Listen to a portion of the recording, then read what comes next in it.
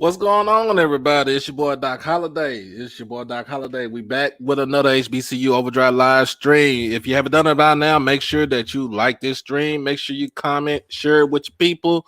Most of all, subscribe. And if you already subscribed to the channel, make sure you become an exclusive member for only $4.99 a month. And it's Saturday, so I had to bring my co-host back on here. It was so nice. We had to do it twice. You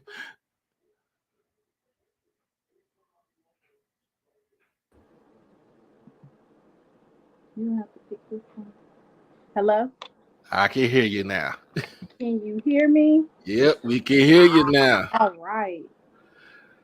Y'all know what it is. It's Saturday night with Doc and SheLovesThee. Thank you once again for having me on. Oh, no problem.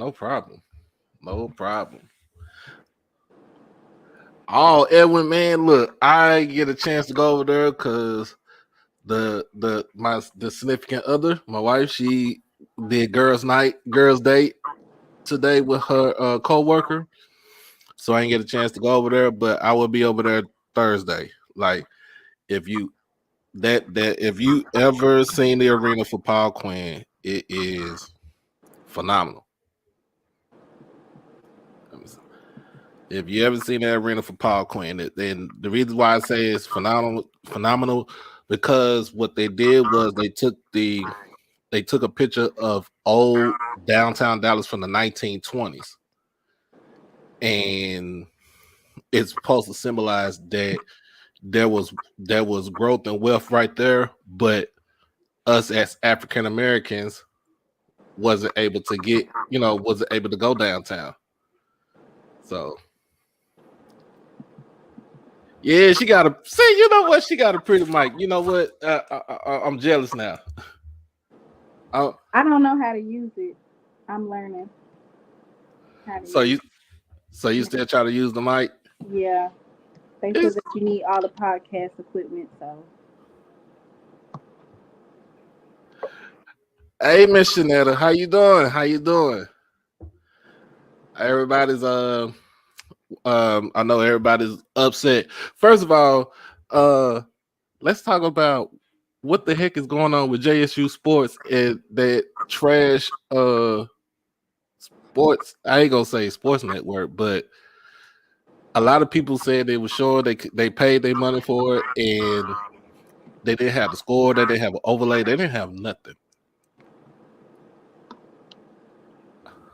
I'm paying for, my whole thing is I'm paying for quality.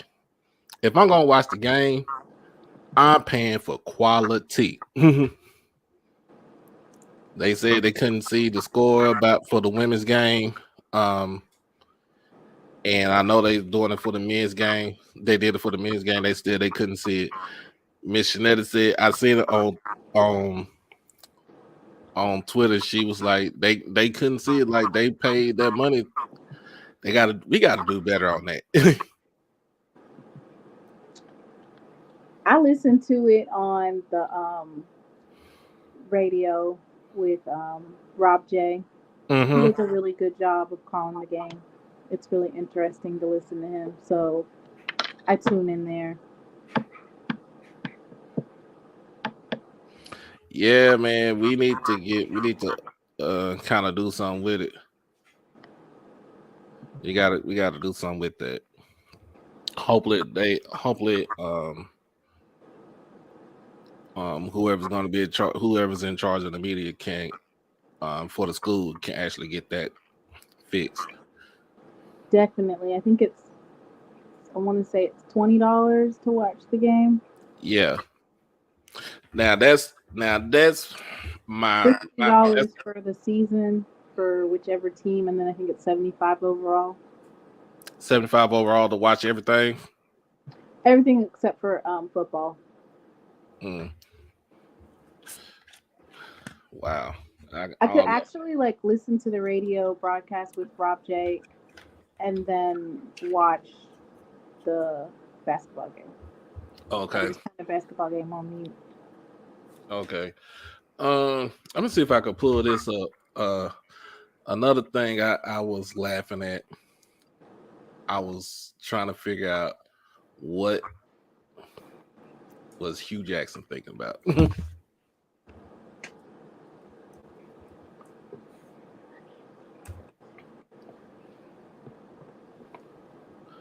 I was trying to figure out what was he thinking about.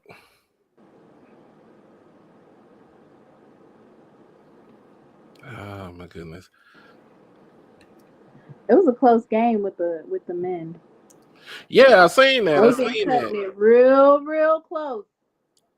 I know a win is a win, but they have it down to the wire. I mean I know like I was keeping up with the scores. Especially I was on my way home from work.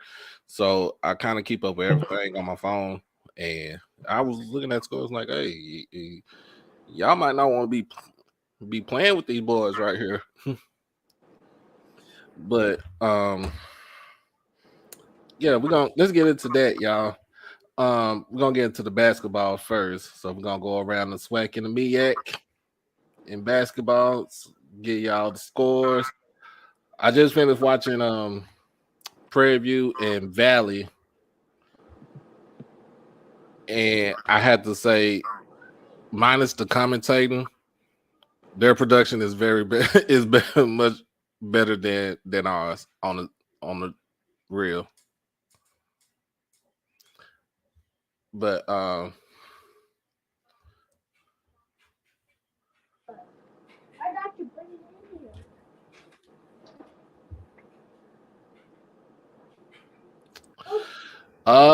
we'll get into that, dog. We'll get to that. We'll talk about Jason Brown also.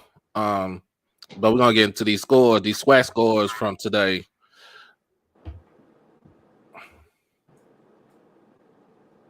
And on the men's side, so of course, just like we said, Jackson State ekes out a win against Alabama State, 61-58. Colty Young was the leading scorer with 17 points and also had 10 rebounds in the game. The leader in assists was Kavion Hunt. Um, Alabama State, their leading scorer was Isaiah Range for 19. Leading rebounder was Alex Anderson with 7, and leading assist man for Alabama State was Isaiah Range with 2. This is Coach Mo's second SWAC win, and of course, it's against the school that he actually coached at last season against Alabama State, who were so eager to let him go because they thought he couldn't coach worth the lick. Ooh, maybe it was about the environment. I don't know. They have top notch facilities at Alabama State. Yeah. Yeah, I understand that.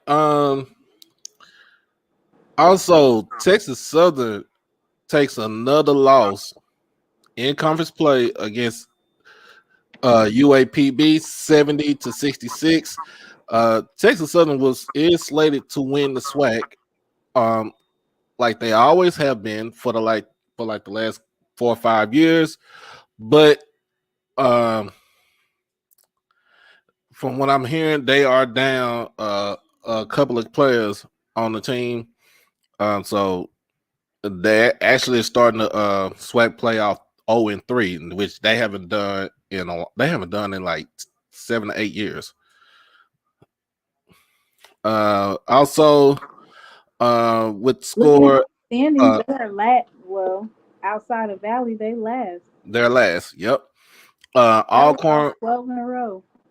Alcorn with the victory against Alabama A&M, 89-76. Southern defeats FAMU 84-66. That was a good game right there. That was a blowout right there. Bethune takes a loss to Grambling 76-70, which that was billed the SWAC game of the week, right? Grambling and Bethune.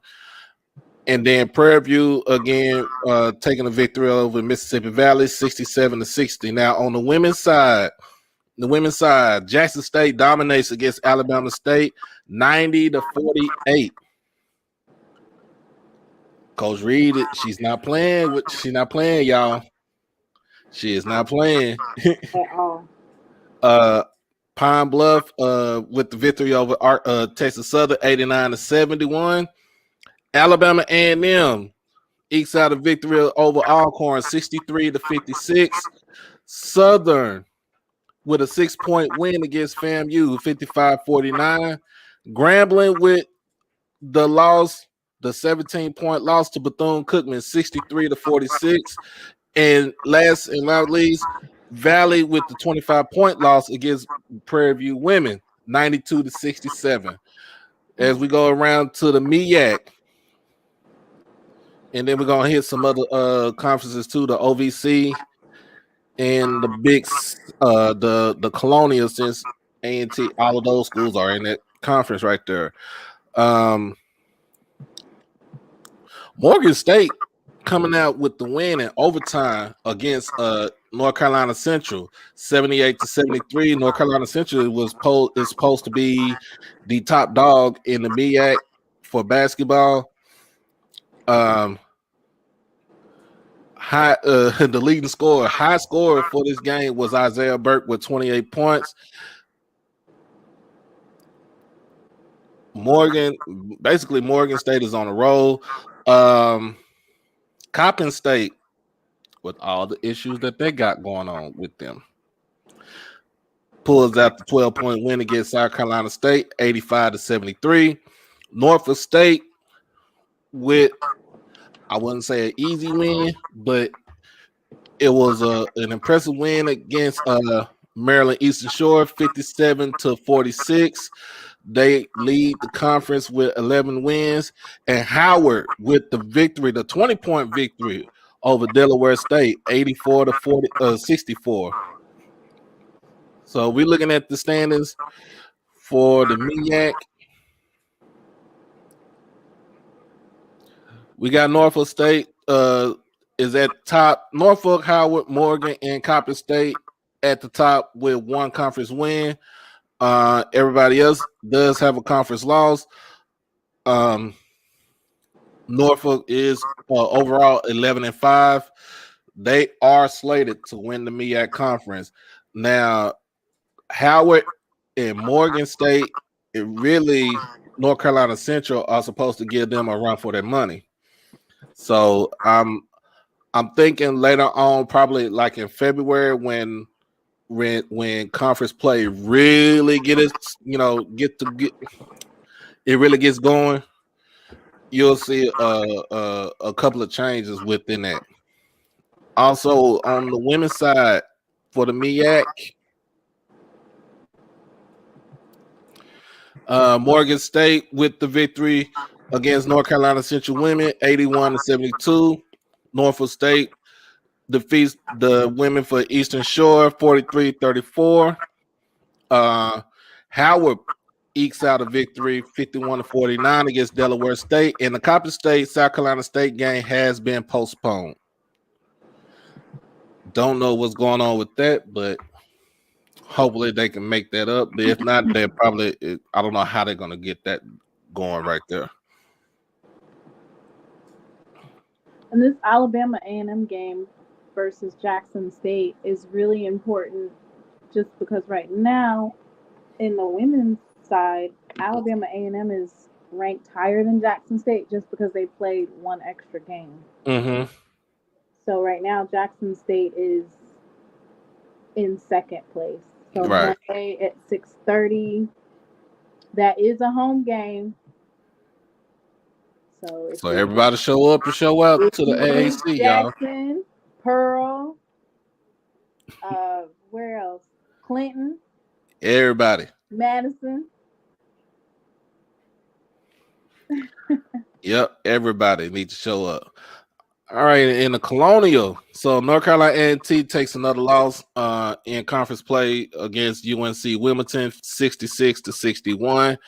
Hampton takes a 16-point loss against Northeastern, 79-63. North Carolina A&T is poised to, I wouldn't say win the Colonial, but they were supposed to make some sort of noise. Right now, you got the College of Charleston at 16-1, and they ranked 23rd in the nation. So they, I don't know if they will be able to withstand that. I think they already played them. Got um somewhat. I think it was a close game, but hopefully they could get that turned around. Hampton is sitting at 0-4 in the conference, 3-13 overall.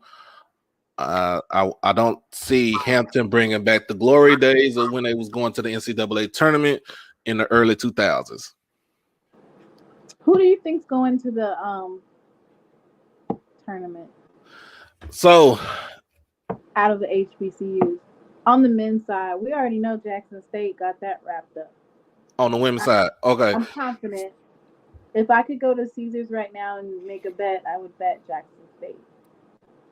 So my money is between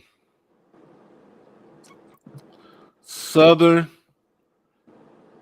Grambling, and if Mo can get the team going in conference play, I would say Jackson State.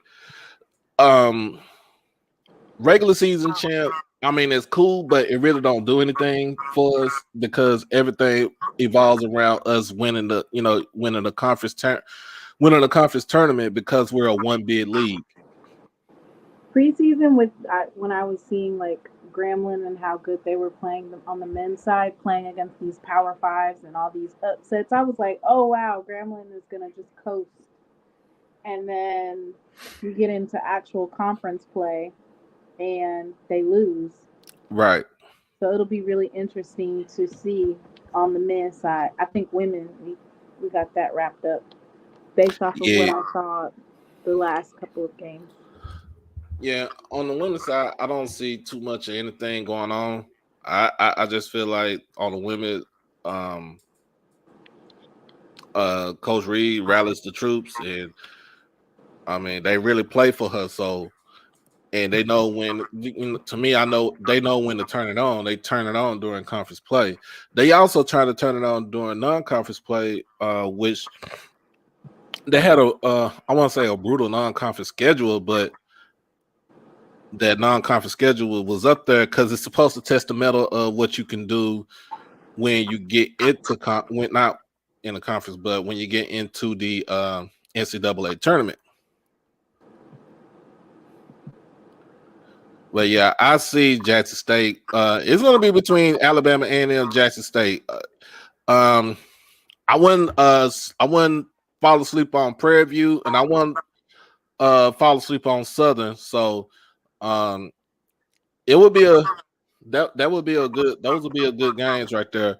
And also, I'm thinking about Bethune Cookman, but we don't know because they destroyed FAMU women. So I we shall see. I'm looking at by mid-February, see how everything falls into place as far as when it comes to the conference. So, what we got next on the list, man? I'm gonna see if I can. I want to try to see if I can pull up that picture now. And I know Oh, you've seen it. I don't know everybody's seen it because they've been roasting. They've oh been man. roasting Coach Hugh for the longest today. Now, if it wasn't for the suits, it got to be the car, the truck with the baggage and the belt sitting on top of sitting on top of the hood. And I'm like, you know what? I'm like, you know what? I think he's doing too much. I think he was. I think Coach Hugh was doing too much. I mean, I don't think it's any different than what all these other schools are doing, bringing in Lamborghinis and Teslas and I mean, well, so that kids can stand in front of cars that they don't own.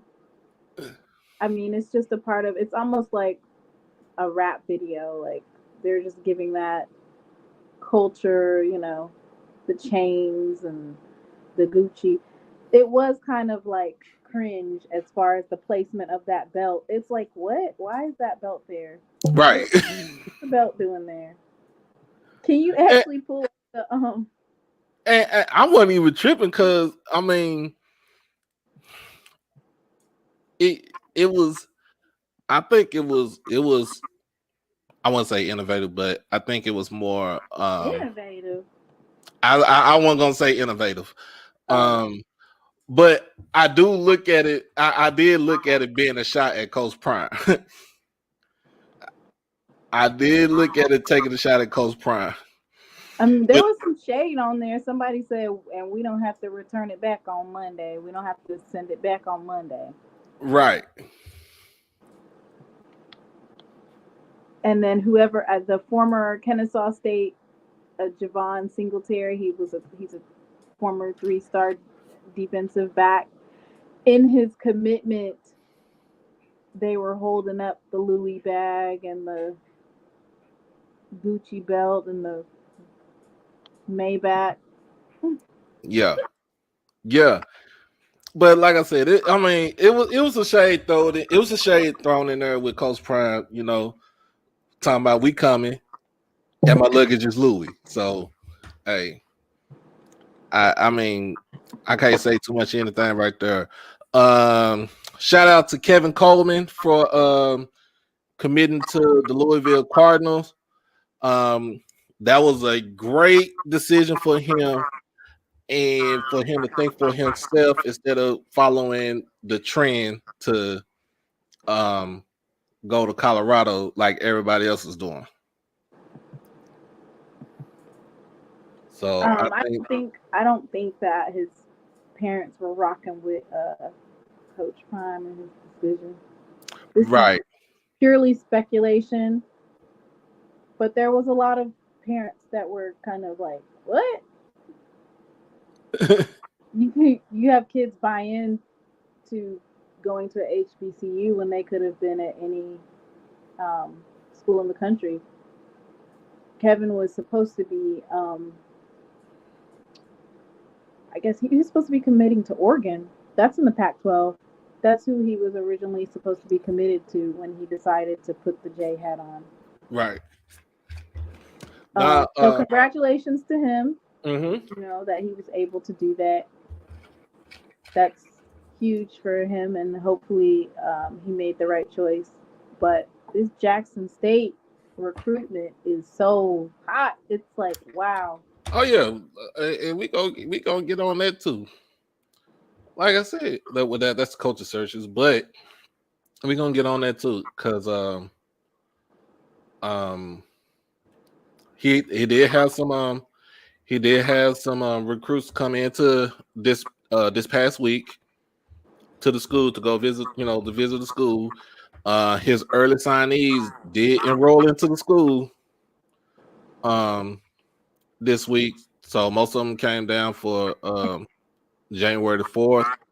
Right. I think Uh, Bryce Guthrie got here in the last couple of days. yeah. Oh, and happy birthday to my guy. If he ain't watching this, happy birthday to my guy, says Guthrie. Y'all go wish him happy birthday. Show him some love on Twitter. So, but yeah, the recruiting for Jackson State is A1. I think it's better than the recruiting that we did last season. And I'm looking at it to where he's now. I see Coach Taylor is about to key in on the most important position, which is O line and D line. Cause Well, if you take a, like, I'm not going to spill the beans, but there's cryptic messages as far as who the coaches are. right, It can be seen when the recruits say, Jackson State offered me, and then they'll at certain people. mm-hmm, And those certain people could possibly be the coaches that are at Jackson State. We don't have a definitive like number of how many coaches are already there, but Right. we can see it. And hopefully within the next week or two, we're going to have the final announcement of the coaching staff. Right. But and if you really think about it, just looking at it, like each coach that's these players are adding on Twitter. So one coach is a RJ Fleming. He is the I think he's the was the running backs coach or the wide receivers coach at Texas State. Which funny thing is, he actually used to be under Maurice Harris. He also used to coach at Liberty. Hmm. So of course we got Maurice Harris. That's Hugh Freeze boy right there. That's his guy. Mm-hmm. Didn't follow him to Auburn, so uh, he made a detour to come to Jackson State. Um, we got a coach Jason O. That's from Northern Illinois. He's supposed to be offensive line coach, and this is all speculation. But you know, like you said, we won't know Based off until. of looking at the players and when they say that they have an offer and who they're Hmm. tagging, and then if you go to their profile, Yep. and then you can look at the types of offers. So if it's an O line, who's offering them? If it's a running back, who's offering them? Rye Beaver. Right. Um. Of course, Jonathan Bradley. We already know that he's on the coaching staff that we poached from Alcorn. He was the defensive line coach at Alcorn, so more likely he will be the defensive coordinator for Jackson State. Um, um, the main thing about all the coaches that these kids are putting in their as mentions on Twitter, they all had some sort of crossing with coach with TC at North Carolina Central. Quinn Billerman, who was the quarterback when he was the OC at Central, he should be on staff with Jackson State also. Um, so everybody he's pulled out. That TC has been waiting on for this for almost 10 years. Mm-hmm. And when he was at Central from what 14 to 16, 17. So he was there when they was in their heyday winning MEAC titles. My guy has a Rolodex of people that he said he was going to bring on with him when he made it big, when he got to the big time as far as being a head coach. Right. And I think that's one of the things that is important to realize. Like, coaching trees and relationships are so important.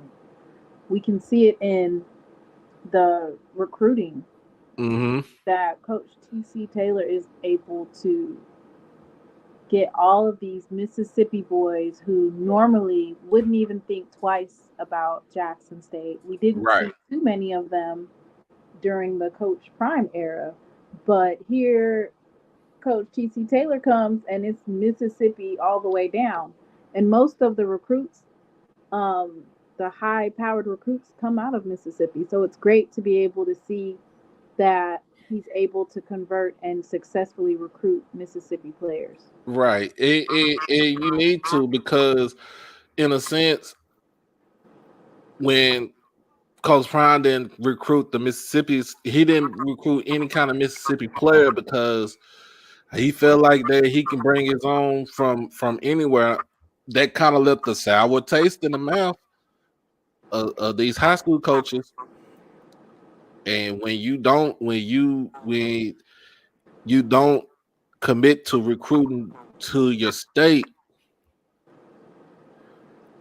is going to leave a void, and you're going to be scrambling trying to find kids to come in. Then you got to go to the transfer portal, or you got to go. to the next state, which is Louisiana, or up to Tennessee, or east to Alabama.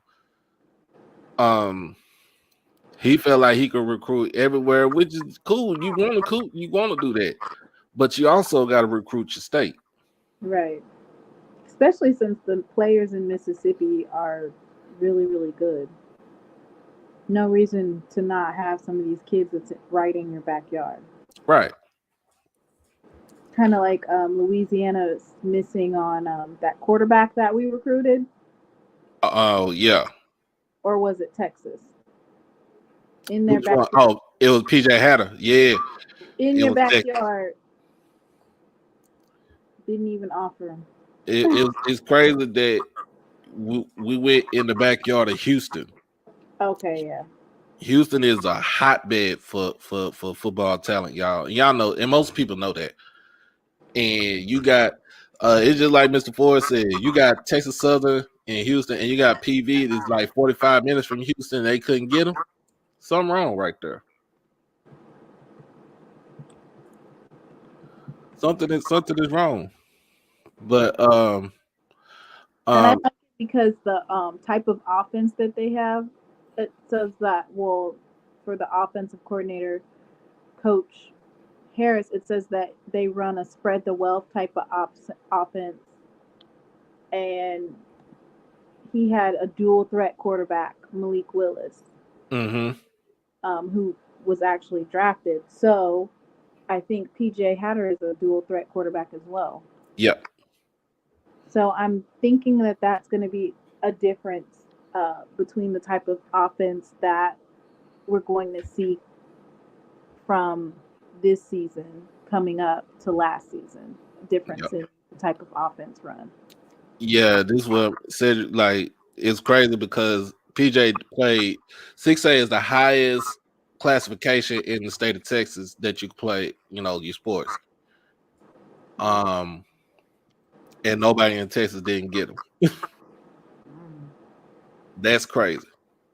Like it's so fun and it's so crazy because you got Texas State, you got Sam Houston, you got Stephen F. Austin, you got Incarnate Word, you got Rice, you got U of H, you got Texas Southern, you got Prairie View, you got UTSA, you got Houston Christian, uh Baylor, Texas Tech. You got all the schools, major schools in Texas, and nobody went and got this kid.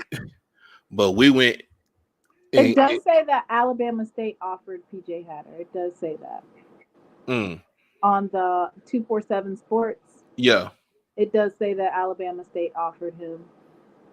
Yeah, and that's cool, but I'm just saying start like just being state for being state. Like nobody didn't get, you didn't get that the offers from those schools. Connection, right? Build that relationship. Mm. Now if he starts and he becomes a dog, the schools in Texas gonna be kicking themselves in the ass because you let one get away. Well, In fact, Texas Southern has a good quarterback. well, They I just ain't talking can't. about Texas Southern. I'm talking about just schools in Texas. Okay, Period. right. I think Texas Southern just keeps struggling with, which is really hard for.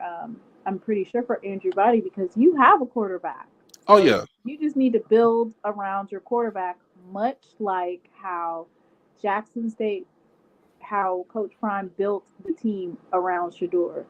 They've had 2 seasons now to completely build their um, team around Andrew Body. That's as stable as it gets when you know your quarterback is going to come. You need to be trying to build around that. Yep, and especially those freshmen and sophomores and juniors now. So it's time to put up or shut up with Texas Southern. And I feel like that's my whole take on that. It's time to put up or shut up. Right. Uh, let's see what we got. What else we got? Uh, Delaware State's the defensive end for Delaware State.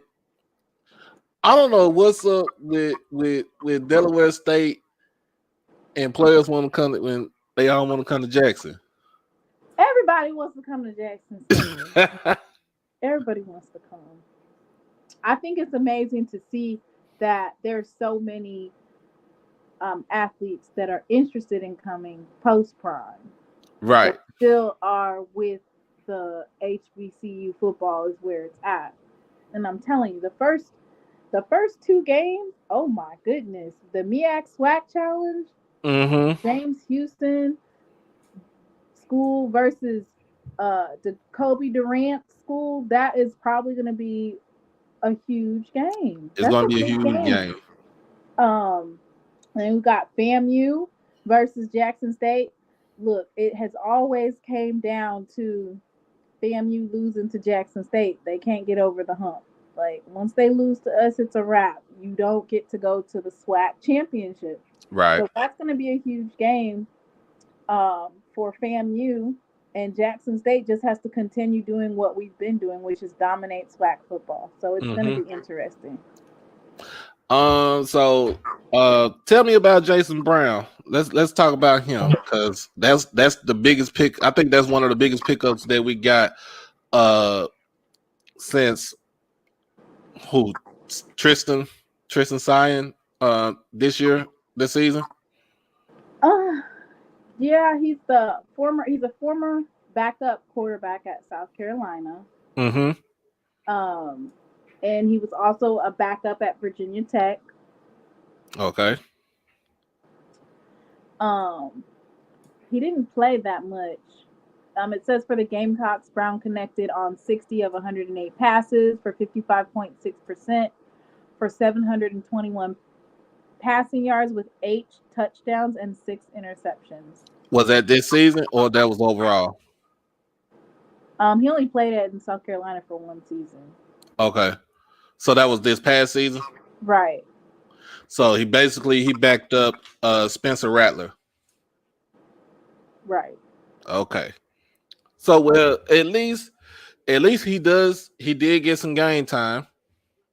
Um he did get some game time with the Gamecocks. And Mario said that he did beat Florida, but anybody could beat Florida.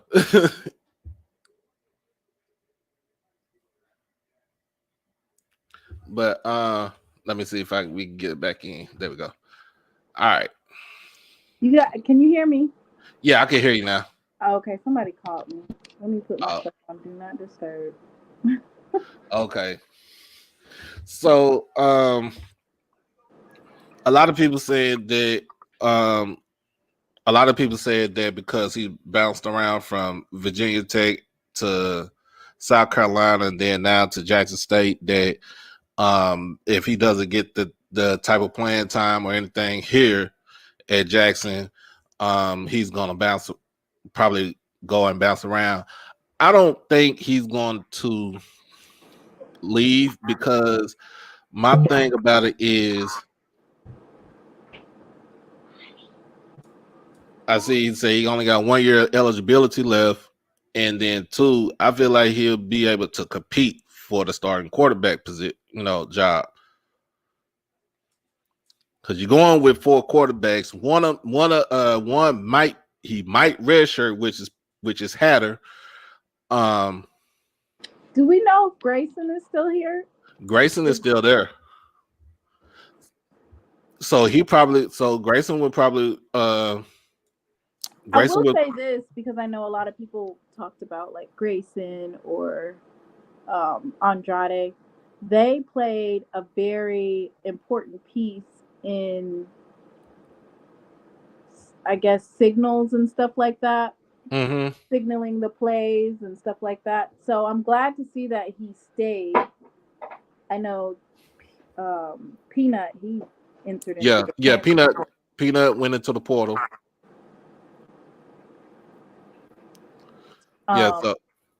So that would leave you with. I think he only has this is his last year because it looks like he previously played for an FCS team too.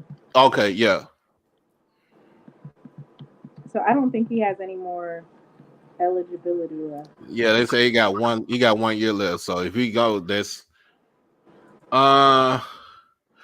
Grayson, he if he leaves, He'll probably be going back home, coming back here to Texas, but he'll probably go to a lower school, not um somebody that actually needs a quarterback.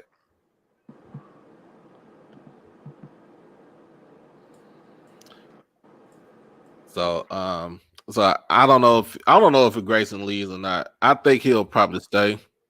I will say this: Jason Brown is. I think it says that he began playing in 2016. He's just all over the place. Oh, okay. Yeah, so he did play at St. Francis, and then he transferred to South Carolina, and then they didn't, COVID year, and then you went to Virginia Tech. Yeah, so I think this is his last year, almost like his fifth year. So this right here is probably which I'm sure with Coach Harris as the offensive coordinator, I'm sure that his dad and him trust the process as far as if I'm a person who's recruiting and I tell you that Maurice Harris, who got somebody helped with getting someone drafted in the first round and the third round, I'm definitely there. Mm-hmm. So on another note, I said this on Wednesday, not Wednesday, early Thursday afternoon, and I'm on my phone, and I'm looking at comments.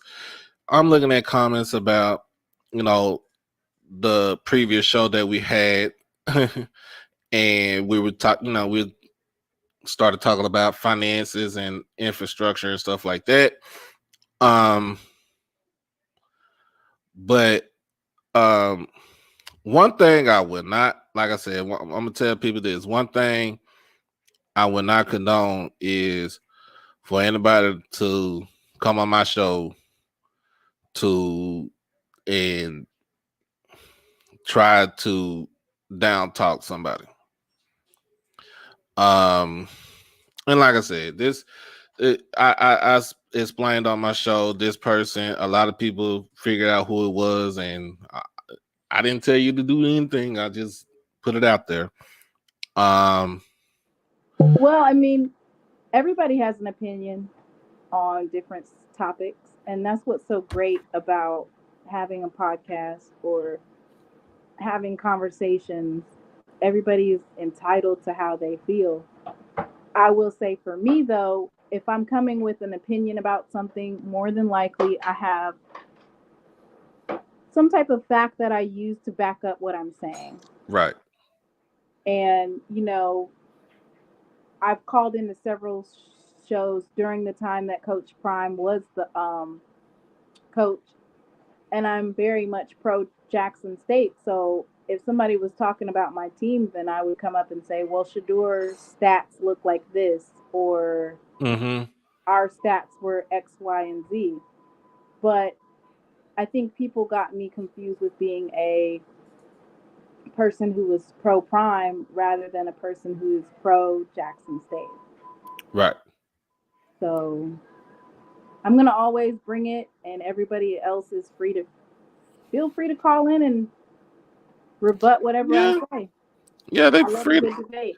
free to call in, but my whole thing about it is that when you tell somebody they don't know anything about a certain subject, but you out here spitting facts.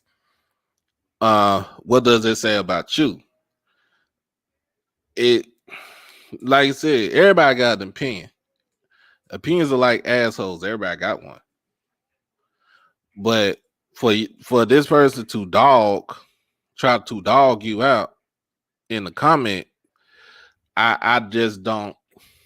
I don't. Um. I won't tolerate it. And I don't appreciate it. I won't tolerate it.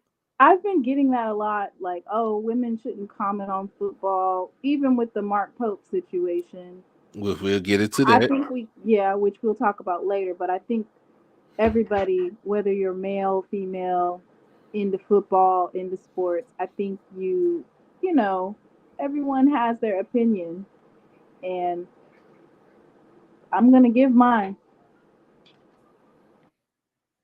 Yep. So and then the other guy, Mark, I'm not bringing him on the show because it's like one, you're not gonna overtalk me and you're not gonna overtalk my guest. That's one thing because this my thing, this my podcast, this my show, this my thing right here. So you're not gonna over first you're not gonna overtalk me regardless.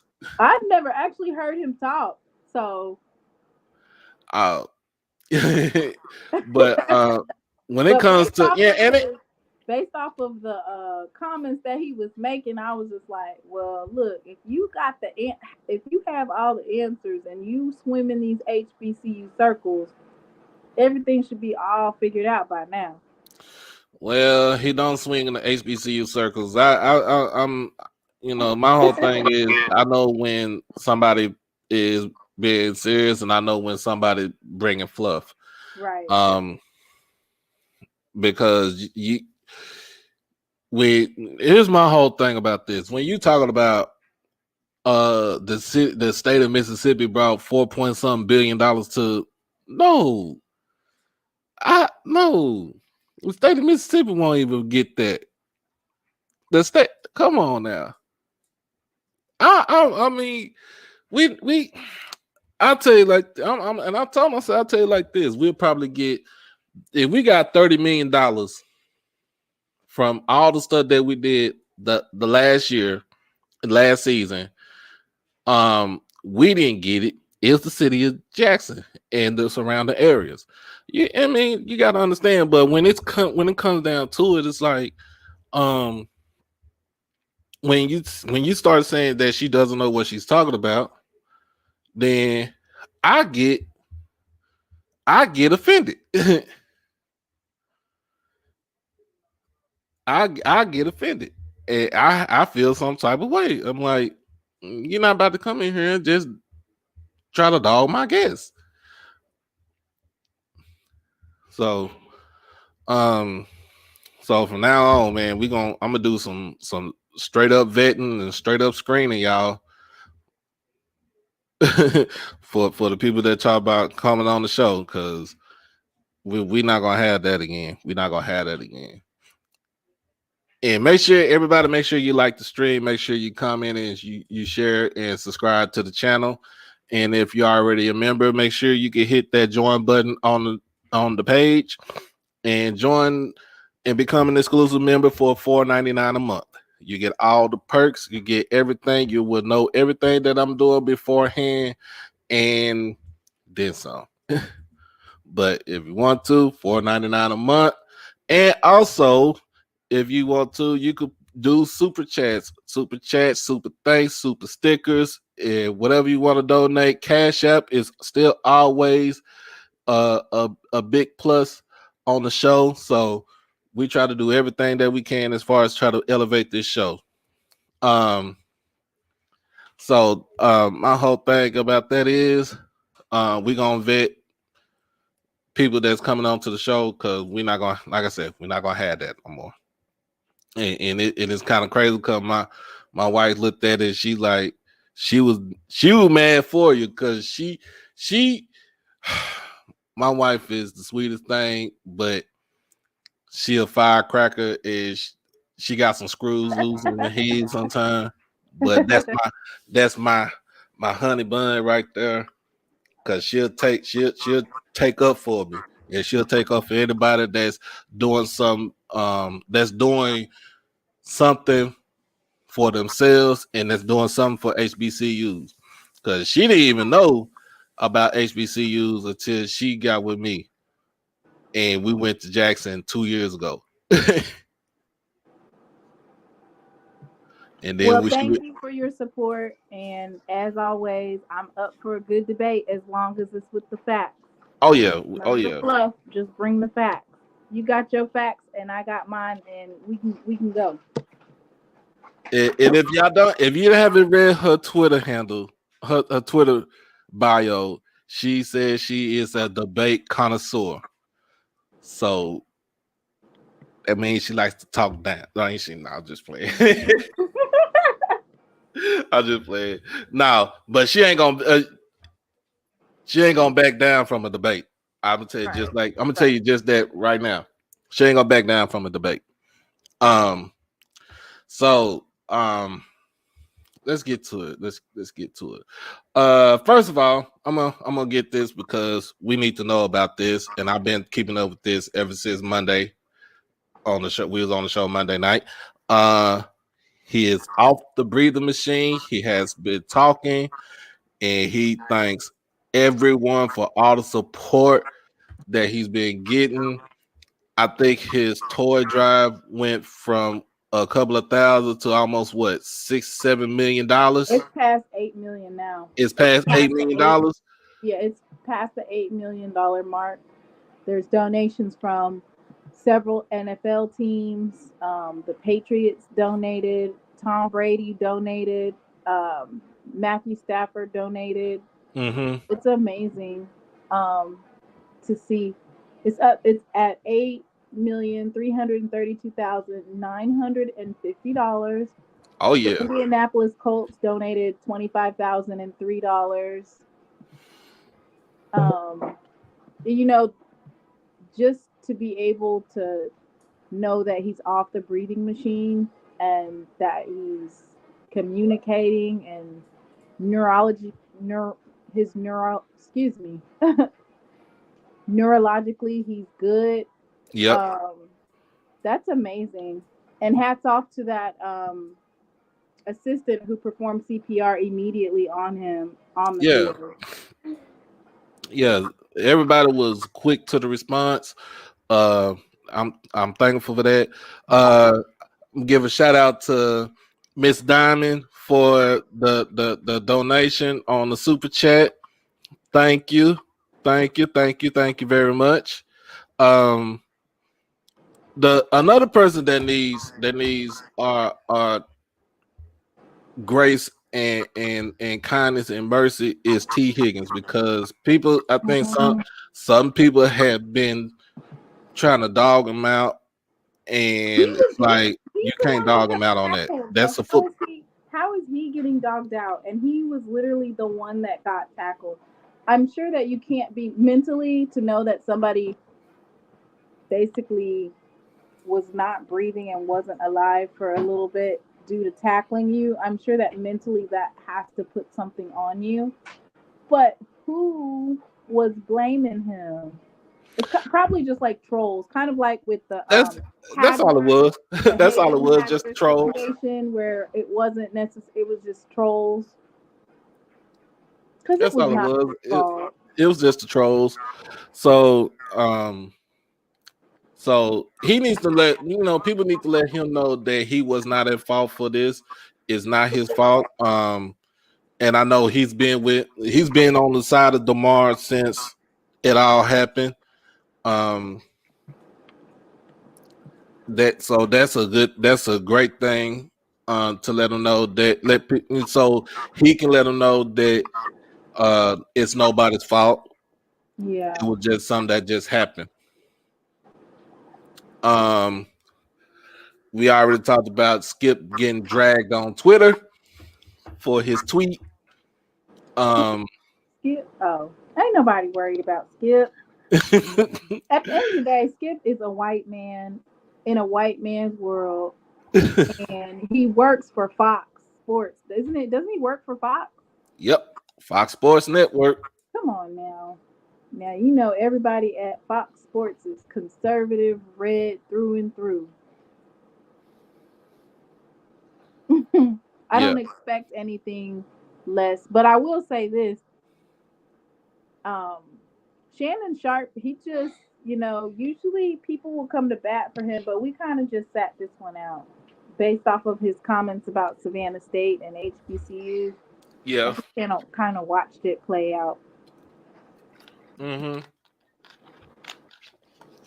Yeah, so I kind of, yeah, I know what you're saying, because I really didn't say too much of anything. I didn't too much comment on that. I just, left it as it is.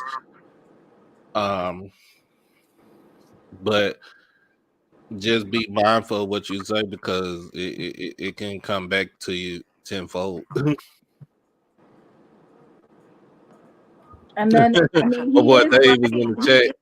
He was. It's like when somebody says something and you're not supposed to really say it, Yeah, and you just, it's like, dude, not right now, because regardless of what everybody is saying, the Bills play the Patriots this weekend. Like tomorrow, the Bills are gonna play the Patriots. So, and then the way that they restructured everything for if such and such wins this and how it affects it, I think a lot of people are glad that Hemlin is still alive and that he's doing well. But there's a lot of people that were upset with the scenario on how it takes away home field advantage and all of the different things that are happening. right. But like I said, when I read the tweet before, taking out, I'm taking out emotion. I read it and I understood what he was talking about. But at the same time, you still had a kid that was still out there laying on the ground that couldn't breathe. Right. That's the Because whole it says thing. the Buffalo Bills can no longer capture the number one seed and home field advantage throughout the conference playoffs after the Kansas City Chiefs beat the Las Vegas Raiders. Right. So basically, So, what they and basically what the NFL did was the AFC Championship game. Whoever has home is there's no home field. It's a neutral site game. This right. And I so think Blue is basically pointing out the timing. It was just like, dude, not right now. Like, please, not right now. But he was saying it, but literally, it's only been what? It's tomorrow is the big day, and this could negatively affect Buffalo Bills. I would be upset. I think they're 12-2 this year. I would be upset if I don't get to play home field advantage, yeah. or I They don't are get a bye at week. 12-3. 12-3. Okay, Mm-hmm. they could have just made the game a tie or something like that. They Like, could have, but it still been some sort of complication with it. So that's the reason why they just went ahead and canceled it. And that I mean, if Cincinnati and Kansas Buffalo City will is be on the fourteen team. and three, though, Kansas City is well. It says that Kansas City is at 14-3 is the number one seed. So there's a possibility that Kansas City would have been the number one seed anyway if they didn't lose. But the Bills have to win, and the Cincinnati Bengals have to lose so they can get a number two seed. Mm-hmm. And It's then Cincinnati to get the number 3 seed, right? right, and then it says if they're the number two seed, then they'll host the number seven seed in the wild card round.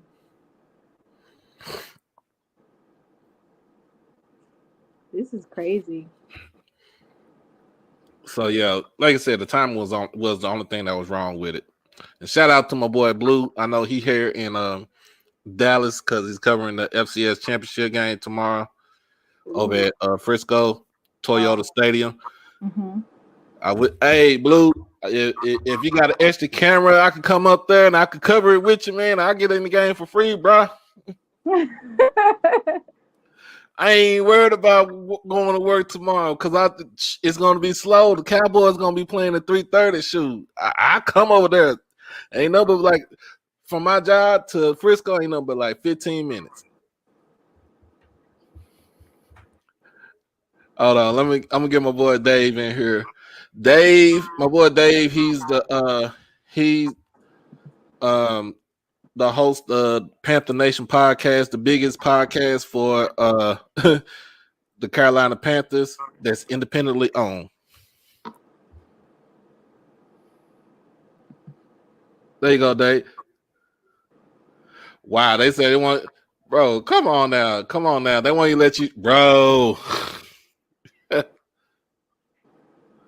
Man, that's crazy though, man. But I hope you enjoy the game though, man. Because I probably watch it on my phone before the Cowboy game come on.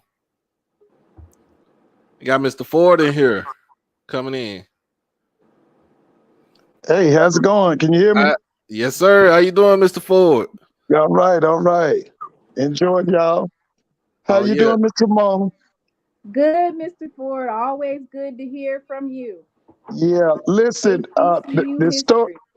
Yeah, the story is broken over here about Allen, Texas. Now, how far is that from you? Allen, Texas is shoot about 30 minutes. Okay, you've been hearing about all this foolishness over there about the quarterback, and they've been forced to leave the home and all of that. Oh no, I heard Yeah, about it you got to last. look that up. They got this. There's a kid in Allen, Texas. Think he's biracial. Their home was vandalized. He was threatened. The dad is saying he gonna pull him out. I had his name. I don't have it on me now, but just put it in there about the Allen, Texas situation. High school quarterback being forced to Mike leave. Mike Hawkins Jr. I guess because I think he was a junior this year. He's gonna be a senior next year. He's been offered by everybody. Oh yeah, it says Hmm. Okay, I the see it. home of Allen High School Yeah, I was gonna football ask you field about was that. recently vandalized with a Yep, racist that's it. slur. The It hit school the district national news. says that the quarterback Mike Hawkins Jr. and his younger brother are no longer enrolled. They're Hmm. investigating it as a hate crime. Yeah, yeah, The father of him is former NFL player Mike Hawkins Sr. So his dad is a former NFL player. Yeah. yeah, Says that somebody allegedly spray painted the N yep, word on the yep. garage. That's right. Yeah, he's saying he's moving them out. He's gonna get both kids out. He Man, has that's crazy. offers from Alabama, Oklahoma, Yeah, TCU, Arkansas, Michigan. yeah, That's crazy. That's yeah. crazy. So I didn't. You know what, Mister Ford? Uh, I seen it on the TV. I didn't know what it was about, but I had fell asleep last night, and I didn't know what was going on. And now, man, this crazy. oh yeah, oh yeah. I didn't even know what's going on, Dave. What's up, man? How you doing? Man, What's I'm going doing on? good, bro. What's going on, man? Yeah, the whole situation with Hamlin, man. You know, I think it was a tough situation. The NFL made the right call with regards to stopping the game, but I don't think those guys were prepared to stop that game because I think any other day they would have kept going. But I think the fact that they thought that they potentially saw somebody die on the field, they couldn't Right continue. there, you go. Or they just couldn't. They couldn't. Yeah, Because they've kept going with crazy with things happening, yeah, but they just couldn't continue.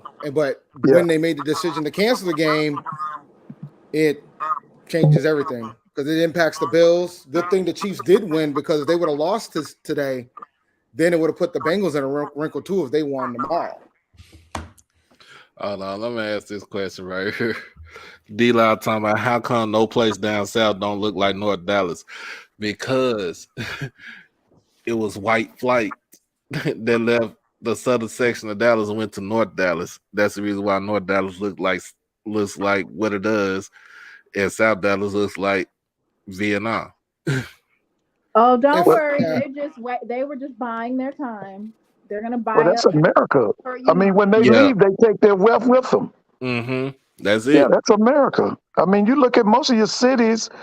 When the whites leave the inner city and go to the suburbs, they've drowned the inner city with drugs, and it causes the inner city to go down. That's been Yep. American history since World War II. and when Okay. they're ready to come back, they come back and That's the rebuild that area. gentrification. It's That's what gentrification. happens. Oh yeah, they're It's funny definitely. because it's funny because when I my first job when I was in college, I worked at IBM and I stayed in Raleigh, North Carolina. And I used to hang out in that area and it was near Shaw University. And Shaw University was Right, in the hood. right. Mm-hmm. And so I went back in 2019 to go to a music festival in Raleigh. So I'm driving down Raleigh and I remember the streets. And I passed by Shaw University, and all of a sudden it's like the Whole Foods, all these stores, they took over, man. Dog parks took over. Yeah, yeah, Beautiful area. yeah, But Shaw yeah, University's sitting right there because they're talking about selling their leasing out their property yeah. so they can get all Well, their stuff whites have rebuilt. basically they've moved in and around Howard University. If you go up to Howard University, the neighborhood is turning white. In Well, I Charlotte, just North saw they just had a Carolina. shooting by the Navy Yard down in DC, and I'm Johnson C. like, Smith is ooh, just like that. Johnson What's C. Smith in Charlotte, North Carolina. That's a HBCU. If you go yep, around, everything around the campus is white people. what's HBCU? Oh, that's Johnson C. Smith in Charlotte, In yeah, right? Charlotte, Charlotte, Yeah, yeah, they Oh, Vedas have I almost Ford went Road. there. That's what it's called. Vedas Ford Road. yeah, because that's Yep, in the heart of Charlotte, like where almost like downtown. Well, they call it uptown, Yeah. but it's all uptown. They that don't call it area right downtown. there, like outside of the campus, it's all houses and they have really done it up there and it's really expensive in Charlotte now. Like Oh yeah. super expensive to live Well, I mean, you in got the Panther uptown. Stadium. You got NASCAR. You got the Hornet. I mean, yeah, well, it's the Hornets still now. The Hornets they play down there. Everything is in the city. Even I know the owner of the Panthers is trying to move. They want to move the stadium from where it's currently located, and they got a property they're going to potentially try to build a new stadium because they're long overdue. hey, Blue asked you to decorate his That's background for his hilarious. show. All right, that's the deal. As long as we have the trade off, you show me how to do those little overlays on my YouTube, and I'll show you how to decorate. Man. So I'm about to get into this subject right here. Whenever it wants to come up.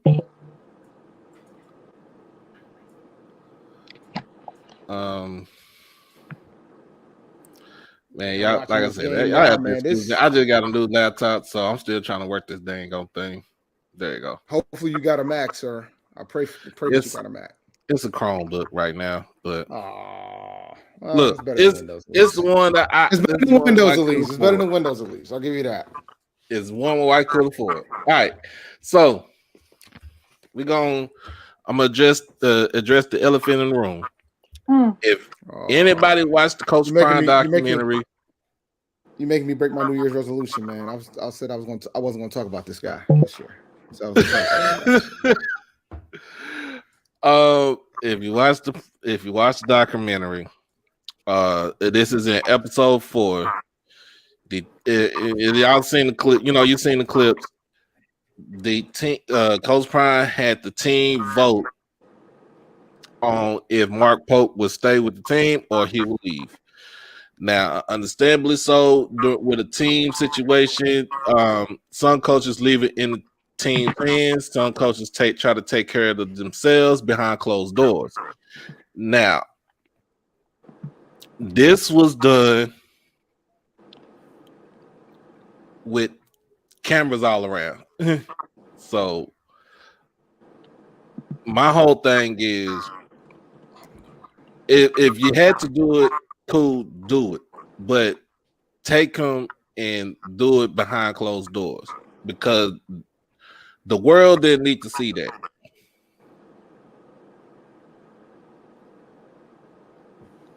Let me tell you something.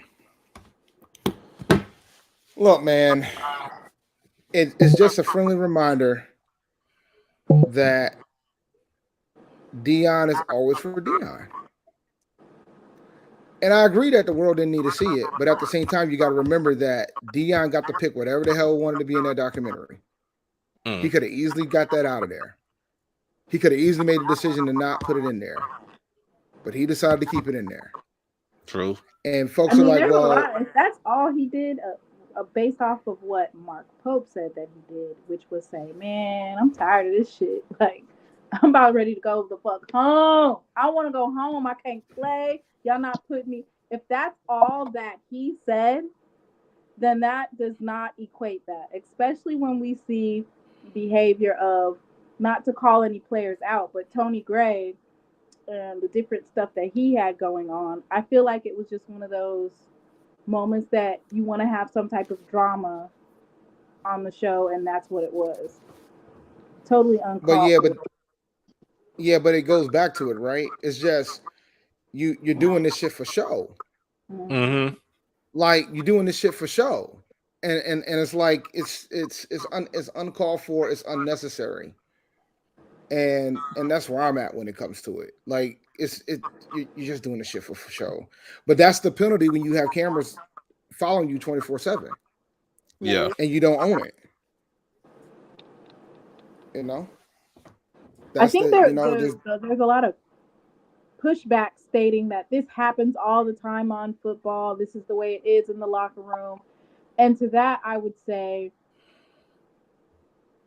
this might be something that does happen in the locker room, but to be humiliated in front of millions is not usually in the locker room. And also, some of the players didn't know that they were actually voting somebody out. They thought it was like a hypothetical situation. Like, what would you do? Because the way he set it up to make it seem like, what if, or if this happened, what would you do? Not, we have somebody on this team, and based off of what you guys said today.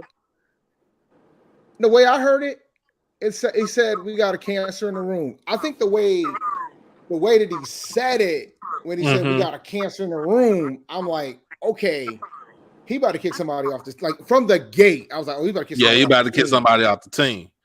But at that point, my head was, I wonder if the players realize he's about to kick somebody off the team. The first person who, like, oh, they obviously did not. But the first person who said something to say keep him on the team was Coach Weeks. He said that in the background. He was like, he said keep him on the team. But when you read, even though it got deleted, he deleted it.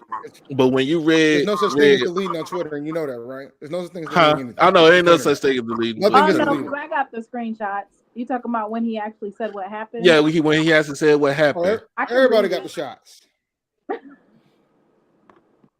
I can read it. Everybody thought. But I was like, that's all you did? Oh no, that's not right. But the thing is, we ain't gonna ever know what the full-fledged truth is. Just like you said, there's three sides to every story. And shout out to Scotty, because Scotty went over this on yesterday. He went over. I didn't get the chance to see it on Friday. He went over it yesterday. And when I watched it, I was like, oh yeah. I was like, oh yeah, of course it would. But it was obvious. We all knew it was for show. Like, we all knew it was for show. I mean, that's the only thing, because he also said it might have been an NCAA violation, but we ain't gonna get into that. Yeah, that was another thing. That was the other thing. We ain't gonna get into that. It might have been two. We ain't gonna get into that. What type of violation? Because if you practice with a team and you ain't enrolled in school, that's an NCAA violation. Listen, we don't need to be calling out nobody. Keep them violations. I'm just trying to look. I'm just here to I'm just letting you know how I go. And the other thing too, and he also said I don't want to copy, so I'm just gonna give him the credit. If he was doing it, I don't know how naive some of y'all are, but it's hard for me to believe that he's the only one that was out here practicing without being enrolled. Yeah, it's probably a couple of them. Leave it at that. We won't know. We don't know all the violations, all the extra stuff that they've been doing, like recruiting players while you in limbo. And I just wanted to, if we do have any violations come down, keep that over there. Keep that over there. We don't need. No, they just take your title away. They just take that. Listen, this is NCAA. They just take your titles away. Ask Norfolk State. Or they could probably ain't got a MEAC title right now. Or they could probably say, not even take the title away. They could just say, well, you can't practice for a certain amount of time with this certain amount of time frame. So it could be like a level. You could be, because it's different levels to it though. If we got a violation, it depends, bro. A&T lost their Big South women's track title this recently because we had ineligible players. Yeah. So they can just take your title away. Take your title away. Most definitely. But I don't know if Mr. Ford, you've been following what was going on, Mr. Ford. I don't know if you want to put your 2 cents in. But you talking about the Dion thing? Yeah, about him kicking the player off the team. Well, I ain't got but one thing to say. What goes around comes around. That's all I got to say on that. I mean, they already making him bend. As a man who said that he would never wear Nike again, they did me wrong. Bro, I told y'all. I said. No, you told me though. You had told me about that, but like what last week? Any I, mistake that Jackson State I did with said, regards to social media, contracts, like when I tell you Colorado put Coach Prime in a 360 deal, airtight, airtight. Like He let me put tell that you man. something. Let me tell you something. The only color that matters is Is green. green. they got that Green. man doing appearances like he's a social media influencer. let me tell you something. Just the When that beginning. man was walking by, all them damn mannequins with them Colorado jerseys on, and the Nike logo was just in full display, and you didn't see him Not be flinch. hesitant. He was out here cheesing. That man knew Nike was about to get back on that shirt. You knew then. There wasn't gonna be no discussion point about that. He wasn't gonna be like, oh no, Under Armour then. That was that. HBCU Game Day came out with the article that says that Deion Sanders will wear Nike at Colorado after avoiding it at JSU. Like You know what? And you know They looking what's say at he the gonna funny? wear. change He our gonna And you know wear. what's heart. funny? And you know He what's gonna wear funny? it officially. He gonna And wear the good like folks at official Colorado events, and then he still wear Under Armour when he ain't in full uniform. And here's the thing. Right? So, and I guess HBCU Game Day got criticized because of the article. And my boy Stephen Gaither, he posted a tweet saying, "Here's all the articles that you guys aren't reading enough that are pretty damn important, but you are reading Mm. the one that you guys criticized me about." And Tell he Steve posted he all the to send me articles. one.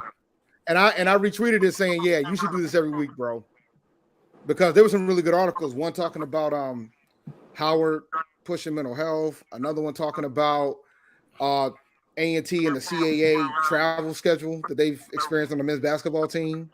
Even though I got on his neck about that because and he was like, it's not really about their record. It's more about the fact that the travel schedule has changed significantly because the women are undefeated right now in the CAA. What you 2-0? The 3-0 now. We won. 3-0. We won yesterday by yesterday 16. We play Hofstra tomorrow.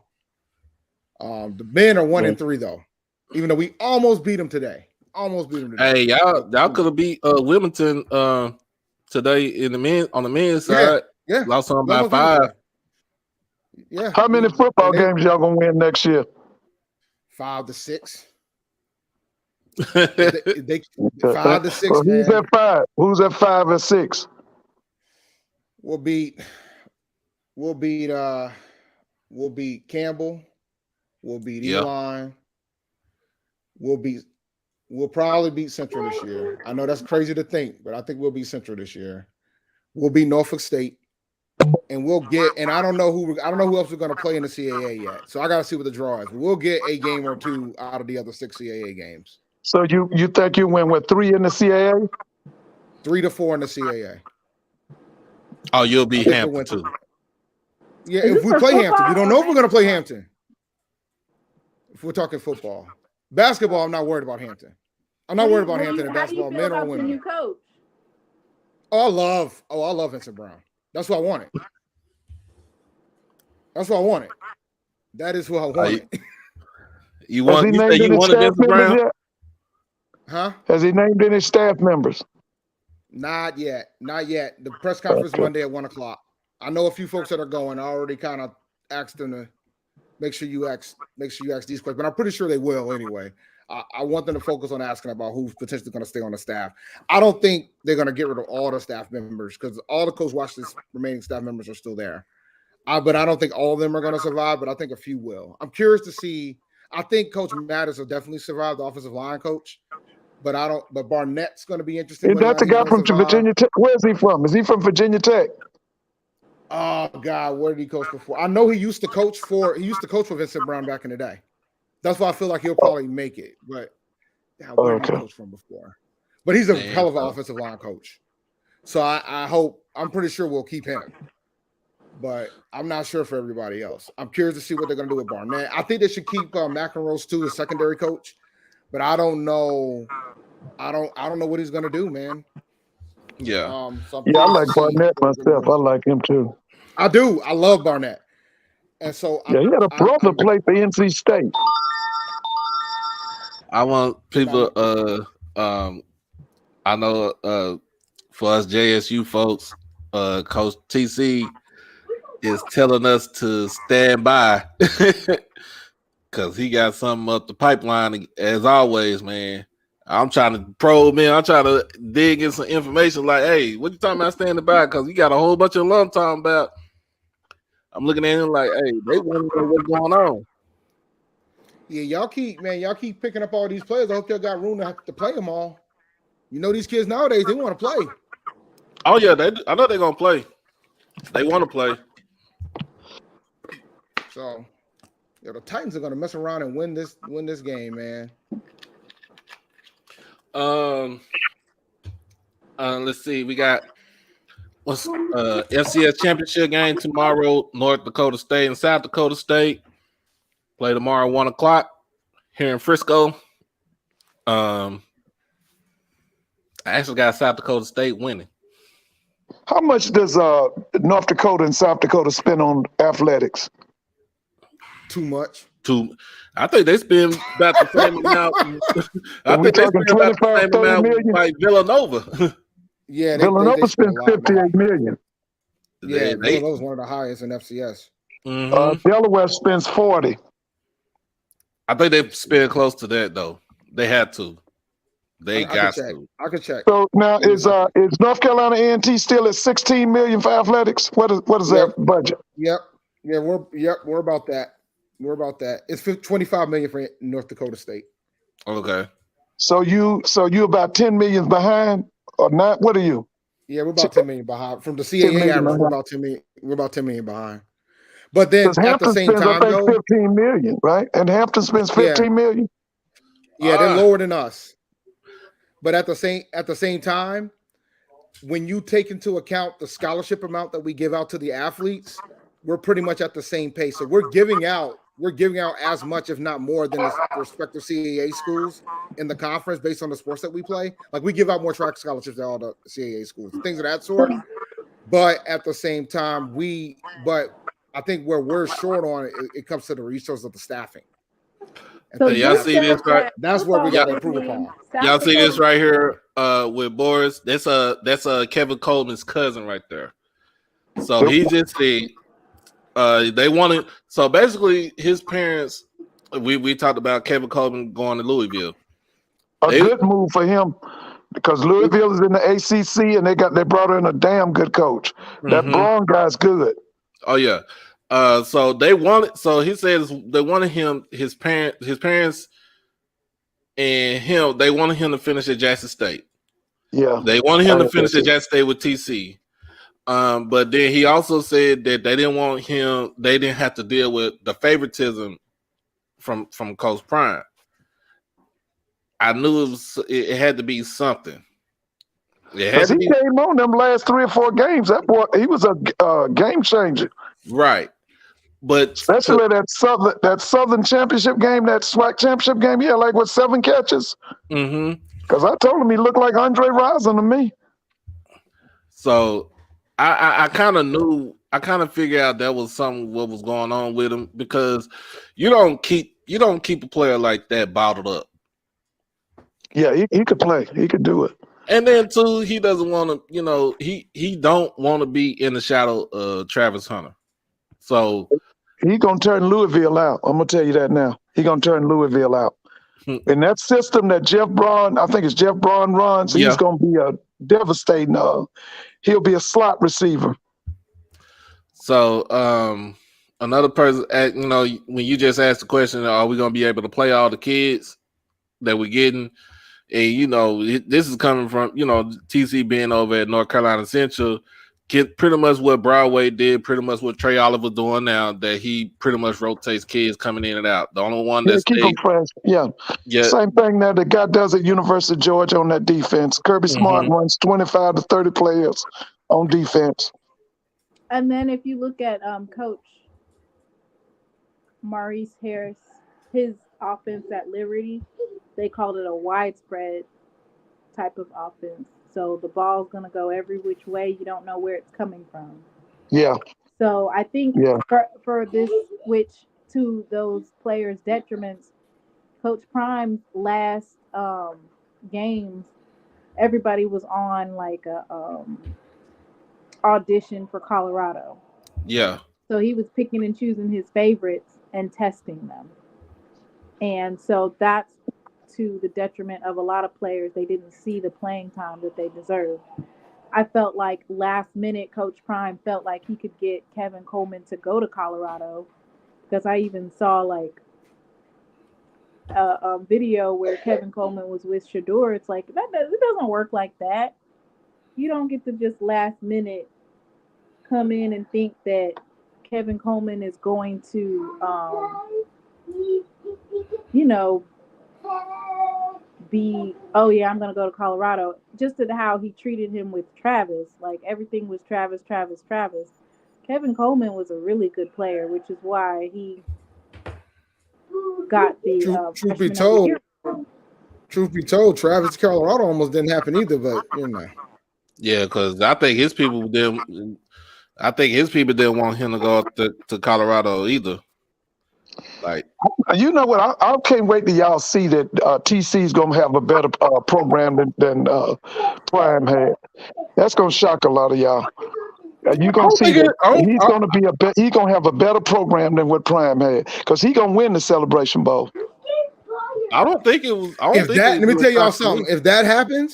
If that happens, oh my, oh word. You might would come back. You might would go and come back on the show. Tell Josh to come back on. It'll be a whole HBCU nightly show on here. No, but I'm You just no. think It's not even. It's not even about Josh. It's not even about Central. That wouldn't even be about Central. That's a Jackson State story more than anything else. If TC walks in here and wins the Celebration Bowl on his first try, I'm looking for it. I'm saying, dude, like, do you understand how big a deal that would be if that happens?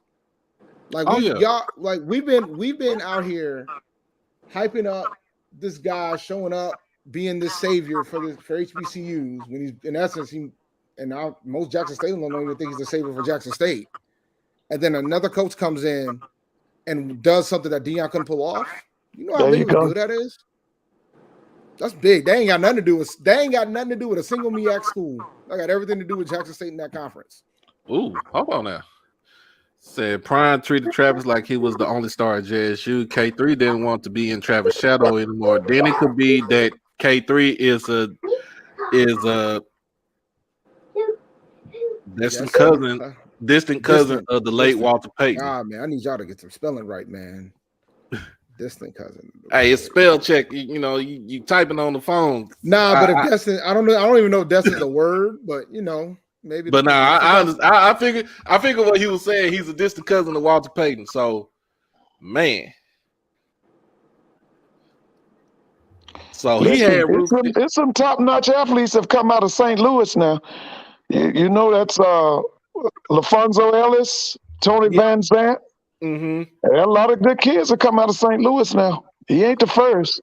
Won't be the last. Prime, he basically wouldn't allow for certain players like Kevin Coleman to do interviews, and the answer was, "Oh, it's for NIL reasons."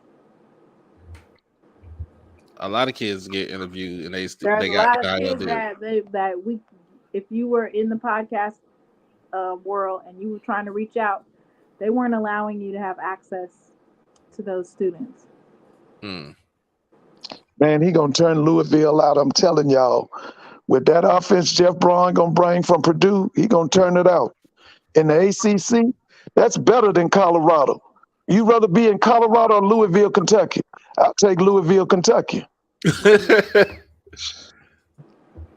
No, let's say how you said it, Mr. Ford. It's Siberia, America, right there. Y'all can have it. Yeah, I'll take Louisville, Kentucky. The home of Muhammad Ali. Oh yeah, I take that too. Yeah, I really would take that. Yeah. Look, with man, Jeff look. I tell folks all the time, you know how good your program is based on the kids that leave your school to head to the portal and where they end up going. If they end up going to Power 5 schools or not. Because everybody's like in a panic at A&T right now because we lost a couple players to Power 5 schools. I'm like, but that tells you how good the program is, man. If you got players heading to P5 programs, that's big. That's big. Yeah, nothing That means wrong you with got some A&T. really good players. It's the idiotic decisions being made by your president and your athletic director. They have put A&T in a ditch. It ain't got We're nothing to gonna do be with the fine. kids. They put y'all in a We're gonna be ditch. fine. If they We'll put their see. money where their mouth is, we'll be fine. We're gonna be We'll see. fine, man. I'm telling you. You said, but you told me We'll it be ain't fine. on the AD, it's on the chancellor, right? Oh, it's absolutely on the chancellor. He showed up. He was at the Okay. game today too. He was at the game today too. I wonder how he liked what he saw. He was at the game today. So, it's on the chancellor, man. He's on the chancellor. Academically, he's done everything for that institution. Oh yeah, no doubt He's done about all it. the right. And it He's was done it was a everything for that institution. powerhouse academic school before he got there. That's Nah, a school that gave you Ronald McNair, gave you Jesse Jackson. I mean, it was a power. A&T's always been an outstanding school. It was a powerhouse engineering school, but he's expanded it past engineering. So he's done a lot. He's done a lot across the board when it comes to that. Yeah, but he put you in a hole. He put you in a ditch. Nah, He put your athletic department in a ditch. Well, the athletic department before he got there killed two students died. Two student athletes died before he got there. So let's not. The athletic department has come a long way since Chancellor Martin showed up. Like I think people gotta think about the person that you not mentioning is when Broadway showed up. When Broadway got showed there, up, absolutely. Yeah, when Broadway got there. Broadway got there, things changed. Yeah, without a doubt. But when Broadway, but that's just the football program. There's more than the football program when there was challenges. He didn't lose no, like when Earl and Martin got there, they didn't lose no students. That's the type of stuff I'm talking about. That level program had some challenges. It ain't just about football. Oh yeah, I remember Lee Favre. Did y'all win a game under him? Who? Lee Favre. He was your head coach. You had Alonzo Lee. We won a game. Yeah, you had some problems, man. Yeah, well, and then you got to remember too, there was a 3-year gap between Chancellor Rennick and Chancellor Martin, and that was when the athletic program kind of, you want to talk about a ditch, it was pretty much sitting in that ditch for a little bit because there was no movement within the leadership at that position because you had the interim chancellor for a bit, and then Battle got there and he wasn't paying attention to it.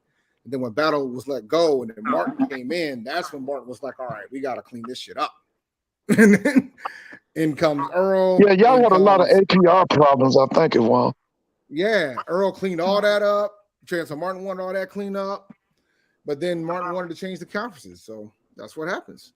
But he's done a lot of good. So he's getting some grace. But I think the patience is starting to wear thin on the athletic side of the fence. Hey, yeah, they're going to make y'all a homecoming opponent in that CAA. Don't worry. Their homecomings ain't like ours anyway. So yeah, but they're going to bring you in for their homecoming because it's going to be a guaranteed win. Who? Nah. We'll see. I'm looking at Elon win. Elon won't, I promise you that. Elon won't, I promise you that, and Campbell won't either. Yeah. I'm looking at this score. I'm like you, Dave. I'm looking at the score, and Jacksonville about to go to the playoffs. They just got a turnover for a touchdown. So, well, you got to remember, Jacksonville has a coach that's won a Super Bowl. Peterson's a good man. He was trained by the guy at Kansas City. He ain't no BS. Nah. Well, the Titans had the lead. The Titans had the lead, but the Jacksonville got a turnover and turned into a touchdown. What's the guy's name with the Kansas City Chiefs? Andy Reid. Andy Reid trained him. They were lucky to get him. Look at that crowd they got down there in Jacksonville. Oh, they said they about to put $1 billion to try to renovate this stadium too. Yeah. Somebody put out there, let Shah Khan take his $1 billion to renovate out of his own pocket instead of he using got the it, city. Man. I think he's an oil guy, isn't he? Isn't he an oil guy? Shah Khan, yeah, I know he's in the Arab. What is he? Yeah, that's Indian to me. Khan. I thought he was an Arab or Middle Easterner. Yeah, but he has an oil fortune. From the Middle East. Yeah, he has an oil not broke. fortune. Oh yeah, he ain't broke. He ain't But the broke. best thing they did to me was they went and got Doug Peterson. I'm telling you, I saw Doug Peterson transform Nick Foles now, and Nick ain't done nothing since. See, Tomorrow night is the game of the night. Tomorrow night is the Detroit Lions versus the Green Bay Packers. Want to see That might what be one to James get. That's does.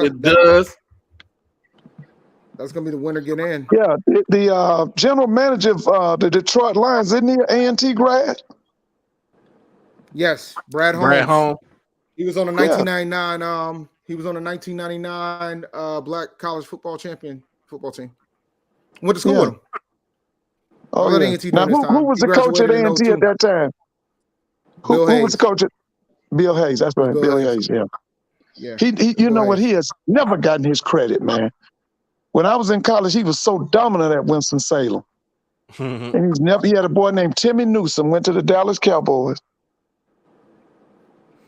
Okay. Yeah. So that to me that'd be when they get in. But I think now, if Detroit wins tomorrow, they gotta get help from one other team so they can actually get in. Really? No, I thought if Detroit wins, they're in. Let's I'll double check see. that. Hold on.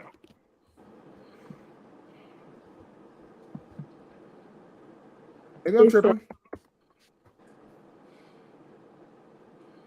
But I thought if Detroit wins, they in. Check the NFC real It quick. says the Seahawks must lose to the LA Rams. Oh, they gotta lose. Yep, they LA gotta. Rams ain't been doing nothing. Yeah, they gotta. No, That's why I said somebody LA gotta Rams lose for them to get in. versus the Seahawks. It says the Lions must win against the Packers and the Seahawks must lose to the LA Rams. Oh God, that ain't happening. That ain't happening. LA Rams are 5-11. Now that is the biggest fall from grace. What happened? But at the that same offensive time, line is the Rams terrible. have been That playing. offensive line The for Rams have been is playing terrible. well. The Rams have been playing well though. I will say last that. couple of weeks. With Yeah, Baker. but Aaron They actually Donald been is playing out, and well. I'm telling you, the offensive line is one of the worst in the league. They right there with the Falcons. Their offensive line is terrible. The Rams cost me a fantasy championship, man, out here dropping 51 points in the Denver Broncos. I had Broncos defense that night. Yeah. Cost me a fantasy championship. Well, the Broncos, if they can get that guy from New Orleans, they're gonna be all right. Yeah, They gotta have they don't have no first round picks. The Saints want first round picks. They ain't got nothing. They gave it up to get Russell Wilson. Baker Mayfield, who didn't do. When I tell you he couldn't do anything in for the Panthers. I know. Oh, he's trash. I lived it. Baker Mayfield is trash. I know. Listen, 2 years ago, when Cincinnati went to the Super Bowl, Cleveland was a better team. They just didn't have a quarterback because they had Baker Mayfield. They had everything except the quarterback. Yep. I tried my best to tell that Panthers. I tried my best to tell the Panthers fan base, you do not want Baker Mayfield, guys. You don't want him. Man.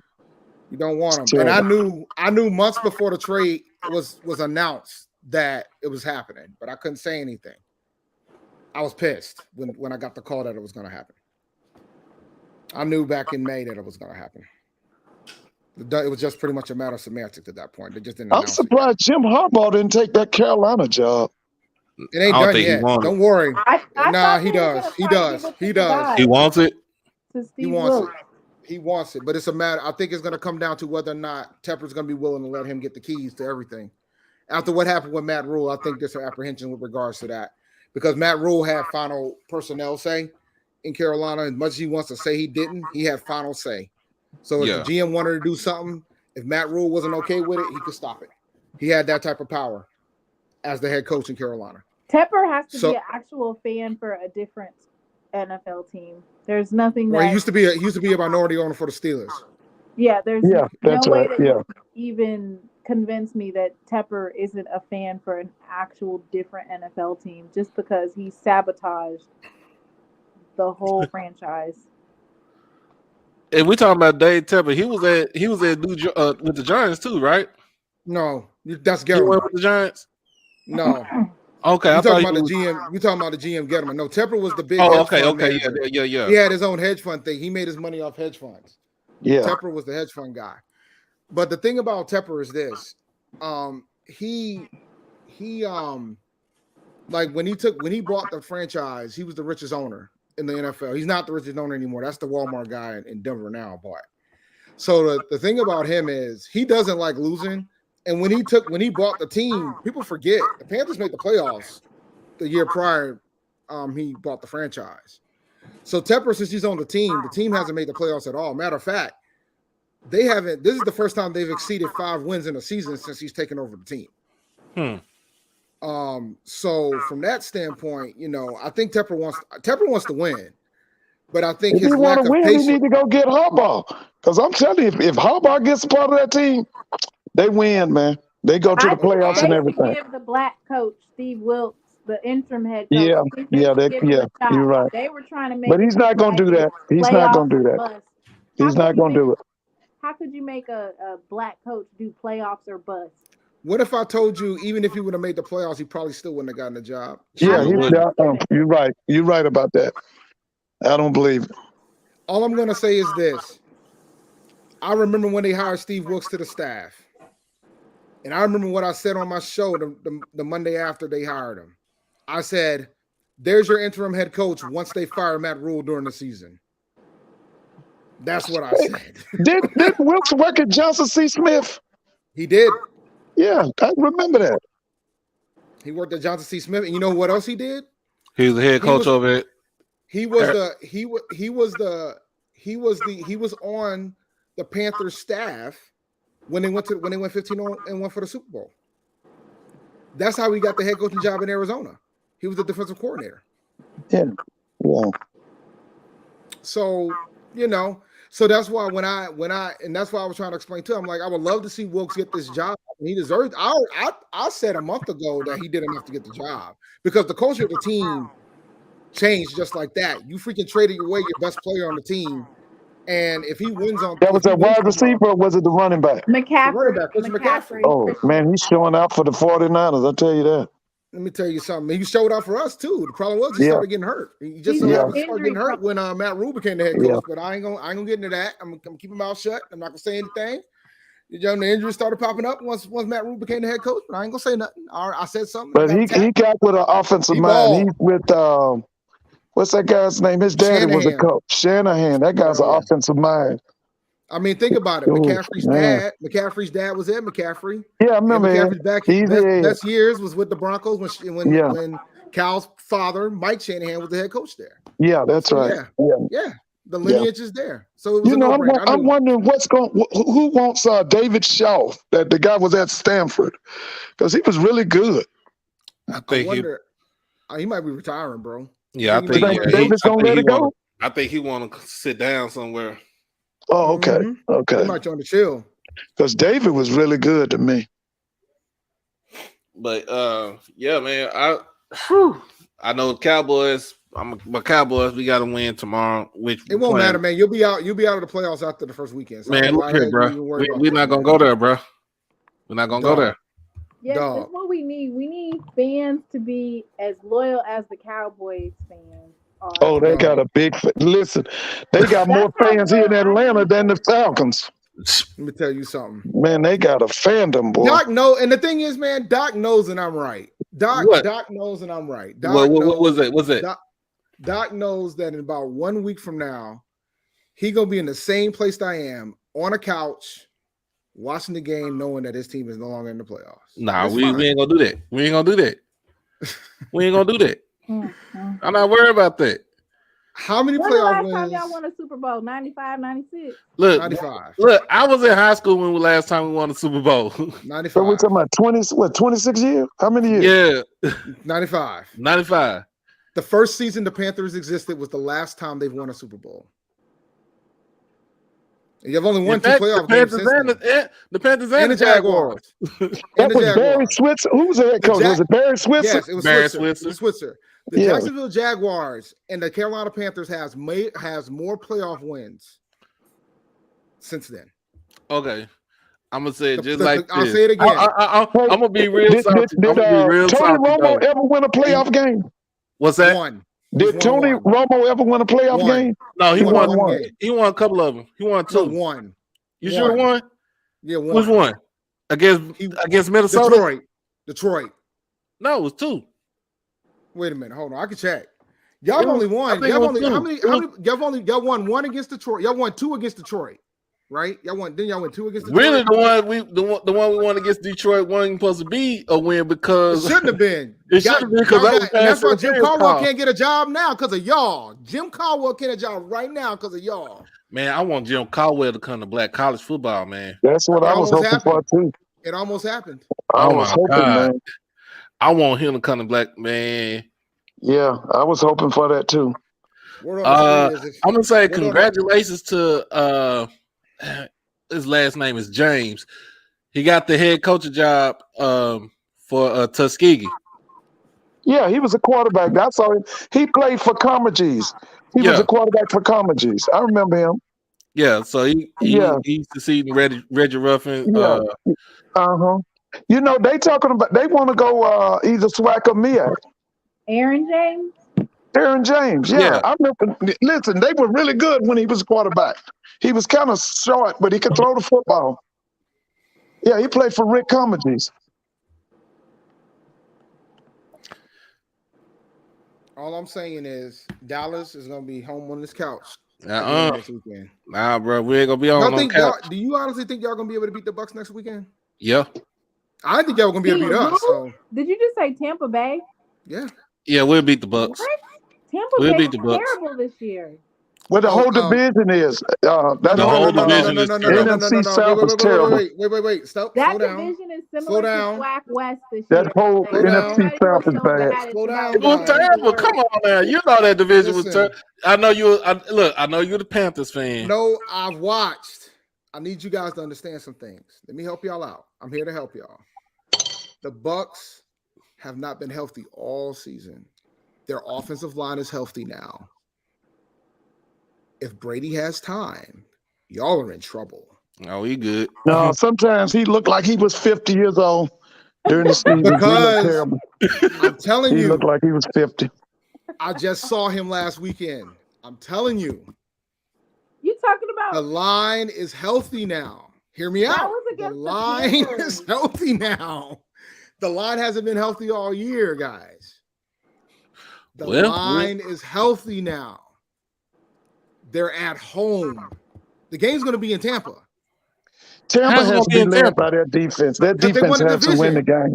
The game's going to be in Tampa. They won the division. That game should not be in Tampa, bro. That game is going to be in Tampa. They won their division. Man. Yeah, they won their division. Just like if you would have played us, we would have been in that. It would have been 8-9 Carolina Panthers, and y'all would have been coming to Charlotte. Y'all would have been at the bank playing us, and that would have been a tough play. That would have been a tough place to play, buddy. A tough place. I do not want to go to the bank. And you don't want to go to the bank. I don't want to go to the bank. I'm gonna tell you like this. I had to be reminded by when I worked at Jimmy Jazz, my district manager, his cousin is Mushin Muhammad. I had to be reminded from him about what happened the last time the Cowboys played Carolina in the playoffs. And that was 1996. No, the first twice. First time. The 1996 one. Yeah. Yeah.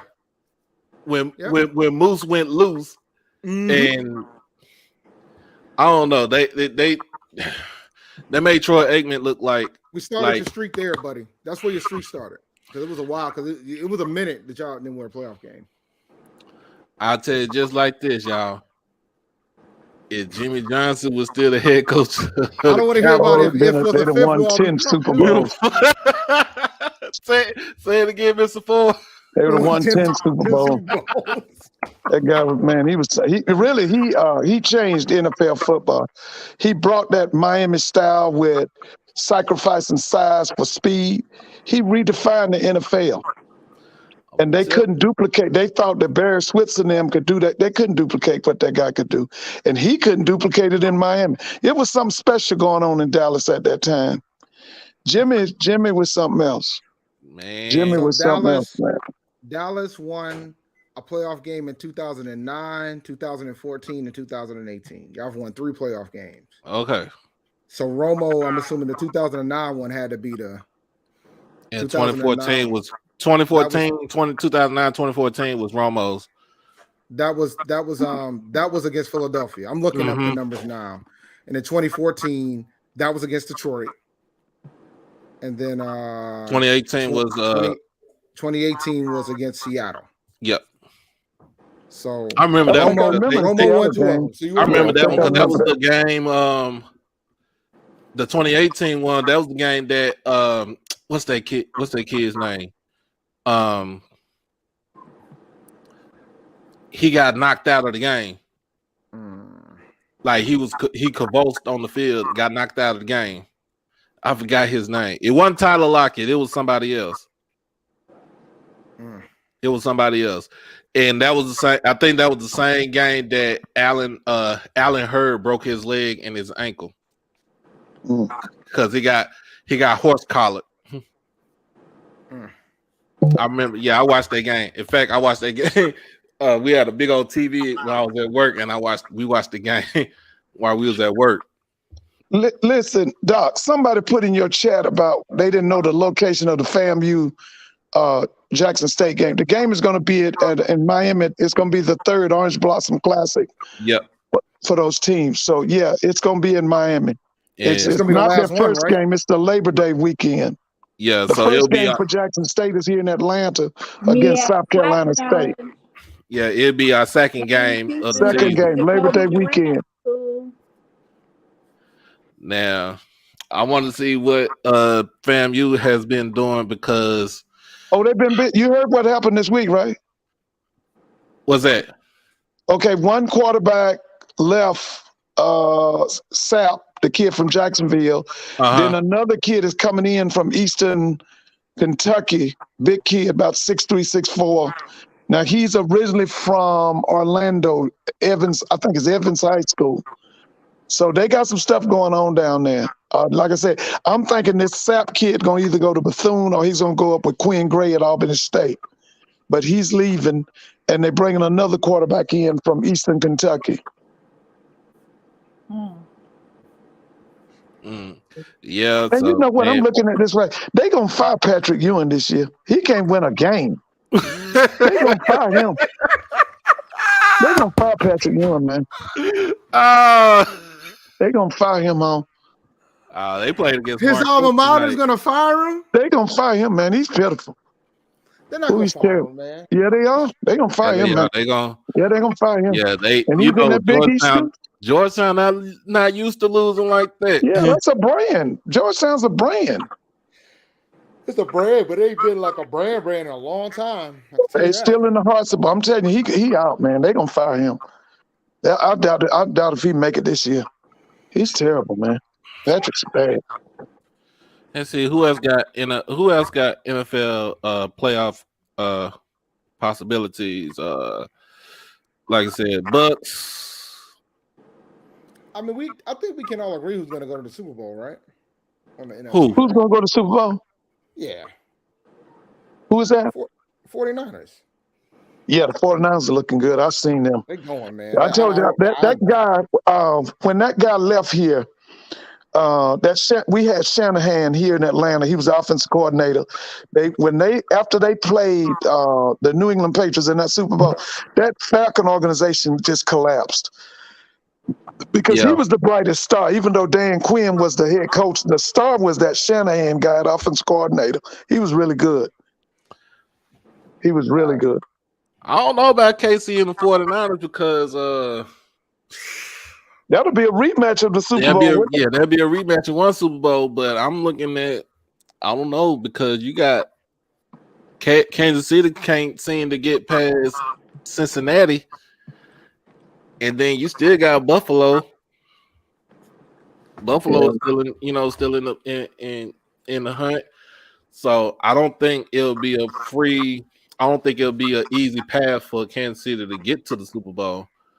The Bills are not going to get past the first playoff game. Whoever the 7th seed is will probably beat the Bills. That's insanity. What's that? Definitely not. The Buffalo? Are you kidding me? Yeah, they don't get home. They don't get hold home. on a second. Advantage, home field advantage. Whoever the number 7 seed is, they're gonna beat them. Let me see what this NFL playoff picture out here looking like. Because let me tell you something. Let's see who the 7th seed could I'm about to possibly. pull it up right now because I gotta look at this. You talking about Buffalo ain't losing in the first round. Yeah, I don't think Buffalo.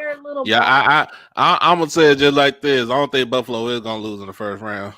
I do. 7th seed. It might be the Patriots. It might could be either Detroit. be the. Wait. No, you talking about the Buffalo, the Bills? No, let me see. I'm looking it up. Who's the possibility? It says it's either gonna be the Patriots or the Steelers or the Dolphins. Those are the 3 possibilities. And Buffalo could beat all 3 of those teams I just named. In Buffalo. That Giants-Eagles game is going to be a good one too tomorrow afternoon also. Oh, it says the Packers. If the Packers beat the Lions, they'll get the number 7 seed. Is Jalen Hurts back? Is he back? They're saying that he's going to play. He's going to try to play. Oh, it's not official yet, but they're saying he's going to try to play. play. Because they different without him. If he don't play that edge when if he don't play, guess who's gonna be the number 1 seed in the NFC? The 49ers. Ooh. It ain't the 40. No, you can get the Cowboys back Dallas. Oh, okay.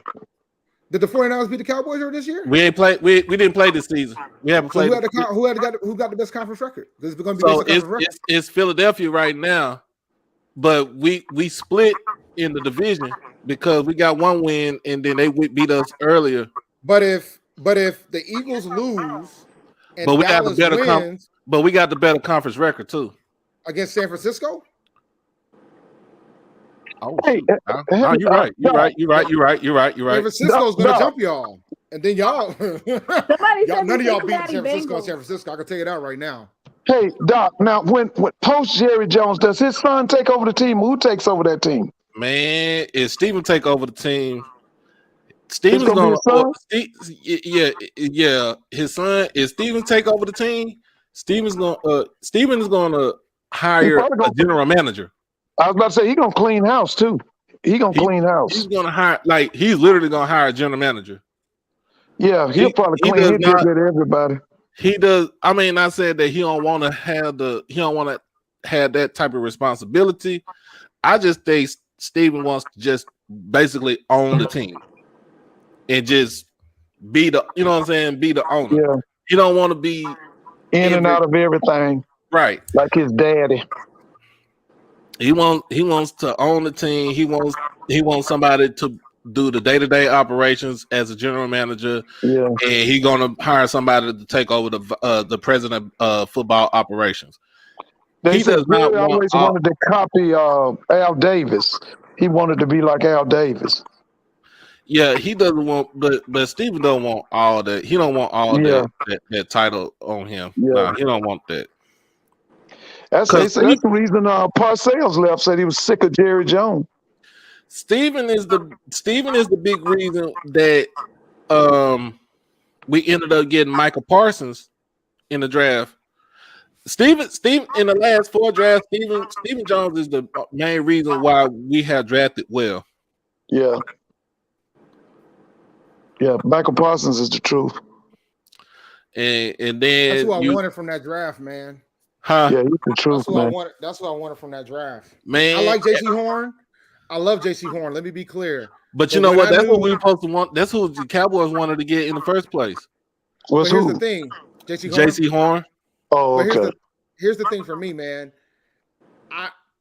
Everybody wanted to get Justin Fields, but the moment that we traded for Sam Darnold, that was over. And I said, if we're not once I said we're not taking a quarterback, so let's just go ahead and fix our linebacker problem because we still haven't fixed our middle linebacker problem.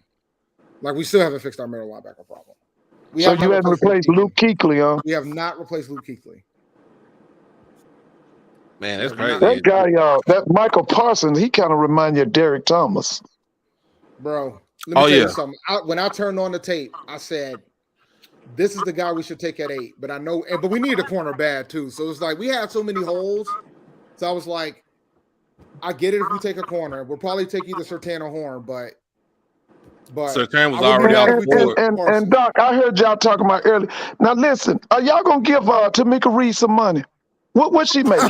She deserves a raise. We need to give her some money. She the best coach in the Black college women's basketball. Because if y'all don't pay her, y'all gonna lose her. Y'all gonna lose her. See, you got this. You got this. How much you think we need to pay Tamika?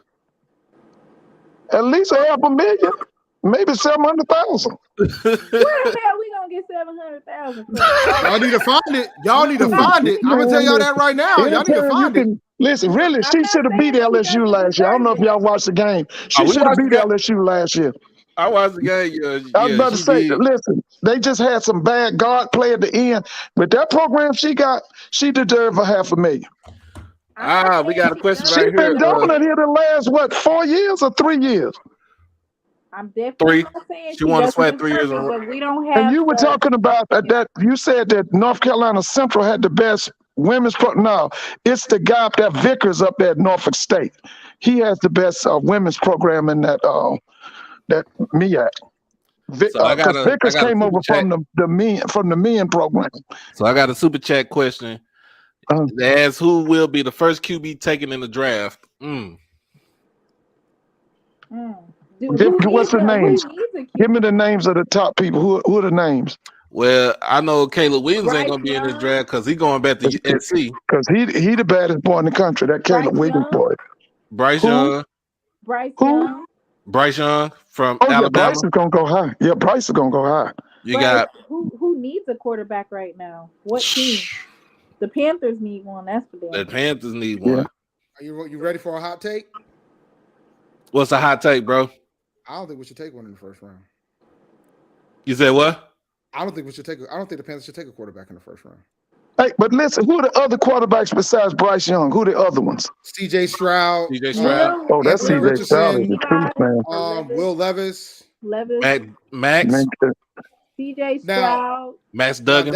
Is he going Max back? Duggan. Now that being said, I said I don't think we should take Hendon one. Hooker? I expect us to take one.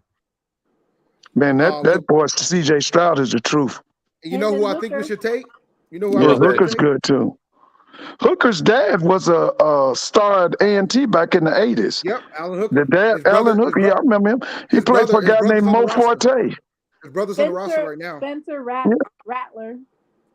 Rattler ain't. Out of them names you done called out, the baddest one is probably that C.J. Stroud. C.J. Stroud is the truth. Yeah, man, he's the truth, man. You know who I think got the most upside though? Who? Richardson. That's, Richardson? From Florida. Anthony Richardson from Florida. No, he's a project, man. His ball sail. He hasn't been properly trained. I said upside. Well, he can run. He's a big time athlete because he got the 40, 45-inch vertical. But as far as the technique and all that, it's not there. He overthrows too many people. And I said got to be trained. And I said Richardson's an athlete. He's an athlete. And I said this too. If the Panthers are serious about picking up Jim Harbaugh, that's the guy that Harbaugh wants. Yeah. You're right. That's the kind of guy you want. And I told him, and I said this, I'm like, guys, if you want Harbaugh as bad as you guys say y'all want him, then we're taking Anthony Richardson. So get ready. Well, Harbaugh, you're right. Harbaugh would turn him out. Yeah, because he would train him. I say the teams that need a quarterback, and I'm looking at it right now. Name the teams. I'll tell you if they're going to draft one in the first round. Name them. In the first round. But I would say Indianapolis. Yes, bad. They got everything but a quarterback. Houston. And Houston's interesting. Houston's interesting. Because of Davis Mills? Yes. Because there's a lot of folks in the building that actually likes the kid.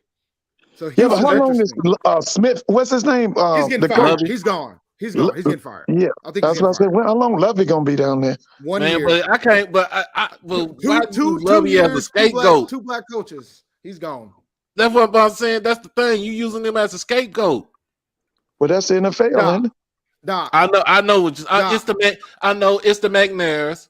No, it's not even that. Family. No, it's not that. It's not that. What is it, man? It's not that. You gotta pay attention to the optics, man. You gotta pay attention to the optics. All right. Let me spit game. Prior to the season, right after the season ended last year. The talk was Josh McCown was about to be the head coach of the Houston Texans. Yeah, I remember that talk. That was the talk of the town. What? Josh McCown. Yeah. Let me finish. Yeah. Josh McCown was about to be the coach of the Houston Texans.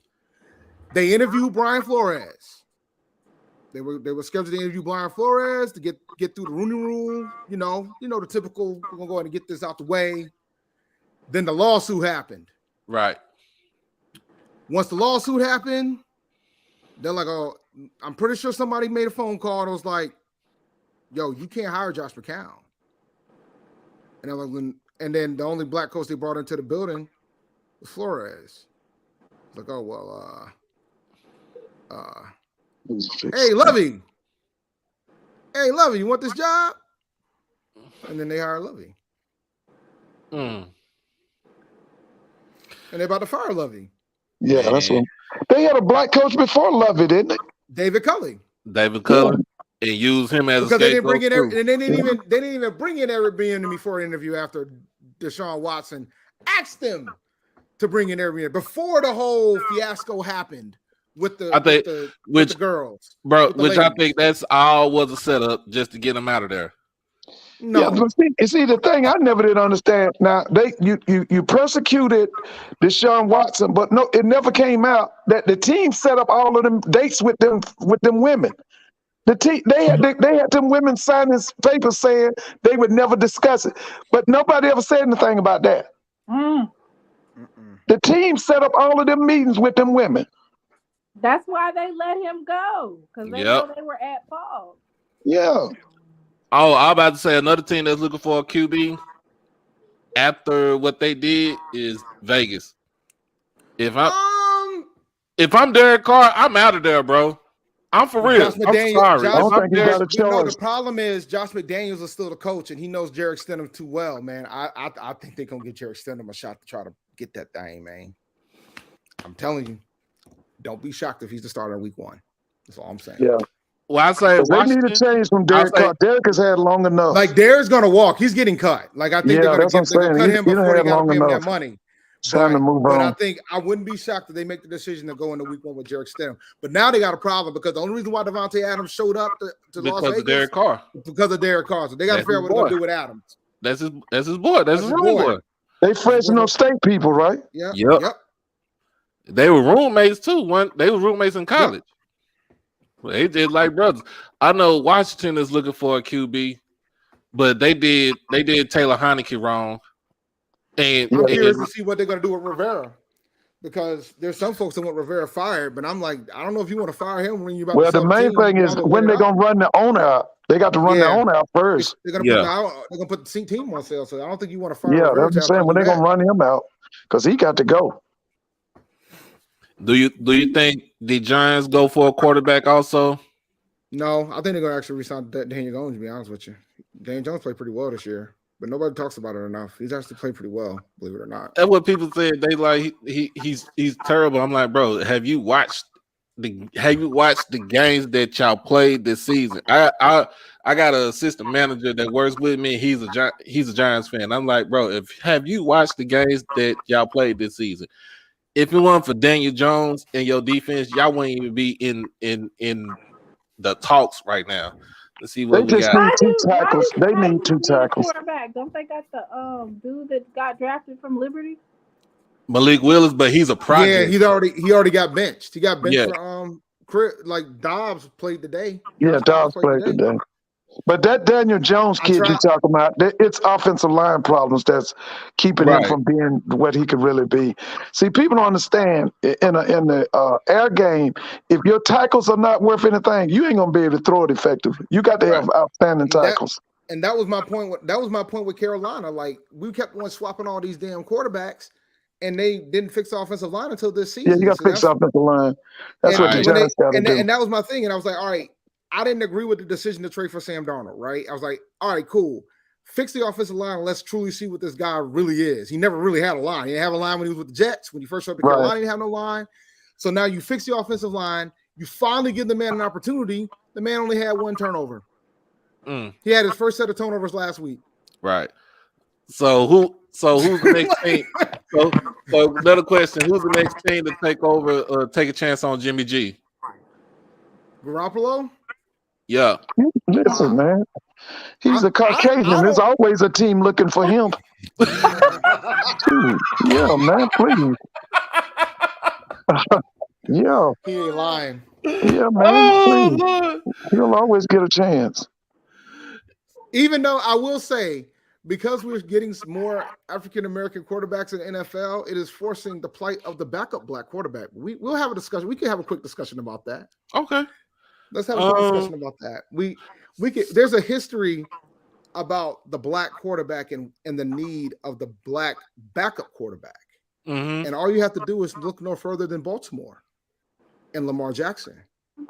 Their backup is black. Their third string is black. And there's a reason for that. Well, that might be a part of that Ozzie Newsome legacy. No, it's more than that because they did the same thing in Jacksonville when they had Byron Leftwich. Their backup was because David Garrard. was out there too. They had, who were the other two with Byron? Oh, was the Garrard? Who was the other guy? He was black Yeah, I too. remember Though. that. Eastern Carolina. I remember him. Yeah, Who man, was there the was other another one? black Was guy. it Quinn Gray? I think it was Quinn Gray. Yes. Yeah, Quinn Gray. Gray. Okay. Yeah. So okay. like you always kept them back. So let me tell you what happens when you don't do that. Cam Newton. Whenever Cam Newton had a bad game, you had the F-150 Panther fan base out here asking for Derek Anderson to come out there to ball. Never failed. Never failed. Do you think Cam? They'll be out here talking better about, yo, bring out DA. Cam ain't it. Bring out Hold up. DA. Is Fix Cam that better shit immediately. than the Put a current black guy QB behind him. What'd you say? Panthers? What'd you say, Timona? Is Cam Newton currently better than the current QB on the roster at the Panthers? No. You say no? No. He's not. Damn. And that's hard for me to say because I love Cam, but he's not. He's done way past his prime though. The problem is the shoulder injury. I will man. never give up on 2015. You ain't got to tell me. Ever. You ain't got to tell me. I lived it. Listen. But a lot of folks don't want to accept it. And the truth be told, man, Cam is having having the time of his life right now. Lamar Jackson? Are they gonna? They don't have a choice. They got to pay him They in got the team. Put up or They shut got up. a choice. Yeah, they don't have a choice. The thing about Baltimore right now, since Ozzie is gone, they drafting bad. They ain't got no wide receivers. The defense ain't dominant. That was all of that when under Ozzie. The defense was always dominant. They had wide receivers. Now they don't have nothing but Lamar Jackson. I would love to see how Cam would do with this roster. I will say that. But I'm not going to say he's better than any. But at the same time, it would be interesting to see how he would look with a full off season. So I don't know. I don't know, man. Does Cam want to come back? Because he don't give me the impression he want to come back. No, he doesn't. All I see him doing down here is running them cigar bars in Atlanta. He got his YouTube channel. And going to all the homecomings. Huh? Of course Cam wants to come back. No, he doesn't. You think so? No, he doesn't. Yeah. He doesn't I want to don't know. He doesn't. All I see, all I've seen this year is he goes to everybody's homecoming and he opens up a new cigar bar every 3 months. Cam hasn't. Cam Newton hasn't been the same since Kelvin Benjamin missed his damn block, and Cam got smacked. His shoulder got hurt. He hasn't been the same since that shoulder injury. Yeah. He hasn't been the same since that shoulder injury. He hasn't. That's the reality of it. I don't think folks want to admit it, and then folks don't want to talk about it, but he hasn't been the same. And he also hasn't been the same since he tried to not admit that he was injured in his final year with Ron Rivera, when he was saying that he was fine with his foot injury, when the reality is he had a really bad foot injury. I got a question. I got a question. This is on my Cowboys, man. We got a two-headed monster running back with Zeke and Tony Pollard. Mm-hmm. What does Jerry Jones do at the end of the season for each of these running backs right here? What would I do? What would I do? Or what is he going to do? What do you think? What would you do? What do you think he would do? He's gonna cut Zeke and elevate Pollard. If I was Jerry Jones, I would cut Zeke. First things first, what's the contract looking like for Pollard? He was on last year's rookie deal. He's on his last year of his rookie deal? Throw the room, baby. Oh, that's rough. All right, so here's my opinion, man. Here's my theory on running backs. I think the running back is like one of the most replaceable positions in the NFL. Yeah. So I do. I just do. So I think that if I was Jerry, if I was running the team, I would try to get. You got to let Zeke go. Yeah, they're gonna let Contract. him go. They got to let him go. But but with regards to Tony Pollard, I would try to negotiate a cap friendly deal with Tony Pollard. Odds are he's going to think he's worth more than what he's going to get out in the free market. So try to Right. do a cap friendly deal. If he takes it, awesome. You still have Tony Pollard. If he doesn't, let him see what he can get out in the free market. The free market is going to have a lot of damn running backs. Josh Jacobs is a free agent. There's a lot of freaking phenomenal running backs that are free agents. Like there's a laundry list. That's why I was glad when Carolina was able to trade Christian McCaffrey. I was amazed they were able to trade him because I looked at the list of free agent running backs and I was like, yeah, if we don't trade him now, it's a wrap. So so from that standpoint, if he doesn't want to take the cap friendly deal, let him go out in the market. You can go get the running back. You can find a running back that can come in here and work with that offensive line of y'all. Now, here's the thing: what I say about Zeke and what Jerry did wrong with Zeke. They overpaid him. But Zeke had 2 years left on his rookie deal. Even though I understood you felt like you outplayed your rookie deal, right? The problem with Jerry Jones was that he relented. And the thing about it is like he kind of saw a reminder in his head about how it was when Emmett had sat out you know what I'm saying, for his contract holdout. And we lost our first 2 games of the season. That was, what was that, 95? Yes. And Jerry was like, nope, we got to pay him. We got to pay him. I don't care how much money you get, we got to pay him, because he's seen how important it was to have Emmett out there. And I think he kind of bagged down and signed Zeke to that deal. And it was an extension. It wasn't a whole new deal. It was an extension to his rookie deal, to which basically they made him the highest paid running back in National Football League. He had over $100 million. Now, I would have said nope. First of all, you don't have enough. I mean, you still got 2 years left on your deal. Regardless of what I say, I mean, what you say, you still got 2 years left on your deal.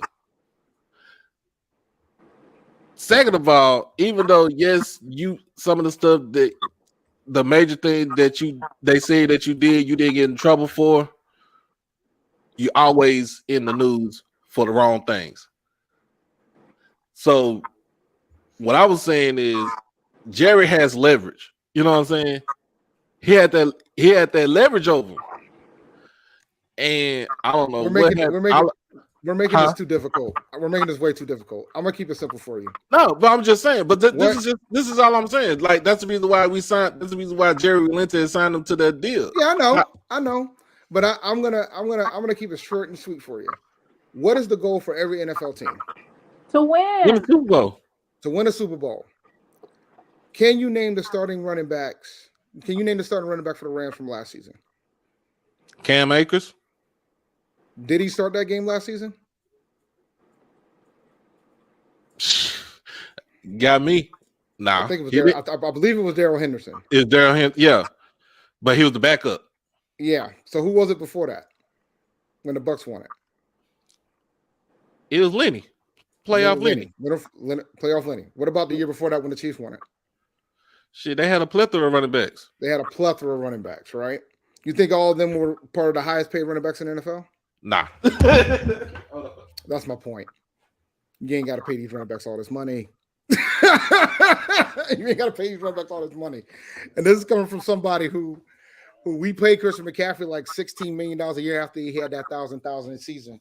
When I was like pounding the table to just trade him while his value was high, because we were going to end up having to trade him anyway, because we're gonna regret paying him that much money. We ended up doing it and had to trade him later anyway. That was my point.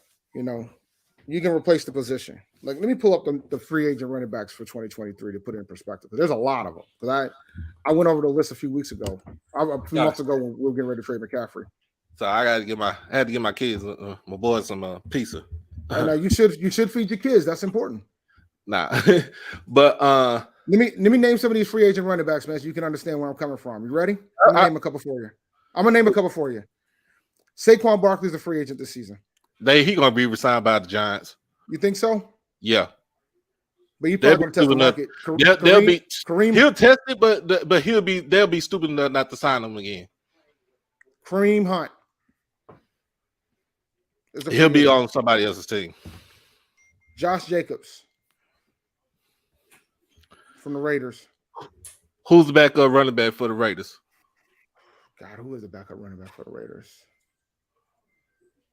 I should know this. I don't think Drake's there anymore.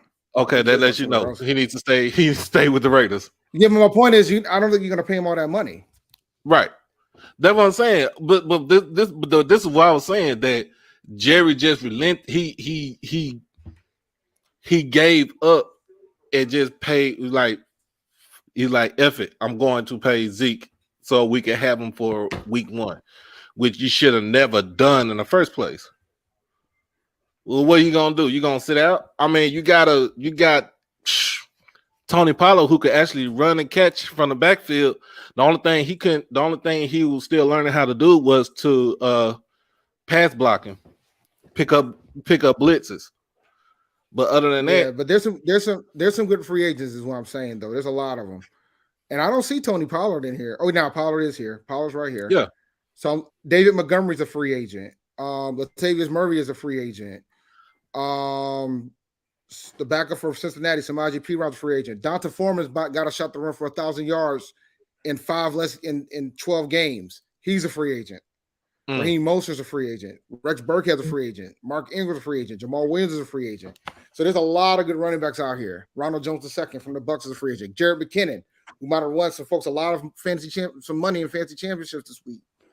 He's a free agent. So there's a lot of good running backs. But Jeff why Wilson. do you guys want to get rid of him? He's tied at 5th in season touchdowns. He has 12 touchdowns this season. What's wrong with Zeke Elliott? Zeke has been playing good of late because Tony has. All right, I'll be right back. Yeah, Zeke's been playing good of late because Tony has kind of nicked himself up, but the thing about it is because you're paying Zeke a whole bunch of money for a position that can be replaced with every 3 to 4 years. Amen. Because we're not living, because like we can go back, like, okay, Barry Sanders played 10 years with the Detroit Lions. He only played one team. Emmitt Smith played 13 years. You don't have running backs like that. I mean, if your name ain't Frank Gore. Yeah. And Frank Gore played 16 years as a running back. They don't value running backs like they used to. They just don't. Yeah, because your biggest value is going to be your quarterback, your receiver, and on defense, your cornerback, and your defense, your defensive lineman. And then also on the offense is your left tackle or your right tackle, depending on what side, if your quarterback is a righty or a lefty. Right. Somebody said that his stats are down, but his season high for touchdowns was in 2016 when he was drafted. He had 15 touchdowns. This year he has 12. But he's not the same. He's not the same as he was in 20. He's about burnout. But the other thing is, the NFL is a 7-on-7 league. They play like it's 7-on-7. If they could, they throw every down. Now it could be something like this. Let's just say he starts tomorrow, right? Let's just say he starts tomorrow. He could get 134 yards. He get 1,000 yards, and then Tony Pollard could get 12 yards. He get 1,000 yards. So you have 2 running backs that have 1,000 yards in the same season. But I don't know if that would happen. But the thing about it is, I'm not about to pay you. I'm not paying you like $20 million, $24 million a year, and you only giving me 3.9 yards per carry. And where Tony Pollard is on a cheaper deal because it's still his rookie deal, and he's averaging 5.3 yards per carry. So he'll be cut this summer. He'll be cut this summer. He'll be cut this summer if he doesn't restructure his contract. Yeah, he'll be cut. He'll be cut. You can look at the way they're playing him. He's being phased out. Yeah, he kind of been phased out, but he's been playing. Oh decent. Yeah. But like you say, his days are numbered in Dallas. His days are numbered. Now, I'm gonna say with this, as far as backup QB, we're gonna have to look for another backup QB because Cooper Rush somebody's gonna pick him up. Yeah. Yeah. But yeah, I say this, Cedric. I'm gonna say this right here. It would be crazy to get rid of Zeke and deal with the dead cap space. But if you deal with the dead cap space, that's the reason why they'll cut him. They'll cut him at before like March 1st or something like that. He ain't gonna get another contract like he got now. You can forget that. He will not get another one. And like you say, he better restructure. And my whole thing was, if I was Jerry, I would have let him walk, because I would have did like what you did with who was that? DeMarco Murray? Yeah. Yeah. I remember Murray. Murray was he UNLV? Where was he from? DeMarco Murray went to he was born in Las Vegas, but he went to Oklahoma. Oklahoma, that's right. Yeah, be big physical back. And Doc, let me tell you this. I don't know if I told you about this. You know, the people in Southern are so disappointed because y'all got that Brown kid, because they was hoping they was going to get him, because they say that what's his name does wonders with them Power 5 transfers, Eric Dooley. Because, you know, they felt that if they would have got that Brown kid, that was the answer to all their problems. Just like, you know, Grambling just got an AD. I'm not AD.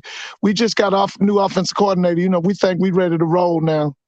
But Southern was so hurt because, you know, it's two folks that Southern people hate up here in Atlanta. You know, Southern people hate Jackson State people, and Southern people hate FAMU people too now. But y'all broke their hearts this week. Y'all got that quarterback. Y'all got that Brown kid. They was hoping that kid come to Baton Rouge. And we took their kicker. Yeah, and you took that kicker. That's right. That won the Alcorn game. Yeah. Yeah. But they really wanted that Brown kid. What transpired that made him go in the portal? Because he's been in the portal for a minute. Which one? Luke Jackson, the one that scored that game-winning field goal against Alcorn. Yeah, I think it was 47 yards, wasn't it? It was a deep one. Yeah, it was a 47-yard field goal to win the game. Yeah, y'all got him. So he's gonna replace Mata, isn't it? What's the guy name? Yeah. We still have Baeza too. Oh yeah. Yeah, but yeah, they was a lot of them up here was very disappointed. They was hurt, man. They was hurt. I tell you, I don't know if you remember this. You know, a few years ago, they were saying Jackson State was going to build a dome stadium in Jackson. Yeah, I remember that. Yeah. Man, them people up here in Southern was about to go crazy because they said y'all couldn't have nothing better than them. Well, on that stadium talk, on that stadium talk, I'm still saying we just renovate the vet. Renovate it. Yeah, that's like Wrigley Field, man. That's like Wrigley Field or Fenway Park. The older it get, the better it get. I say renovate the vet and add in some luxury. The modern day stuff. Get the boxes, luxury boxes. Redo them concession stands and probably the restrooms. Yeah, update it. Yeah, that's what you got to do. Said something about the Marching 100. What's up with the Marching 100? Something. What happened with them? I don't know. Somebody asked me a question about the Marching 100. What did they say about them? I don't know. They were just asking the question. Shout out to Norfolk State, the Spartan Legion Oh yeah, marching Rose band Bowl. Rose Yeah, Bowl parade. bro, they look good too. I saw them. Mm-hmm. Oh, they look good. Shout out to them. And then oh yeah. Simone, let's not forget, let's shout out to Fisk University Oh Gymnastics. yeah, that's right. That's right. Yeah. Yes, yes. They It's the only black college that's involved in that, right? Yep. Yep. And I thought it was interesting to see that Morgan Price, she was a 5-star athlete, Uh-huh. 16 years old when she graduated from high school, and she was supposed to go to Arkansas for school. She decommitted and decided to go to Fisk. Yeah. So it's great to see. Um, I think they compete on January 16th in Atlanta. Oh, for real? MLK, they're going to be Ooh. competing. Now what is it, are they at Tech or where are they? I can look it up and figure out, but I just know they'll Man, be. that school has a heavy history, man. You know, at one time they called Fisk the Black Harvard. It was You said supposed to they be the call Fisk best. Black Harvard? Yeah, it used to be. It was known as the best black liberal arts university in America. That's a school that gave you Nikki Giovanni, Hazel O'Leary, John Henry Clark. Not John Henry Clark. What was that man's name? John Hope Franklin, Mm. W.E.B. Du Bois. You had to be really, really brilliant to go to Fisk at one time. It was a top-notch school. And then, right across from Fisk, you had Meharry Medical School. Right. Nashville has always been a kind of like a progressive place for blacks. That's why so many people want Tennessee State to come to their senses and join the swag, but that's the hard part. We don't know if they got any sense. Ohio State, Rutgers, and Fisk at Georgia Bulldogs Gymnastics. Oh, that's in Athens. That's in Athens. Oh, it's in Athens, Georgia. That's about 70 miles from the Atlanta city limits. Mommy, I win. Yeah, so it'll be in Athens. All right. So yeah, talking about Fisk.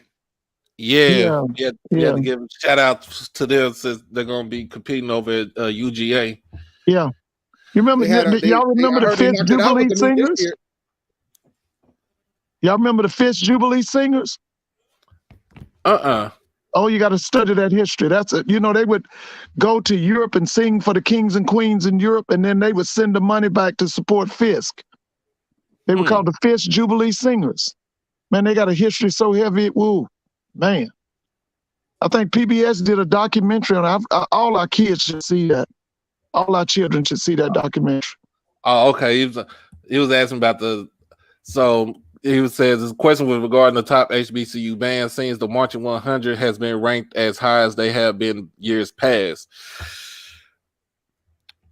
They rebuilding. Remember that guy got killed? They would not. It was a big mess after that. Robert Champion. Yeah, I remember when that drum major was killed, man, it was all kind of lawsuits. And the guy they got now, Chipley, I think it is, Dr. Chipley, he's rebuilding that band because it was a mess.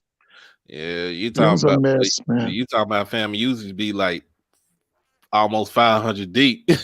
Yeah, see, the story goes that the president of Southern University went over to Tallahassee. Southern, this was back in the Arnett Mumford, Jake Gaither days. I think this was maybe the 40s. And he saw the Marching 100, and he told the people there that he wanted a band at Southern University, and he wanted at least 100 instruments. And that was the beginning of what we now call the jukebox. Yeah, it was because the president saw the Marching 100 in the 40s. Yeah. So yeah, thank you again, Reggie. So yeah, man, it's gonna be interesting, man, when you talk about the bands and how they're gonna rank them. I know, like Herb's a big band. Herb is a big band head, and he was talking about how a lot of things are about to change from that landscape of how things are going to go when it comes to battle of the bands and such, because of certain type of organizations are starting to want to get involved with HBCU bands. And we got a bunch of leeches. We got leeches in every part of HBCU athletics. That's why. Now, one thing Dion did say was that them leeches we call promoters and all that. I'm so glad somebody finally exposed them because they are leeches. Well, the thing you got to remember, right, is that and it's funny because when Dion did do that and then Jackson left the Southern Heritage Classic, from what I understand, those guys were in a panic trying to find another school to replace. But they went and got Pine Bluff. They got Pine Bluff, which is they ended up with Pine Bluff. But RAD informed us that they called A&T. Yeah, but the best move would have been to get Alcorn. Alcorn's crowd would have come to Memphis. Because really, Memphis, historically, that's upper Mississippi. That's upper Mississippi. That's all it is. Yeah, it's upper Mississippi. It ain't no but a corner of Mississippi inside of Tennessee. Yeah. So the best move would have been to get Alcorn Braves. Their crowd would have been there. I know the Honda this year is going to be over at Alabama State. Huh? The Honda Battle of the Bands supposed to be at Alabama State this year. Alabama State, yeah. You know what? And it's just sad. Everybody's making moves except Eddie Robinson. He refuses to remove that dude as offense coordinator. It is pathetic. It's pathetic. You know, I got this feeling that they're going to ruin that D. Davis kid. I believe they're going to do it. They're going to do him the same way, fam, you did Curtis Pulley. They're going to do nothing to help him. It's a shame. What do you think about this question, Timona, right here? Not a question, but a statement.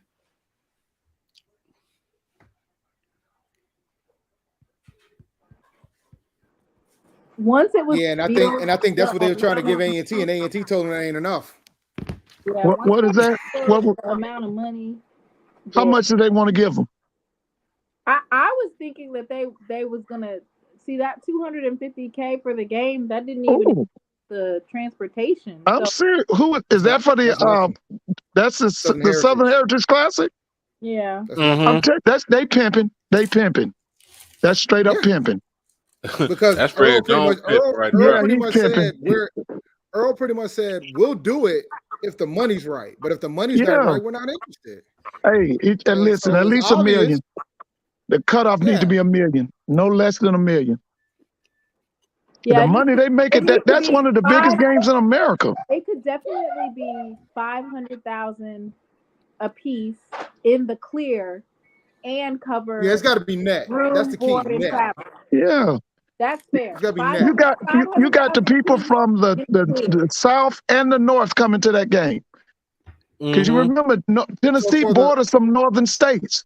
You got people coming down to that game from Chicago, St. Louis, some northern states. That's the only time they'll see a black college game.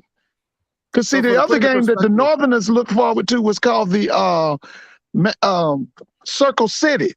And when the Circle City died or went down, that killed a lot of the northern people from seeing black college football. Because I really wish they would bring that Circle City back. When Aggie Eagle happened in Charlotte at the Panther Stadium last season, Earl announced it was like, yeah, we're probably going to walk away with at least $500,000 net. Net.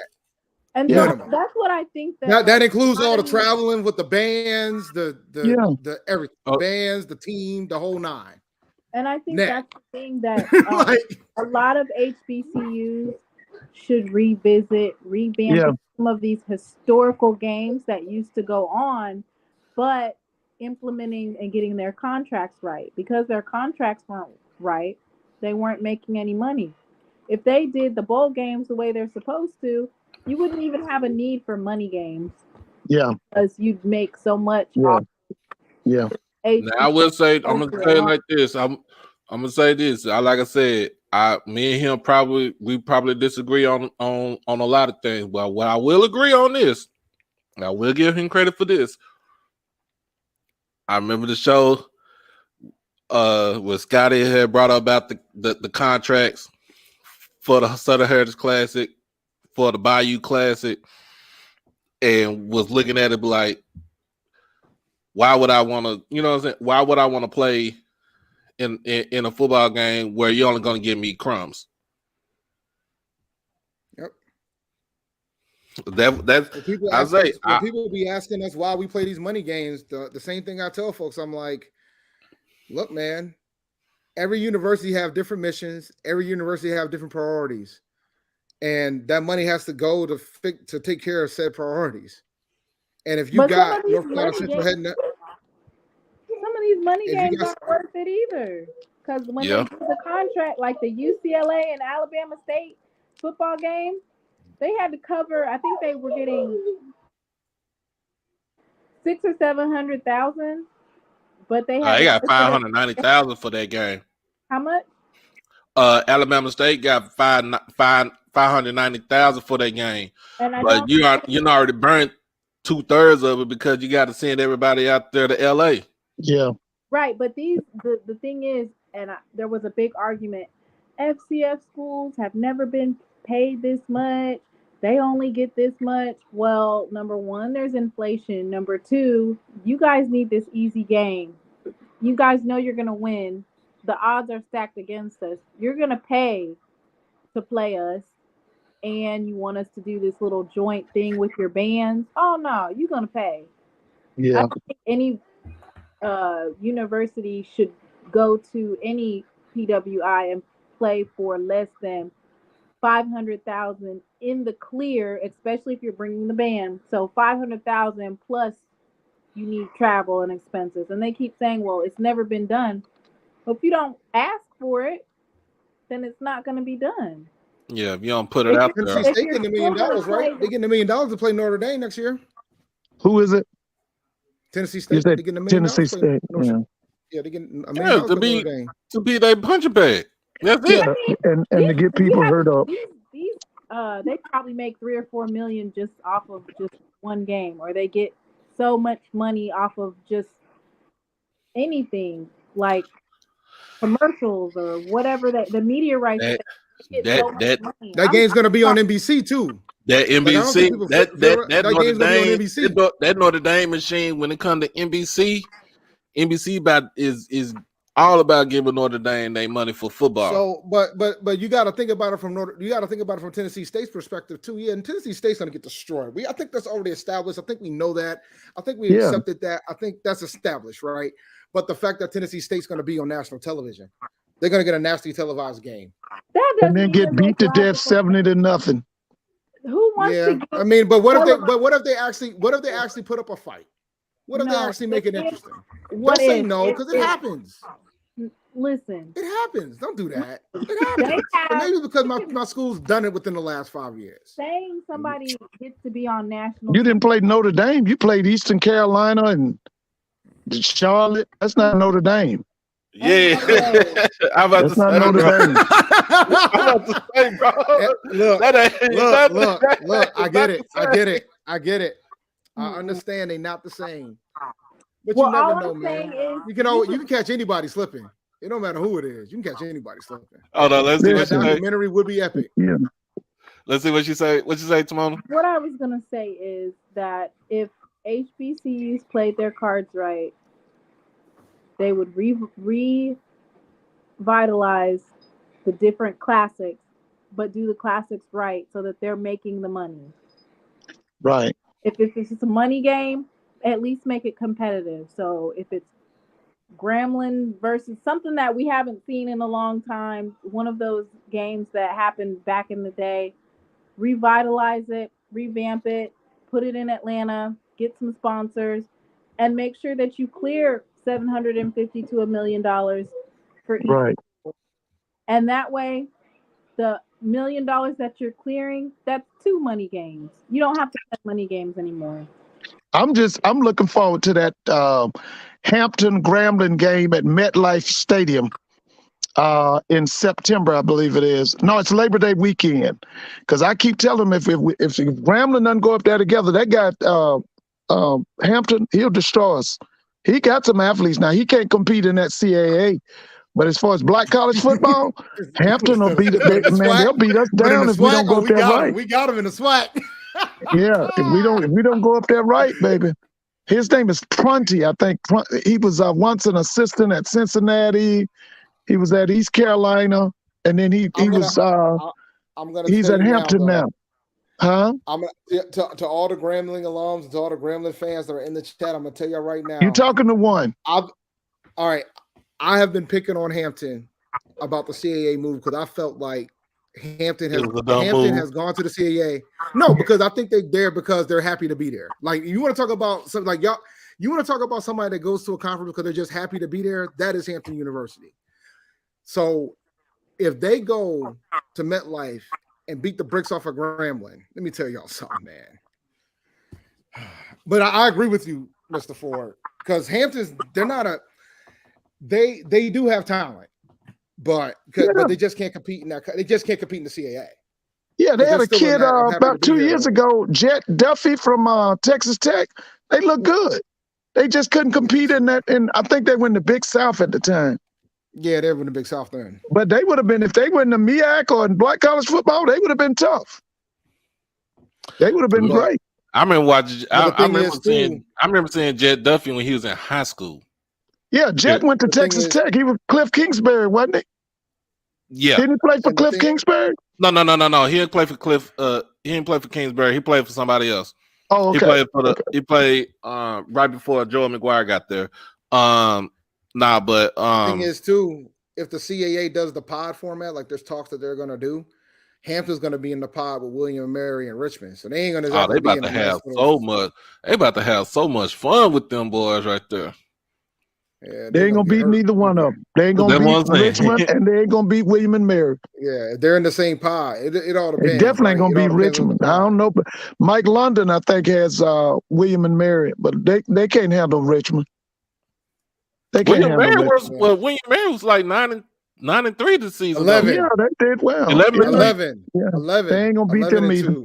11-2. Okay, yeah, I'm about to tell you. Yeah, like they were co-champions in the conference. Well, like you said, I think they'll beat the Elons and maybe the Campbells, but them big boys in that CAA, they can't handle. It depends. That's why I felt about A&T, right? Because A&T, if they do pods, their pod will be most likely be A&T, Elon, and Campbell will be in their pod. But they can win them too. Two of the other pods. Yeah, they can win them too.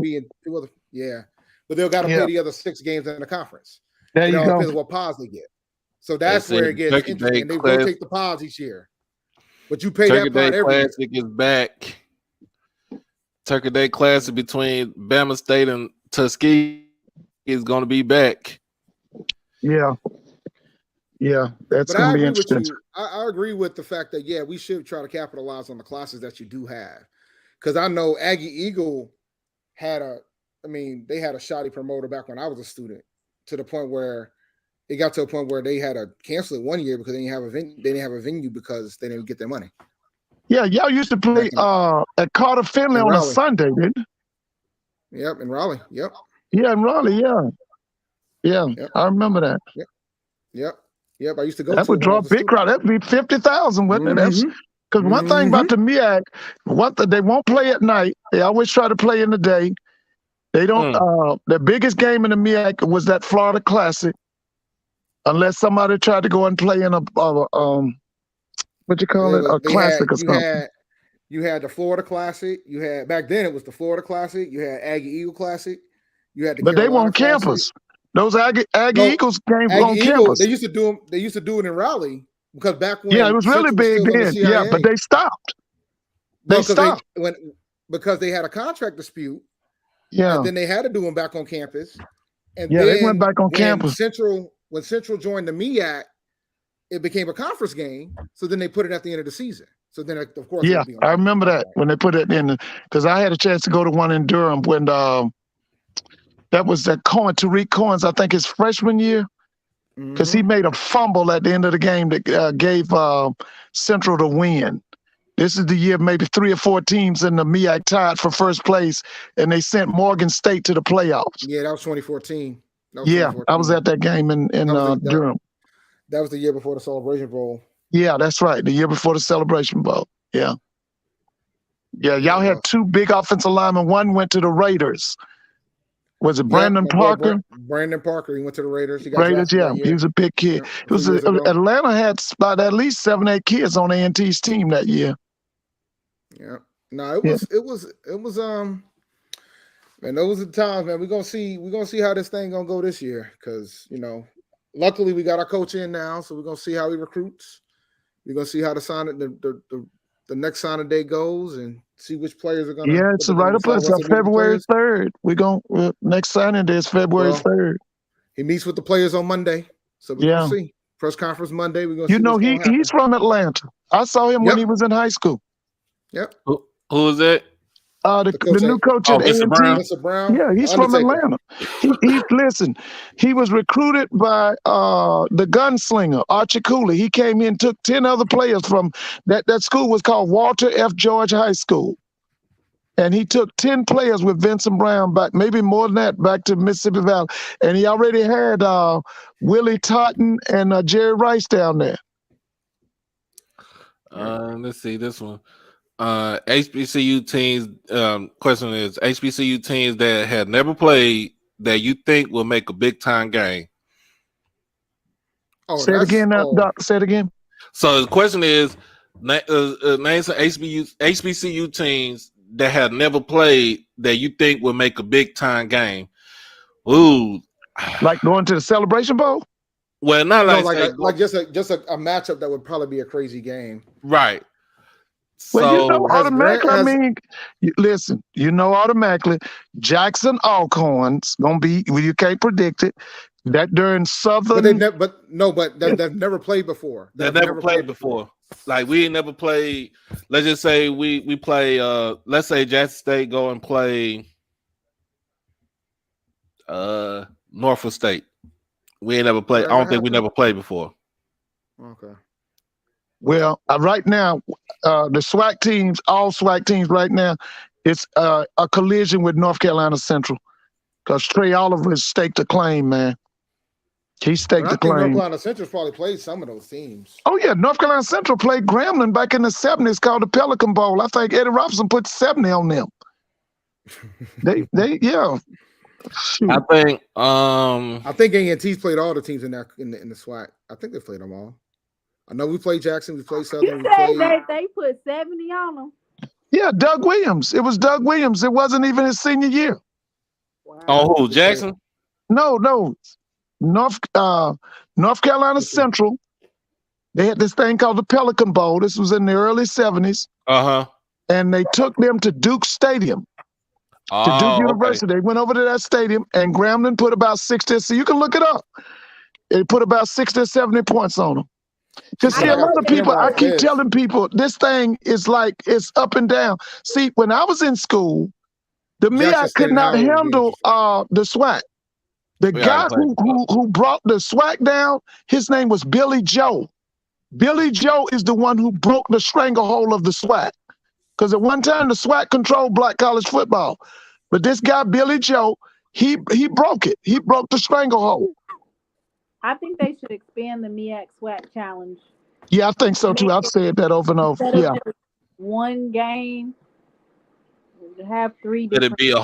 Let it be like a whole weekend of whole weekend of games. You take four or five teams from the MEAC, the matchup against 4 or 5 teams from the SWAC. Yeah. Kind of like how the Big Ten does with the ACC. You know, they have those Big Ten ACC basketball. We can do that in football. Definitely. We can do it in football. Because I'm telling you, listen. He said Williams dropped 70 points in his sophomore year on the tee. That's what I'm saying. Listen. See, I go back to when nobody could beat Grambling. Nobody could beat FAMU. I told y'all earlier, they don't give him no credit. But see, I remember when Billy Hayes was kicking behind at Winston-Salem. And he's never gotten his credit. He's one of the greatest black college coaches ever. And a lot of people don't even know who he is. Let's see. What do you guys think about the SWAC MEAC Super Conference? I'm all for it, but I know it will never happen. When it's SWAC Super Conference, what? I mean, I'm not. Listen. I told them about it last summer. You have to use the NFL model. Everybody got all upset about it. What I said, and I still say it. One of the things we're going to have to do because of the economy that's getting ready to come on us now is that schools like Jackson State and Alcorn are going to have to play twice. They're going to have to play at the beginning of the season, and then they're going to play at the end of the season. The same thing with Grambling and Southern. They're going to have to play twice. Florida A&M and Bethune-Cookman, they're going to have to play twice. You're going to have to use the NFL model. And everybody got all upset when I said that. But they don't understand economics and what's getting ready to come to this country. We're already in hyperinflation. That means that people's salaries are going to get lower. The prices are going to get higher. Yeah, you're going to have to be smarter. Already $8. That's what I'm saying. And listen, it's not coming down. But with the SWAC is so big as far as the amount of teams, why would these other teams need to play twice? You know how much money you would make doing that? If listen, like, you start the season off. Listen, you start the season off. Alcorn and Jackson in Lorman, that's 33 to 35,000 people. You end the season, Jackson and Alcorn in Jackson, Mississippi, that's 60,000 people. You know how much money that is? Yeah, that's a lot of money right there. But I'm telling you, you got to use the NFL principles. You got to use NFL principles. Like I told you, everybody got upset because I said that, but they gonna see. They gonna see. Listen. They got upset when I told them they need to move to Bayou Classic. So, I'm done. I said, I'm done. I was like, Jackson. I was like, you guys got to understand, man. You got to think about the best route. Like, you can't, because the reason why I said that at the time was because they were complaining about wanting to have the opportunity to be in the playoffs. I'm like, but you guys want to have the Celebration Bowl. That's the reason why y'all got the Celebration Bowl. I'm all for the Celebration Bowl. If you for the Celebration Bowl, the playoffs don't matter. That's what I'm saying. I'm like Sam Herder. Sam Herder said that the FCS playoffs are a waste of time, and I totally agree. It is. Give me the Celebration Bowl. I feel like they should expand it, so it shouldn't just. But if they expand it, they're not going to invite us. No, I'm talking. No. She's talking. You're talking about the HBCU playoffs, right? Right. D2. Yeah, that's what I want too. That's the same. See, I've said all along: 2 teams from the SIAC, 2 teams from the CIAA, 2 teams from the SWAC, and 2 teams from the MEAC. Yep. I said that all along. Right. But see, the problem we got is something called cooperation and unity. We don't have it. All ethnicities have it, but us. We can't do it. No, let me tell you something. The FCS programs ain't got it either. Hold on. Let's see what you say. What you say? I was just saying that would be a huge weekend. Even if you want to do D2, even if you don't want to mix D1 and D2, and you want to have a D2 championship game, and then the D1 championship game, one on Friday and one on Saturday, or one on Saturday and one on Sunday. Yeah. And listen, in the SWAC, the last 2 years, the championship game should have been Florida A&M versus Jackson. The last 2 years, they were the best teams in the SWAC. That's if you take away the divisions, though. But that's coming too. They're gonna take like my man just said about them pods. That's sweeping the nation. Everybody's going away from these divisions. The ACC, I think, is getting ready to do it next year. Yep. They're gonna have to. Yeah, they're getting away from that. Because I'm telling you, see, what they're looking at is economics. We say that it's geography, but they're saying it's money.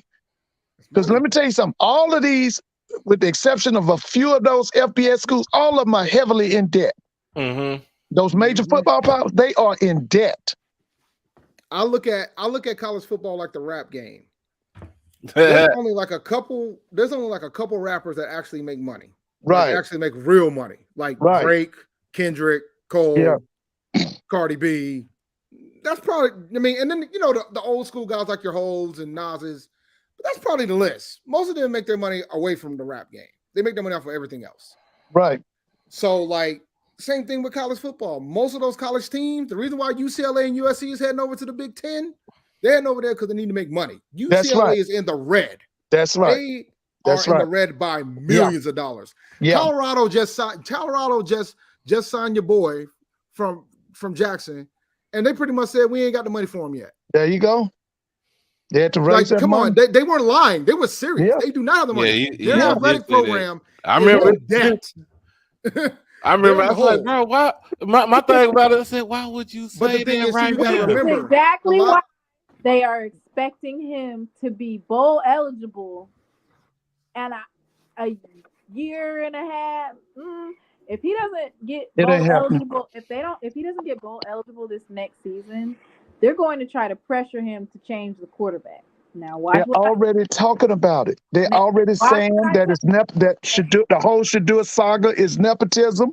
They're on him about the prime. Remember, Prime had to school. I told y'all They he ain't already as on good them about as it. Richard. I but they told didn't y'all tell us that that. before. They was What's telling that? What you tell us I that, bro? said when this game when we were talking about who's going to end up in the Celebration Bowl before it finally happened, I said Richard's better than Shador anyway, but y'all ain't ready to have this discussion yet. And then when it finally happened, I said it again, and it was like y'all ain't ready to have the discussion yet because Shador's not as dual threat as Davis is. I No, don't think it no, has anything to do with no. Shador. Shador's quarterback game was pretty solid at the Celebration Bowl. It wasn't about that. It was our defense.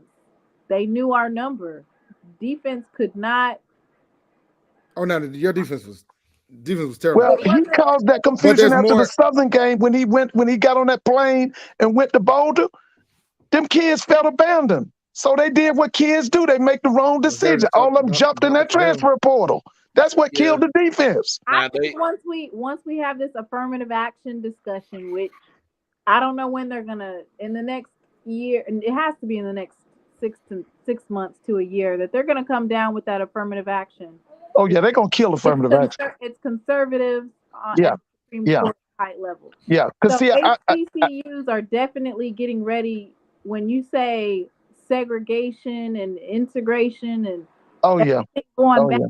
so it's getting ready to happen. So in order to stay strong, HBCUs need to build together, and we have Yeah, in HBCU football. We have it. You just need the sponsors and not get a promoter, a janky promoter. right. But the A game pimp. promotes itself.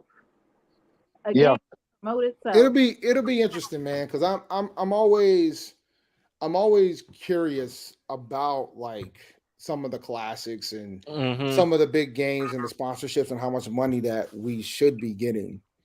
That gets back to the schools. And it's the same thing when it comes to homecoming too. I mean, if you want to keep it a buck, when it comes to homecoming weekends, I mean, considering how much money we bring to the respective cities where that homecoming occurs, I mean, we don't get a big enough piece of that pie. no, None of us without a do. doubt. We Hey, don't. I'm gonna say shout out to Dr. Cavill in the chat right now. Absolutely. Shout out Dr. Cavill. Hey, Man, Doc. man, Dr. Cavill is I always Doc, stay who's on gonna have top the of best the program? Prairie View or Texas Southern? what's that? I was asking Doc, who gonna have the best program? Prairie View or Texas Southern next year? Texas Southern. Because of Andrew Body? This is going to be Andrew Body's year only if they recruit, which I haven't really even looked at. I need to look at Texas Southern's recruits. They brought in about 9 players in the December signing, but the big signing is February 3rd. That's a shame that you have had a steady quarterback to build your program around longer than we've had Shador, and you can't get it right. Come on now. Well, now one thing I said when they went in there and beat Alcorn on Alcorn's homecoming, I said McKinney deserves another year. He went in there and beat. If he had beat Alabama A&M, he would have been in the SWAC championship. They couldn't close that game out. What was that? As far as you talking about Texas Southern? Yeah, if Texas Southern had beat Alabama A&M in the last game of the season, they would have gone to the SWAC championship. Yeah, but he got hurt in that game though too. He got put Andrew out Body? that game. Okay, Body did. Yeah, Andrew Body got put out the game. He got hurt. Okay. Well, like I said, right now, you was talking about Grambling graduates. We all happy over here. We got an offensive coordinator. I just want Hugh to leave him alone and let him work, because that was our biggest problem last year. The mishandling of that quarterback situation, the play calling. We needed an offensive coordinator. Didn't they lose Dr. Cavill said didn't they lose the running back? Yeah, he's going pro. You talking about Maurice? Yeah. He's going pro. Yeah, he's going pro. Yeah. He won't be no running back though. He'll be a receiver. You think so? I think so. If he wants to Man, have a shot to play, that might be his best chance. I was thinking That's if the you best keep chance him to up, play on, get on the field. because I was thinking he I should. keep telling y'all now, one of the most explosive plays I saw this year was that run he made on Jackson State's defense in Jackson. He looked like Eric Dickerson. He broke one for like 75 yards. I'm gonna ask you the same thing that I asked the other person. I don't know if it was here or somewhere else. Can he play special teams? Yeah, he could be a punt returner, kickoff return. Has he shown it? I think he's shown it like a couple of times, but he wasn't. He can't stay on the field because this is the same guy. That's where your shot can't. is. He where your stays shot is, injured. man. Special teams, but you know what man. that's about? That means he doesn't take his off-season training seriously. That's his problem. Oh yeah, Mr. Ford, Dr. Cavill said he picked Texas Southern from last season, and then he's gonna pick Prairie View this season. Yeah, I watched Prairie View about 2 or 3 times last year. They didn't have them explosive wide receivers I had, been witnessing them having. And Conley, like you say, he's a project. But I didn't have no problems with their defense, and I like their offensive line, and I like their running backs. Because now, to me, Prairie View's underachieving.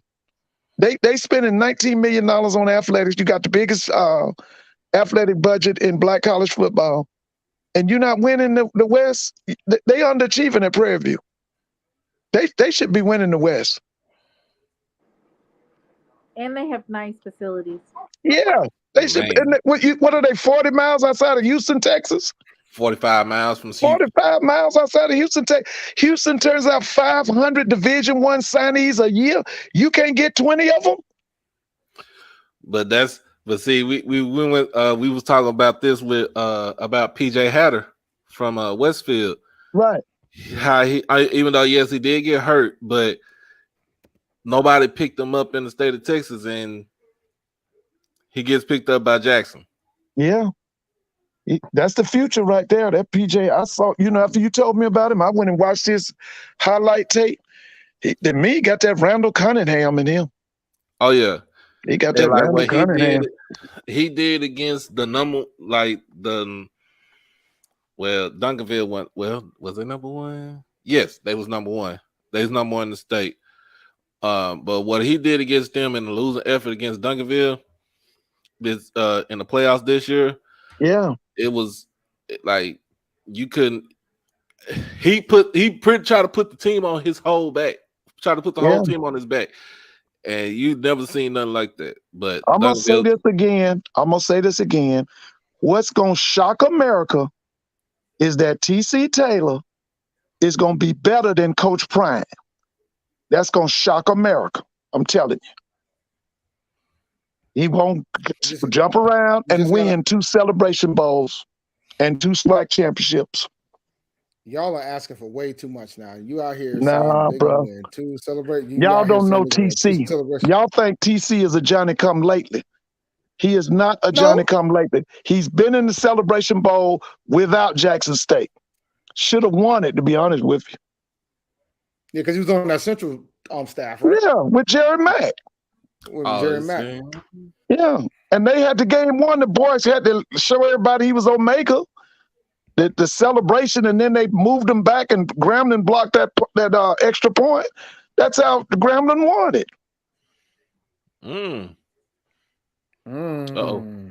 So it said didn't sign his paperwork. Offer. Trying to Johnny come lately. Don't be trying to Johnny come lately now. TC's gonna do well. TC's gonna do well. She let y'all know what she is. Prairie. No, I said oop, like they didn't sign their paperwork, but Prairie is I mean, they don't have Maurice Harris.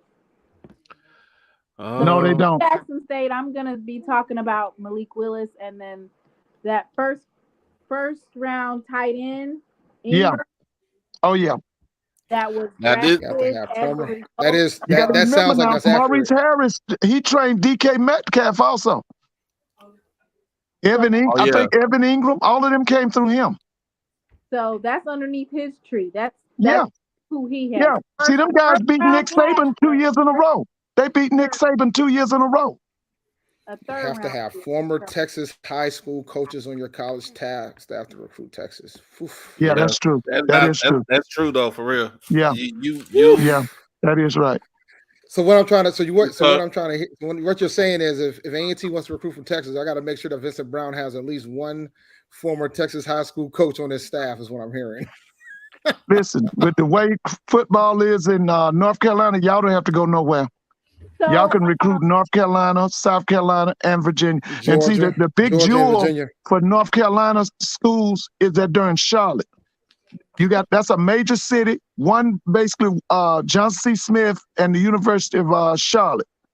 Okay, it's so many kids in Charlotte. Y'all don't have to go to Texas. Y'all can get boys right there in that North Carolina. See, I mean, it's quite. North Carolina's a large state. It's large in land, but it's got a lot of But people. you know what the dilemma is though. There's 14 D1 football programs in the state of North Carolina. But still, So listen. there's a lot of competition too. But see, you Like the can only go thing to that benefits A&T is Greensboro is we're the only D1 football program in the city of Greensboro, but we got Wake Forest up the street. Wake I was Forest about to not too say, but far see, away. North We're in the Carolina middle A&T of can recruit DC. They can recruit yep. North Carolina, and then the thing is, y'all can come to because you're highly respected in the Atlanta area. Y'all can come in here Yep. and get these kids out of Atlanta. And Vincent yeah, I Brown think that what Vincent Brown's recruiting area is Georgia, Yeah, Alabama, yeah, and the Tidewater area as well. So, yeah. I've talked to numerous people from South Carolina who told me that their number one choice when they were in high school was North Carolina A&T. There's yeah. You ever been so, to? I mean, A&T can go into South Carolina and get anything they want. Oh yeah, so one of no question. when you said that you need to have somebody that's from Texas in order to recruit Texas. Yeah, So allegedly, this is not confirmed, but R.J. Fleming, which was underneath Maurice Harris, yeah. um, he could possibly be on the coaching staff at Jackson State. Oh yeah, he's gonna be your wide receiver coach. And he he worked at Liberty University Yeah. under Oh Harris, yeah. and he most recently was at Texas State. So if he was at Texas State, they know Oh yeah. what in Texas. Yeah. Now that explosion y'all want, you're gonna get it. Because I'm telling you, Hugh Freeze's offense is very explosive. You're gonna get it. This yeah, guy I'm here saying will be better than Brett Bartolome. I'm telling you. Texas got about 400 pounds for high school football. Yep, you got DFW, you got Houston, you got Austin, and you got Yeah. East Texas. There's no reason why Prairie View and Texas Southern shouldn't be strapped with talent. But That's like I right. said, That's right. when it come down to it in Texas for Texas football, you have the whole Big 12 conference is made of Texas teams. Yeah. See, half that's of what them, happened to half, Colorado. See, yeah, when half of them, Colorado left the Big 12, they could no longer come into Texas. That's what killed their football. and half of them came from the old Southwest Conference. Yeah. So you have a once I wouldn't call it disgrace, but it was a once conference that had glory days, but it also had its dark days because these fools knew how to cheat. Yeah. Um, But but you also have like I said, so you want to go out west, you go to UTEP, Texas El Paso. That's the furthest you'll go out west in Texas. Then you have West Texas A&M, which is pretty much almost dang near nowhere.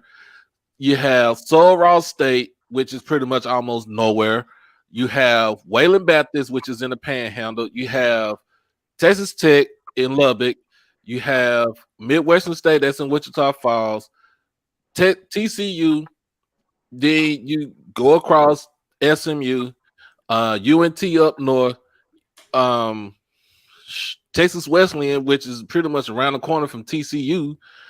You got Baylor, which is about an hour and 20-minute drive from Dallas, down south in Waco. And then if you really want to get technical, you got College Station with Texas A&M. They ain't no but an hour. That's probably like an hour 15, hour 20 minutes away from Waco. And then probably like another 35, 40 minutes is Prairie View. You got Sam Houston, which we call the prison school because it's literally around the corner from the state penitentiary. Right. Like literally, no, it's literally around the corner from the state penitentiary. Dr. Cavill could vouch me for this. What's that? Huntsville? What's the name of it? Huntsville. Then you got Stephen F. Austin, which is pretty much number forestry timber, but they can get people out of there because they're not that far from Louisiana. It's like about 45 minutes to Louisiana to Shreveport from there. So you have you got a lot of schools. But you got 28 million people. You got the highest number of black people in your state than any other state. You got over 4 million black people in Texas. Listen, all them schools you call, it's still a lot of athletes left out. It's still a lot of athletes. And then I ain't even talk about the school that's about to start a football program. University of Texas, Rio Grande Valley, they about to start a football program. They not even about to be no FCS. These fools about to trying to go D1. I can believe it. That's wild.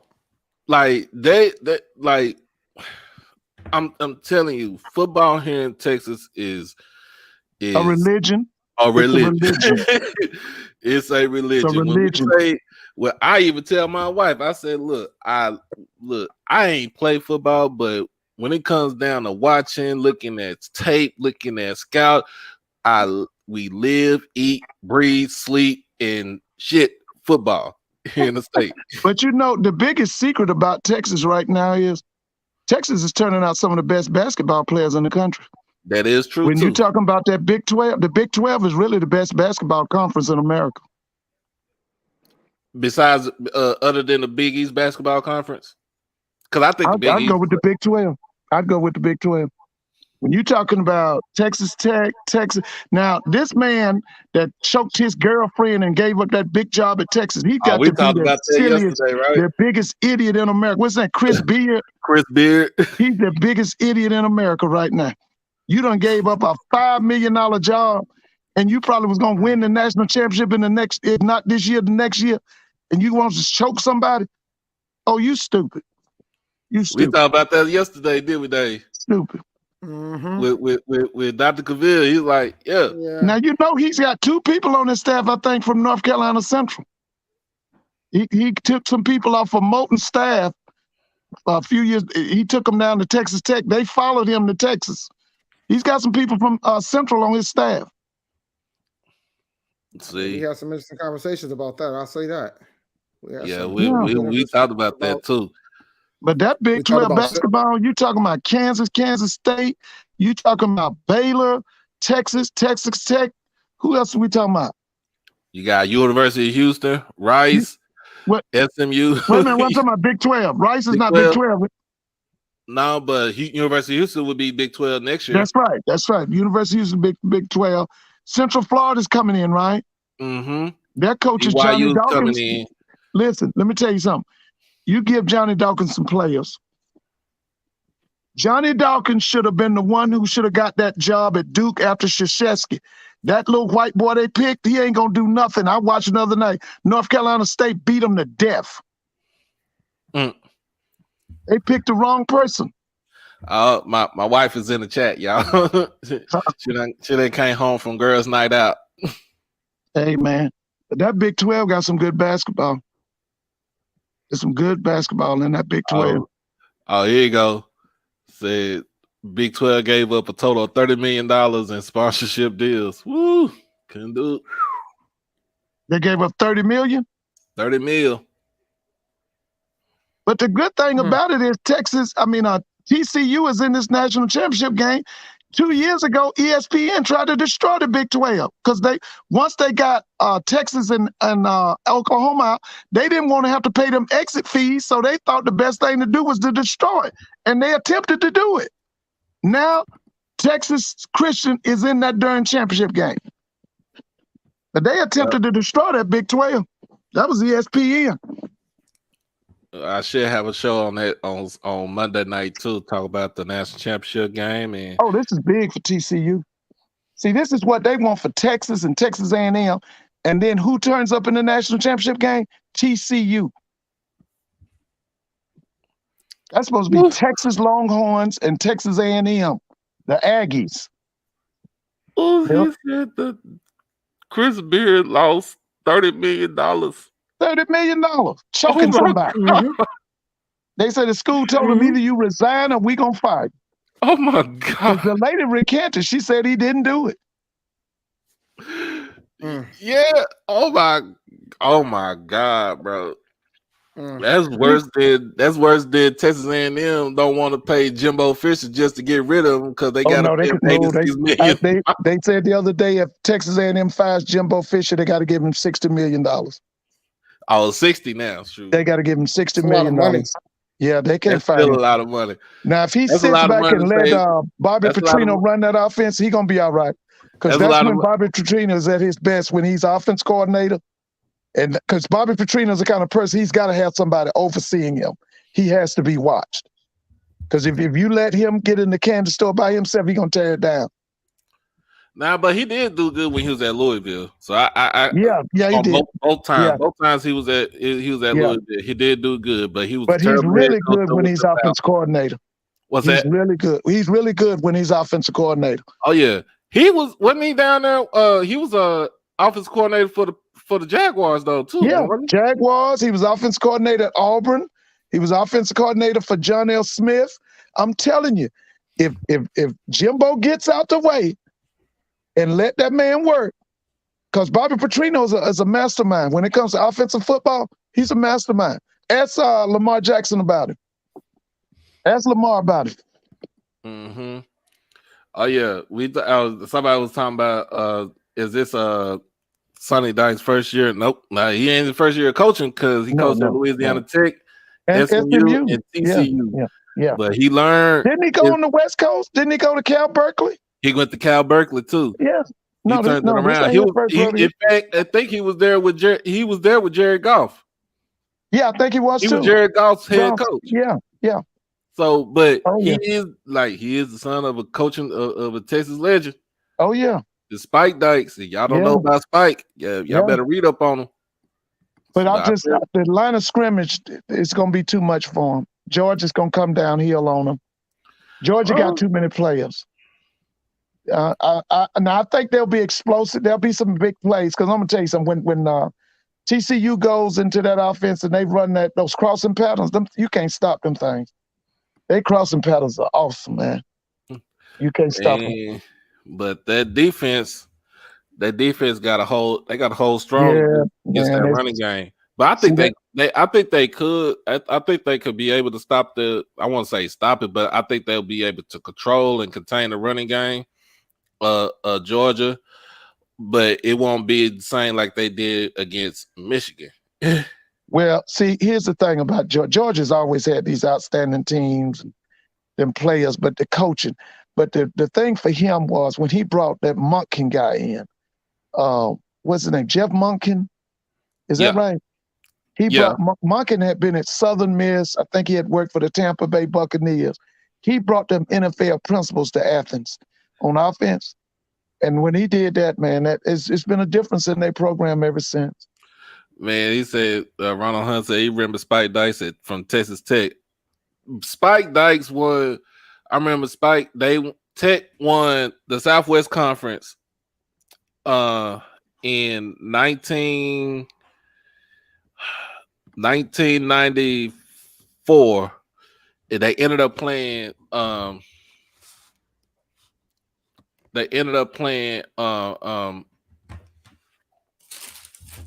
Hold on, y'all. Hold on. That's a big school. Saying that Coach Prime had interviewed for TCU.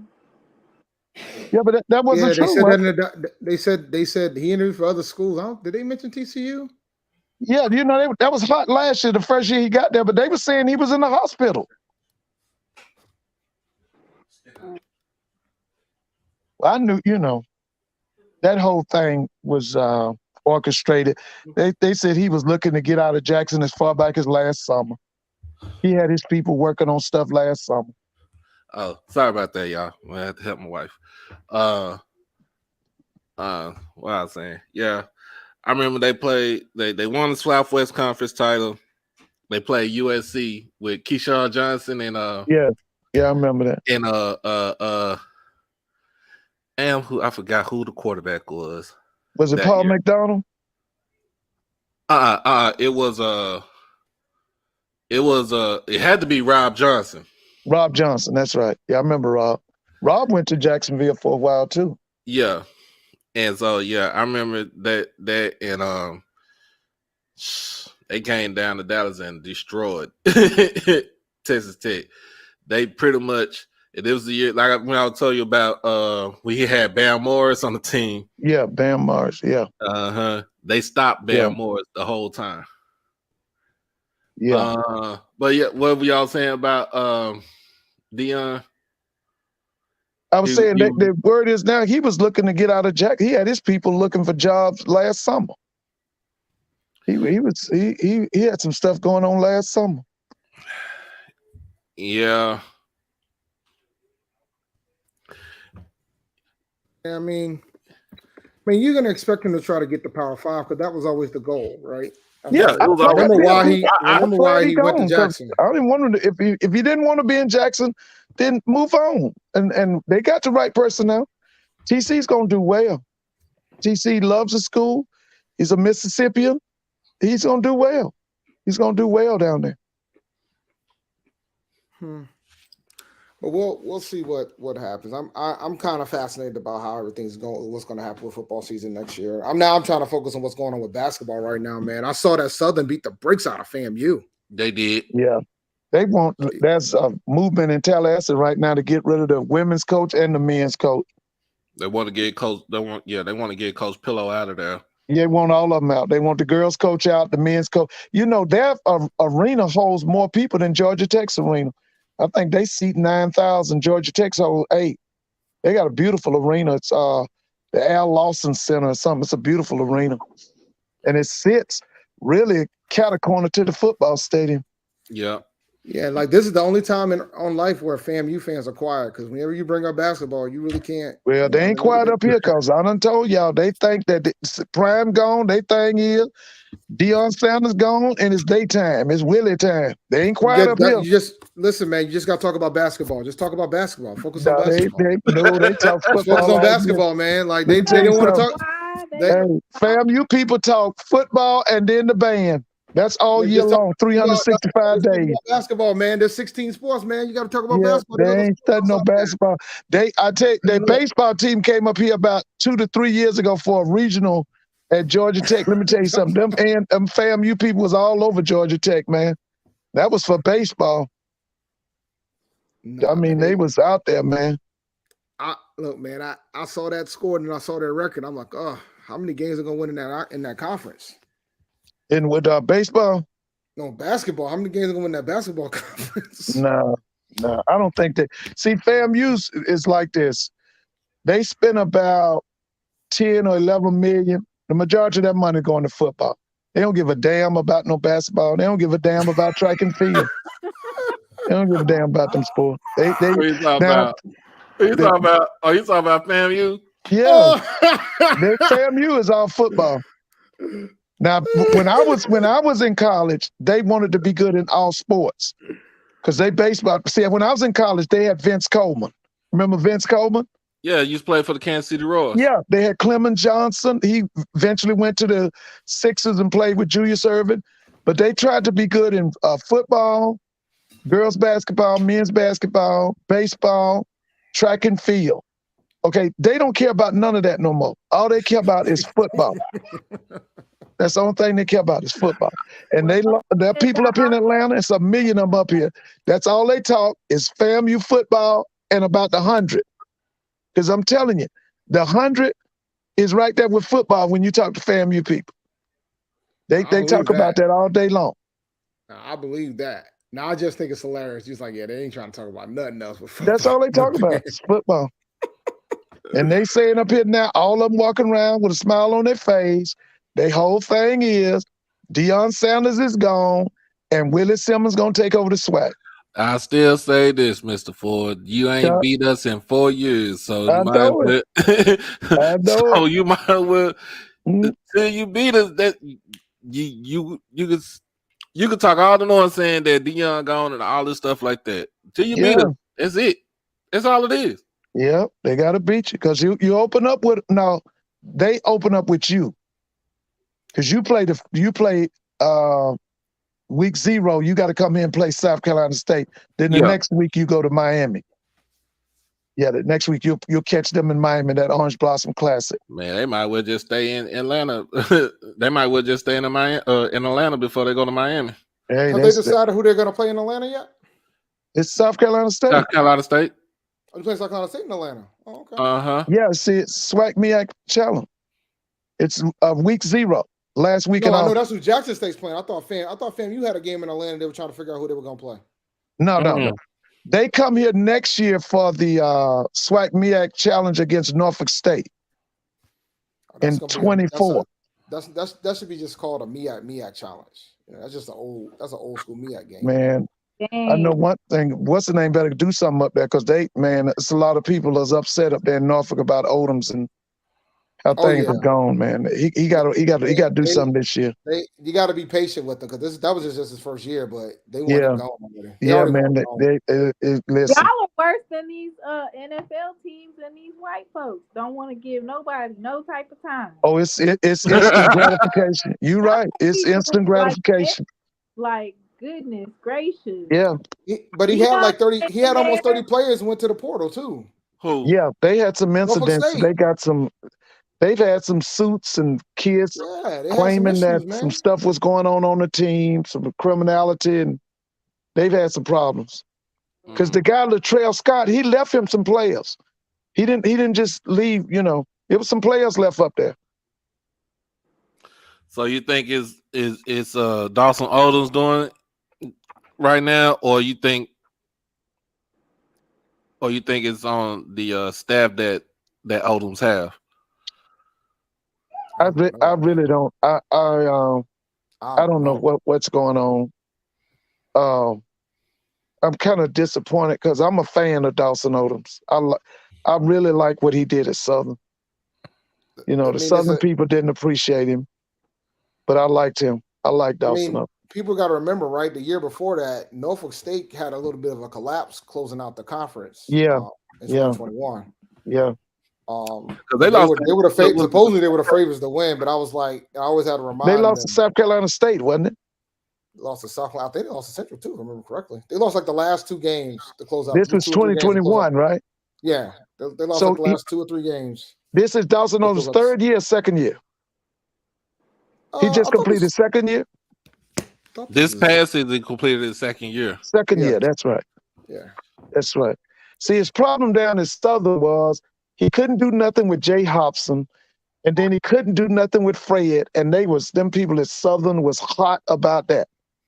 Because they were like, you gonna let these country come here and beat us in Baton Rouge? And they weren't doing right. It just was a mess. But then Fobbs had his number 2. Who?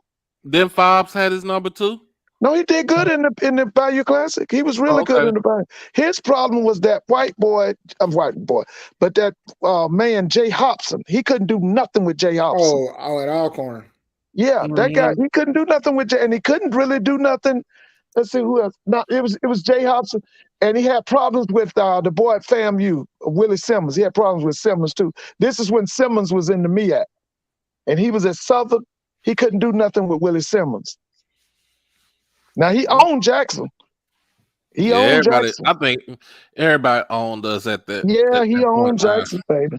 His first SWAC championship was against Jackson in Houston, Texas, 2013. I think he won it. Yeah, I don't want to relive that one right there. Yeah, that was listen, Carbagees come back to the campus. They fired Carbagees that Sunday. That lady was named Vivian Fuller. They let him go so bad. That Sunday, he just played for the SWAC championship. They fired him that Sunday. And let me tell you something. The program tanked from 2013 until Dion showed up. They brought in Harold Jackson, that was horrible. They had But he Tony still, Hughes. but Harold Jackson need to be in the Hall of Fame. So. Yeah, he should be in the Hall of Fame. But his coaching at Jackson was horrible. Then they brought in Tony Hughes. He's from Mississippi State. They said he's going to bring talent. He ain't brought nothing. And then the last one was John Hendricks. And that guy, Ashley Robinson, ended him, I think, after 1 year. And then that's when they brought in Coach Prime. Yeah, that comedy, them firing comedy. I'm like, you man, know what, y'all y'all. program. I said this when they fired him. I said we ain't gonna win. We're not gonna be back on top no time soon. No time soon. No time soon because of the what? Because like you said, the way that they fire him. Because even though yes, we lost the SWAC championship game that Saturday, you gonna fire him that Sunday when you get back on campus. Lady was named Vivian Fuller. Vivian Fuller. She was one of the worst. She had to be one of the worst ADs that we had right there. Yes, she did. And all the women sued her for sexual, harassment or something. All the secretaries and everybody sued her. Oh, you didn't know about that, Timona? What? You didn't know about that? I didn't know nothing about that. Yeah. Vivian Fuller. Yeah, Vivian Fuller. She was I remember he got fired. Yeah, Vivian Fuller was the AD that succeeded Robert Brady. Yeah, that's right. And Robert Brady was a good AD. Plus, he was a good baseball coach too. Yeah, she was so bad. The people in Mississippi were saying, "Get rid of Dr. Myers and her and Harold Jackson." They had a petition going around the state of Mississippi. Well, so get rid of Vivian Fuller, Dr. Myers, and Harold Jackson. I remember Miss Carolyn was misappropriating some stuff. Oh yes, man. She's in Atlanta right now. But I'm gonna tell you, I have to tell y'all, I really like Dr. Myers. I thought she did a lot for the school. She did do a lot for the school, though. She really did. Now I'm gonna tell you something about who misappropriated funds, and Dr. Cavill can say this. Dr. Dolores T. Cross, that was at Texas Southern, that was the president of Texas Southern University. Wait a minute, she was at Morris Brown too, right? Was she at Morris Brown? Was she from Chicago State? I think that was her, because I think she used. Yeah, she got in trouble up here about the financial aid money. Yeah. That was Morris Brown. Yeah, she was friends with Carol Mosley Braun. Carol Mosley Braun was a female U.S. senator. Mm-hmm. They were all good friends. And don't forget, Kanye West's mother worked at Chicago State. I think she was head of the English department.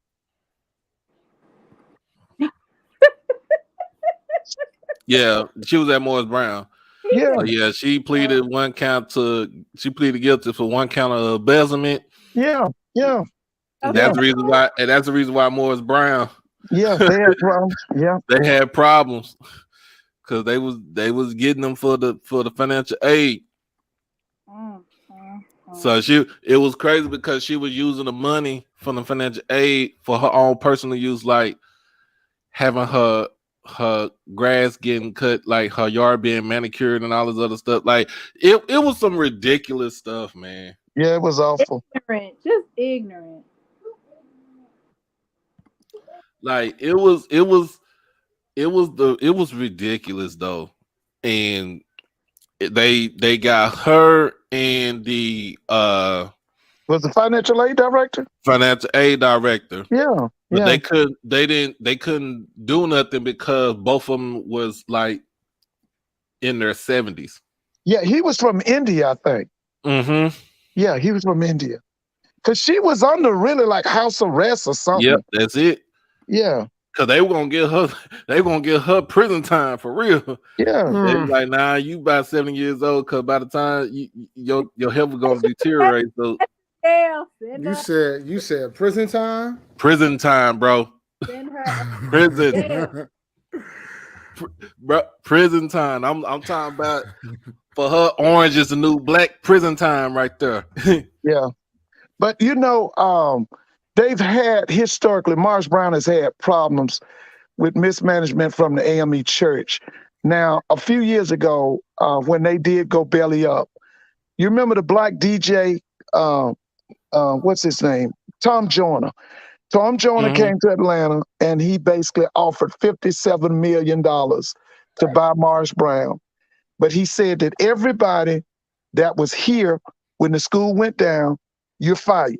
So they told him they didn't want his money because he was going, he was basically saying that everybody that was here when this school went down, When it you out went the down, door. yeah. But I would do that too. Yeah. I would do that too. Why would I want to have the stain of the people that was here that seen the school go down, that allowed the school go down, that allowed the president to misappropriate the funds, that allowed the financial aid director to misappropriate their funds? I wouldn't Well, want to have and that and on my. and I give you another example that's kind of lost in history. The late 80s, maybe 88, 89, you couldn't cash a check for Morris Brown. They were having serious problems. Two people stepped in and really saved the school. One was a guy named Bill Cosby. The other one was Mm-hmm. Oprah Winfrey. Yeah, They stepped and saved the school in the late 80s. And then when it went belly up that last time, they said they didn't want to hear nothing from them. Well, one thing that's good is Morris Brown did regain their full Yeah, accreditation. Yeah, yep, they did. 20 years. They did. So, this is going to be important, of course, once again, with segregation with the affirmative action getting ready to go down. We're going to see a rush for Black students going back to HBCUs. So that means with the accreditation, hopefully, they're working with the United Negro College Fund for some funding and stuff like that. Yeah, yeah.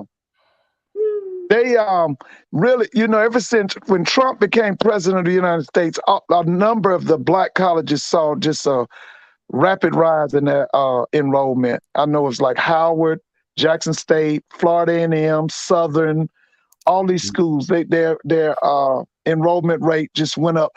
The major problem now at a lot of the Black schools is a lack of dormitories. They don't have enough dormitories on campus to house them. Now, I think Florida A&M has bought 2 apartment complexes in Tallahassee. yeah. Yeah. All the other HBCUs should be either following suit or they need to be making partnerships with these. Much like, at Jackson State, we had the Palisades. So basically, you sign a paper and your refund check, whatever amount that it was for your rent, it would get drafted out and they would send it over to the Palisades. Oh, Well, y'all see, talking about housing. Y'all talking about that's housing. another thing about Yep. Jackson State. To me, with Jackson State being in the capital city, you're in Jackson. Jackson State should have 15,000 students. I said that over and over. Jackson State but should have 15,000 students. Here's the thing you got to understand. When it comes to housing, there's 2 things you got to consider. One, the first thing you need to find out is, from a percentage standpoint, how many students does your university house? And compare that to your peers. And when I say your peers, you can say HBCUs, but also compare that to whether you're a public institution versus a private institution. And the goal is to try to get that to where you're at. Because I know A&T got a lot of flack about saying that, hey, we're not housing our students, but the reality is that we house our students at a higher percentage than UNC Chapel Hill, and we house our students at a higher percentage than most of the public institutions in the state of North Carolina. We higher than the national average in the country, and higher than the national average as well. We have 50% of our full-time students. And you know what I thought was so bogus was the state of North Carolina going to tell y'all to give back $2 million because they said y'all had too many out-of-state students. I thought that was awful. Mm-hmm. Well, and the funny thing about that is part of the reason why they put that it's a legitimate penalty, but part of the reason why they did that was because the thought was you're not letting in students within the state of North Carolina that are eligible to be accepted into that institution, which was not the case. Every student that applied that was eligible to get accepted into North Carolina A&T State University in the state was accepted. So that wasn't the issue at all. Yeah, but when you go and visit UNC Chapel Hill, them white people from the north are all over that school. It's not. So that's a fact. And the thing is, it's going to get interesting. I had a problem. Huh? A&T has a higher out-of-state cap than most of the schools in the state. Like A&T, Elizabeth City State University, North Carolina Central, and there's another HBCU that has higher out-of-state caps. Like A&T's out-of-state cap is 35%, North Carolina Central's cap is 35%, and Elizabeth City State's is 50%. But it Hey. says that they were only over enrollment of 170 non-resident students. So you find North Carolina A&T $2 million $2 million. for Yep. exceeding out-of-state enrollment by 161 students. I didn't think that we made enough ruckus about it. Like, I'm looking at it, it is all over the news, but they weren't outraged enough. You should have had And we were outside we were the alumni base was outraged, but then there were not some folks. The chancellor felt like the chancellor, I guess, during the meeting, when they said, "Well, we did call the chancellor and let them know the fine." The chancellor understood and was willing to pay the fine, but the chancellor's hands are tied too, right? Like Yeah. Chancellor Martin, that's his boss. Like so, you kind of your hands are tied, but at the same time, somebody sat down and did the math. With the out-of-state tuition, it was more money than what the fine was, but it still didn't make it okay. it's No, it did. I thought it was wrong. I thought it was terrible. enough backlash, kind of like they did with Kyrie Irving. We don't hear nothing about that no more because they laid up off of it. Well, it's North Carolina Central got the same fine the previous year. Oh, Central got the same fine? Yeah, they went over their limit the previous year. Who did? So they got fined $2 North million Carolina Central. also. It was, I don't know if it was $2 million, but they got fined for a similar thing. So that's just Wow. goes to And their enrollment's been kind of stagnant. They haven't been climbing like But ours. if you ever go and visit Tennessee State, Florida A&M, man, the North is all over those campuses, especially Tennessee State, Detroit, Chicago, New York, Washington, D.C. They all over Tennessee State. You go to Florida A&M, it's the same thing. Nothing but especially students from up north are there at Florida A&M. But it's always interesting to me because I live in the Northeast, and in the state, and I live in Rhode Island. So the state where I live in, a few years ago, they were trying to pass a law where the first 2 years of college for all the state institutions would be free to all in-state students, and the University of Rhode Island was fighting against it. They didn't want to do it. And so I was just doing some research. I'm like, I wonder why they wouldn't want to have more students within the state of Rhode Island, considering that we pay the taxes here. We help pay for this institution. You got Division I programs here for your athletics and things of that sort. So I wonder why they weren't doing it. And then what I learned was that they have a strong international presence at their campus. And they also have a lot of kids that come from out of state, from the New Jersey area, which has a lot of money. Right. So they were worried about getting less of that money in here. So that's why they fought so hard. So they only made it for community colleges the first 2 years is free. That was the compromise. But that was a part of Joe Biden's thing. Remember, he was talking about making 2-year colleges free? Mm-hmm. Yeah. That was a part of his platform. I don't know if he forgot about it or what. We couldn't get the loans forgiven. We not studying, Joe. What loans forgiven? What loan forgiveness? What loan forgiveness? Man, I don't know, but man, that's another issue. That's another. That's why that's why I'm happy I paid mine. I can't be out here waiting for somebody else to come save my behind. I was Well, man, hey, I thank everybody because we've been on since 8:30 tonight. I thank everybody for coming on the show. As always, we should do this every Saturday night. What do you think? Every Saturday night, I'll come on occasionally. I mean, I know you come on occasionally. I know you. We got records to deal with. I don't know about no 4 hours. No, I don't say ain't gonna be no 4 hours, but we had talked about a lot of stuff. It's Saturday night, so because usually on Saturdays in football season, it's a post game show. So right. So it's always about football, but you gotta focus on basketball. You gotta get into these basketball streets. Oh, we've already talked about basketball. We talked about that earlier. Definitely did. We talked about that earlier in the show. Then we started talking about NFL. We started talking about a whole bunch of stuff. I got into my NFL bag a little bit.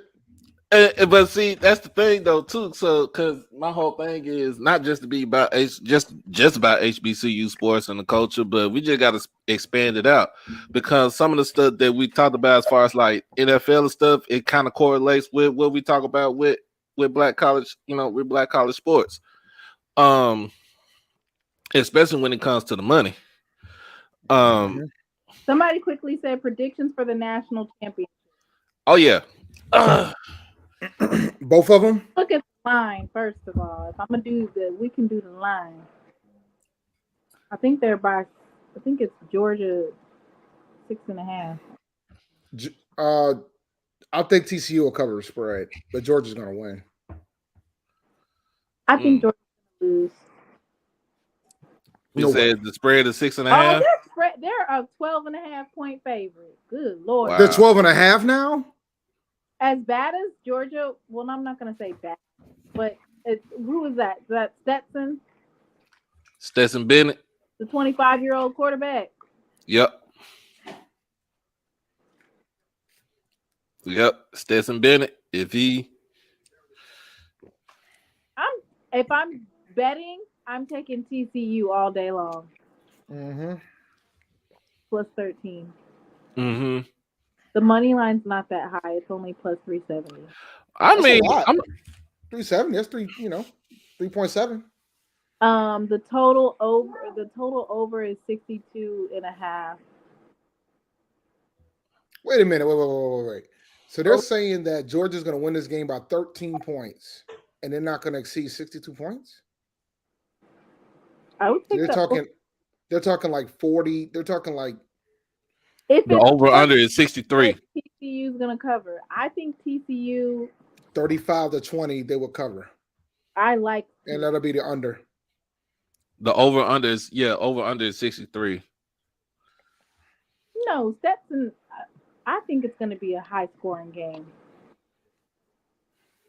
If it's a high scoring game, then that means TCU is definitely going to cover. I think Georgia's going to win though. Georgia's going to definitely win. Georgia was so close to losing.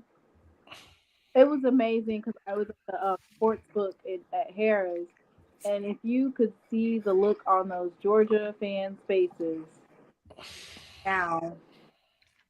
Well, no, they were winning, and he missed the field goal. Everybody was screaming like crazy. But before that, the whole game, it was back and forth. I think Sonny Dykes' game plans for Georgia. I think he keeps them in the game. I say it's close. I would say it would be closer than what most people would think. Oh, that's why I don't think Georgia will cover. They won't cover that. That's a large spread. Now, what if TCU pulls this out? Because this would be pretty much the biggest upset in college football history. There's been bigger upsets than this. I'm talking about in the national championship game. So you're saying when Vince Young beat the Vince Young upset? That would be the second. That would be the second one. I'll take that back. That would be the second one. Vince Young went in there and took them boys out. That was a big. Vince Young went up. They went up in. He did that joint by himself and showed them how country boys play, man. I'm just saying. They showed how. I mean, the Boise State one wasn't a national championship game, so that wasn't an upset. That was a big upset, but it wasn't. There was an upset. I mean, the biggest upset I ever saw live was in any game was definitely when App State beat Michigan. True. I had a buddy that was in college when that shit happened. That was at App State when that happened. Wild. But at TCU wins this game on Monday, bro. Fort Worth. That means your boy gets to play him early in the season this year. Get my boy Cedric. He said he nuked up. He nuked up today. Hey, y'all day was 2 days ago, bro. Look, man, I just want to see you guys. Just say, man, great show. Yeah, I'm still having new withdrawals since the other night. We just had J5, man. So and we partied, man. Imagine partying, on a Thursday night, man. So we I can't still do it. having withdrawals, man. But I can't now, do it no more. great show. I'm going to my brunch tomorrow. I'm going to my brunch later today, actually. We Oh, got a y'all brunch day coming today, up and next Founders week. Day is tomorrow. Y'all's coming up next week, right? No, tomorrow, Monday. Oh, for real? Yeah. Well, after J5, we don't count nothing else. We don't, No. we don't keep You'll be up with there. You'll with be the, with the there. rest of No, all we'll that talk about stuff. the Founders. You'll be there. You'll make the appearance. You'll congratulate us. You know what I'm saying? It's fine. It's cool. You know what I'm saying? Wait a minute now. I mean, you see my shrine now. You Listen, see my man. shrine now. I'm not in the man. I'm not in the man cave. My gear's downstairs. My blue and white's downstairs. You know what I'm saying? I'm up in Man, there. I am look, and it's so crazy that you said I'm in the man cave. Look what I'm watching. Oh, man. look at that. Man.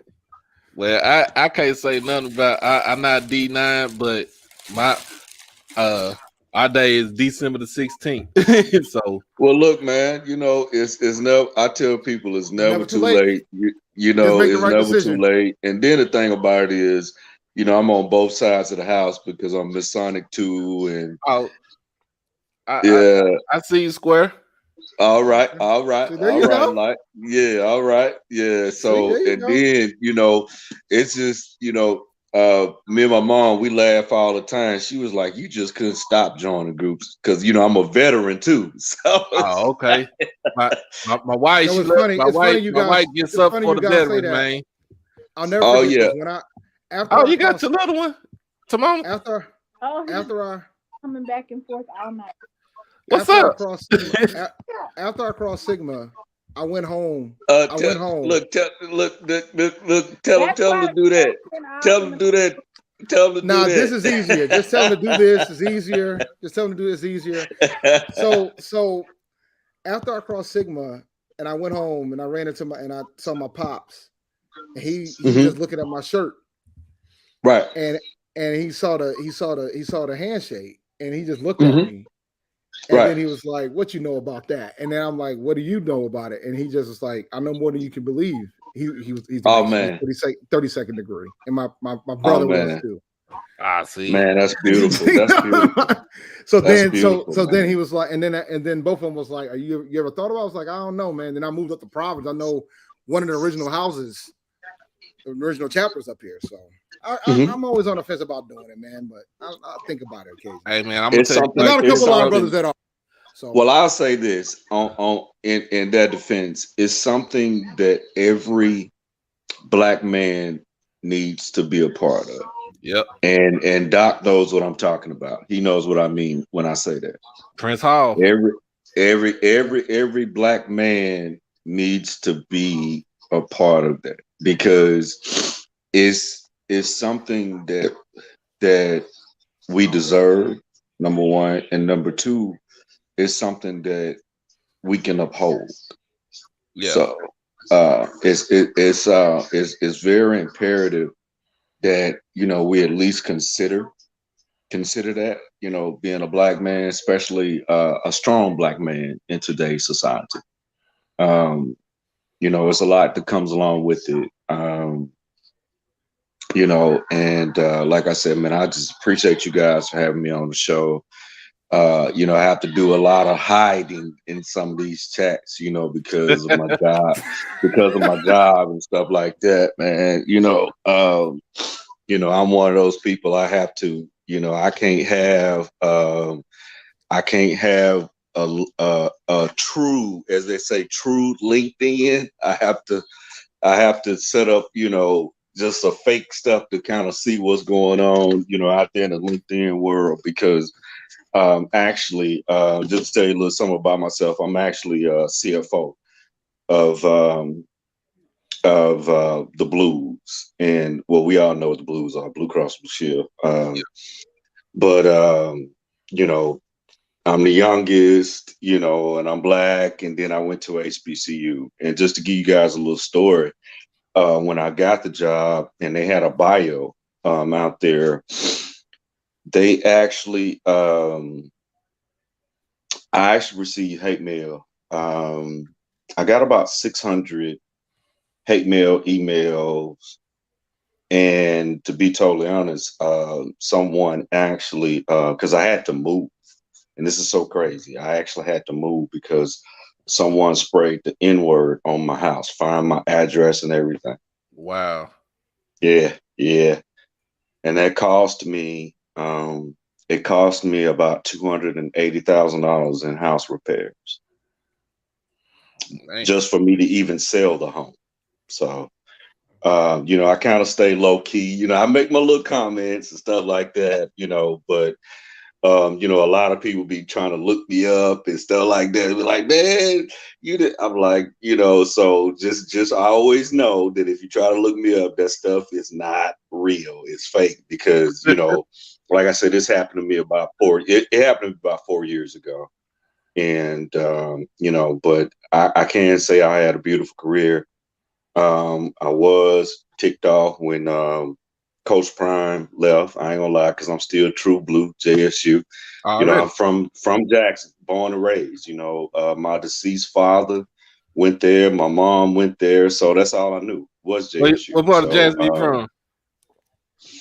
man, a lot of people when I say it, a lot of people be like, "Ain't no way, man! I'm from President Hills, man." Man, ain't nothing wrong with Presidential Hills. Shoot. Been Yeah, there see, plenty of back when I times. was growing up, Presidential Hills was like, kind of elitist. But Oh yeah. when Hood moved in, you know how that go. It kills all and all that stuff. But like I said, I'm a proud Hill boy, as we always say, and Jacksonian. I went to Callaway, and but my undergrad I went to Tougaloo, and Okay. but I ended up going back to Jackson State just to get a degree, just in honor of my deceased father, because he was actually a judge, and actually peep the date, he was elected in 1979. So yeah, he was one of the first black judges in the state of Mississippi. So Man. I went back and got another grad degree from JSU, just to kind of honor him and stuff like that. But yeah, man, this show was very insightful. My hope and my dream is that you guys can come to some type of conglomerate as far as an HBCU network, not just a channel, but a network. Man. Why can't we get it to where, okay, 6 o'clock on Monday night, She Loves D. 8:30 on Tuesday night, Doc Holiday. Hey. Wednesday night. That type of thing. And I just really, because I've talked, I've spoke, with Ken. He's a great guy. I spoke with Oh yeah. Rev. Yeah, those are great people. And to be totally honest, I spoke with Scotty, man, and because he had an issue, I think with one of my frat brothers or something like that. So I was the one to kind of straighten that out, and told him that, hey, yeah, because So, yeah, I know the whole Look, story. man. I know the Look. whole Let me tell you story, something to man. you. Me and Scotty are tight. So I ain't got no issue with Scotty. I No, Me thought and and I Scotty is all love to no, Scotty. Scott. That's my guy. See. The thing about it is, I've had my run-ins with Scotty, but Scotty is entertaining. He's that My shock value, that ludicrous. You know what I'm saying? He's that Stephen A. well, Smith. You might not agree with every damn thing they say, but they gonna report. You know what I my mean? my So yeah. my thing with Scotty is this, and I've always Uh-huh. and this is somebody who, because I have a show covering the Panthers, and so Okay. Carolina Panthers. So for me, it comes down to this. Okay. For me, Hmm. everybody that does this stuff is important. Everybody has Sure. their Sure. purpose. Sure. They have their Sure. purpose. You don't have, like you Sure. said, you don't have to agree with them on everything, but they No. have their No. person. You need each other. They're like, Sure. whether you agree with them or not, you need each other. Because I'll never Hmm. forget when I first got into, when me and my partner first got into the scene with the Panthers. We initially Hmm. started. We didn't really had we were just doing it because it just made sense to do it. We were arguing, Sure. let's record it, see what happens. Sure. Then we Sure. had viewers, it started blowing up. Then we got called out.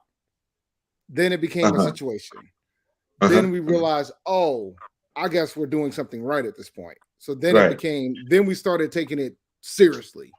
Right. And then we started. And the thing about it is that, you know, we need to be not only thinking about channels, but we need to be thinking about networks. You know what I mean? No, I because agree. the best way to enlighten and to reach out to the HBCU culture is to just form a network, because it's kind of like, if you guys can recall, like the Voltron action figure.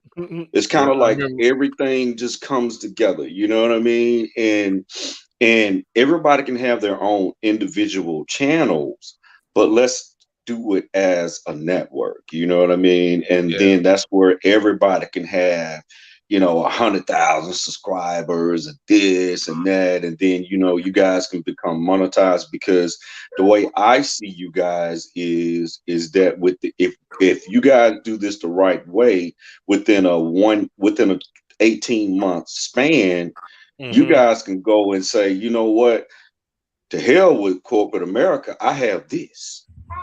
You see what I'm saying? And you know, and that's the thing. And but like I said, I'm very proud of you guys.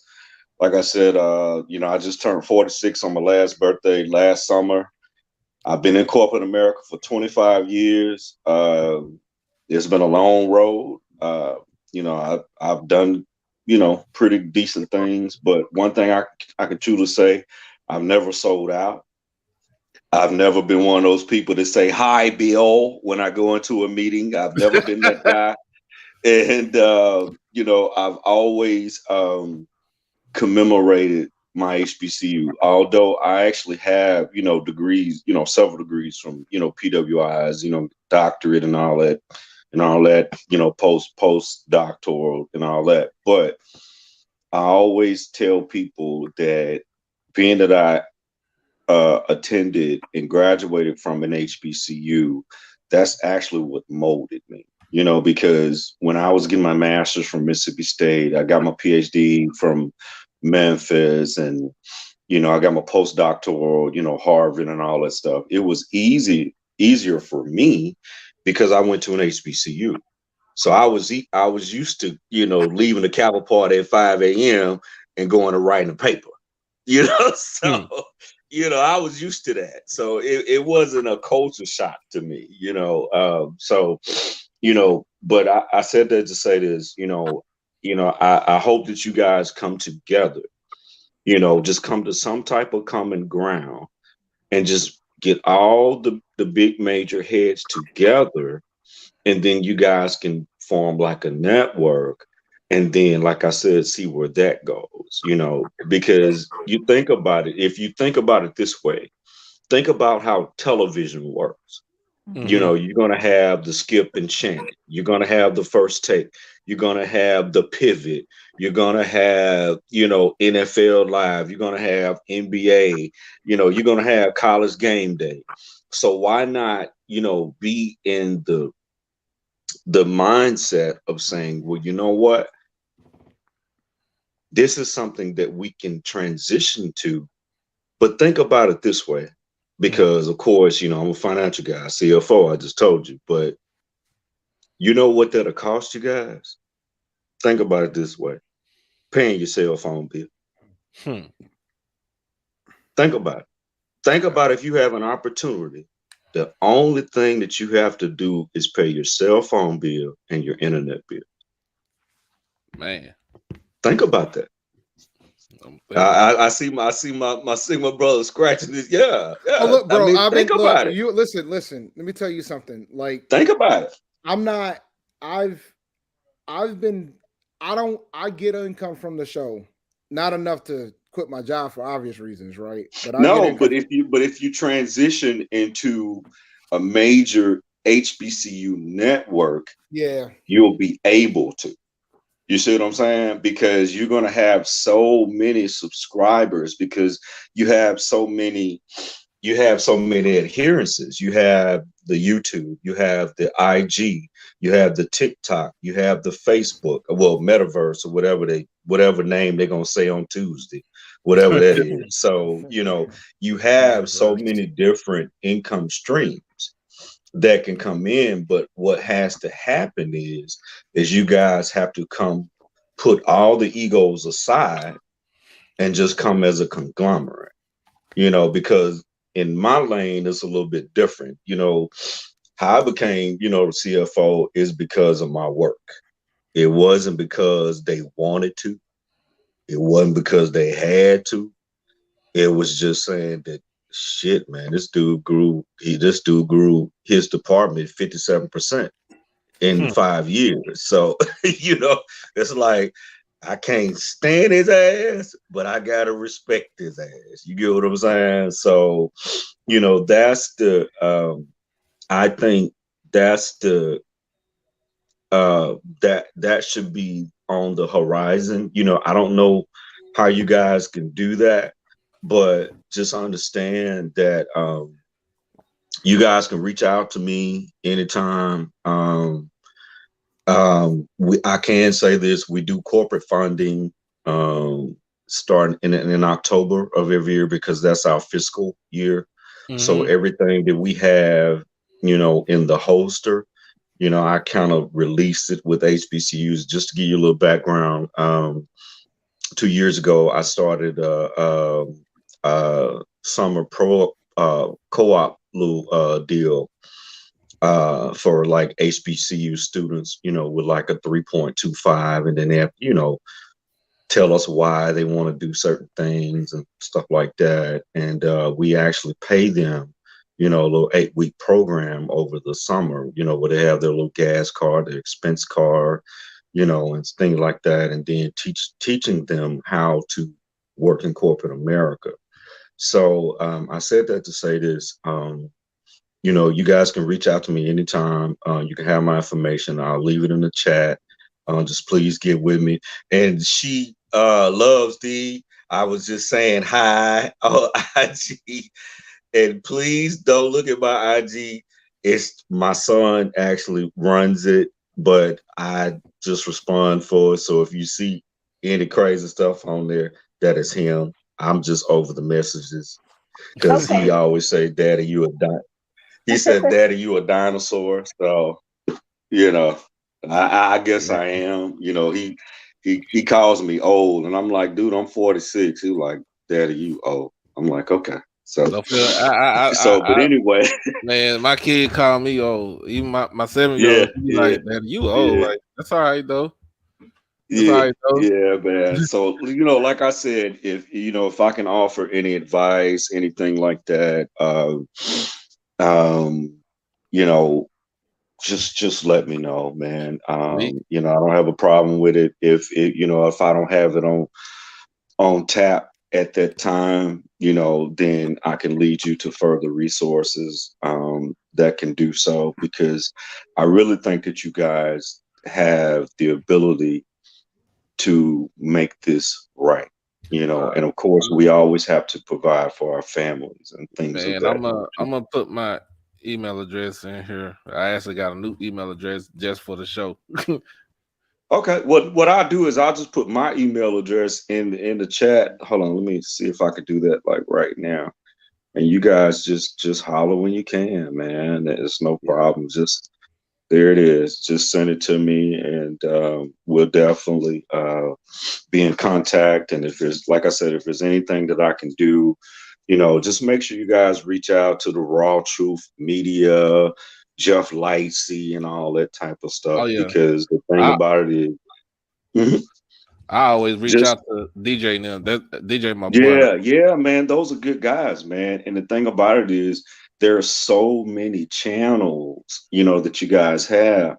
But just imagine if you can come as a conglomerate to where you're giving the audiences, this big entity that they can go to, and everybody benefits from it. You see what I'm saying? Mm-hmm. I And that I can agree. happen. Here's my biggest thing, and this is the advice that I will give, because it's a phenomenal Sure. idea. No, you need the truth. Well, No, we all need but to. this is coming from somebody who's doing it right, that has a show, and me and my partner does their own solo shows. And Mm-hmm, the thing that I will always say is this: you have to mm-hmm. leave the egos at the door, Door, you because got you. if You you got to. cannot, and I'll give you an example, right? So Yeah.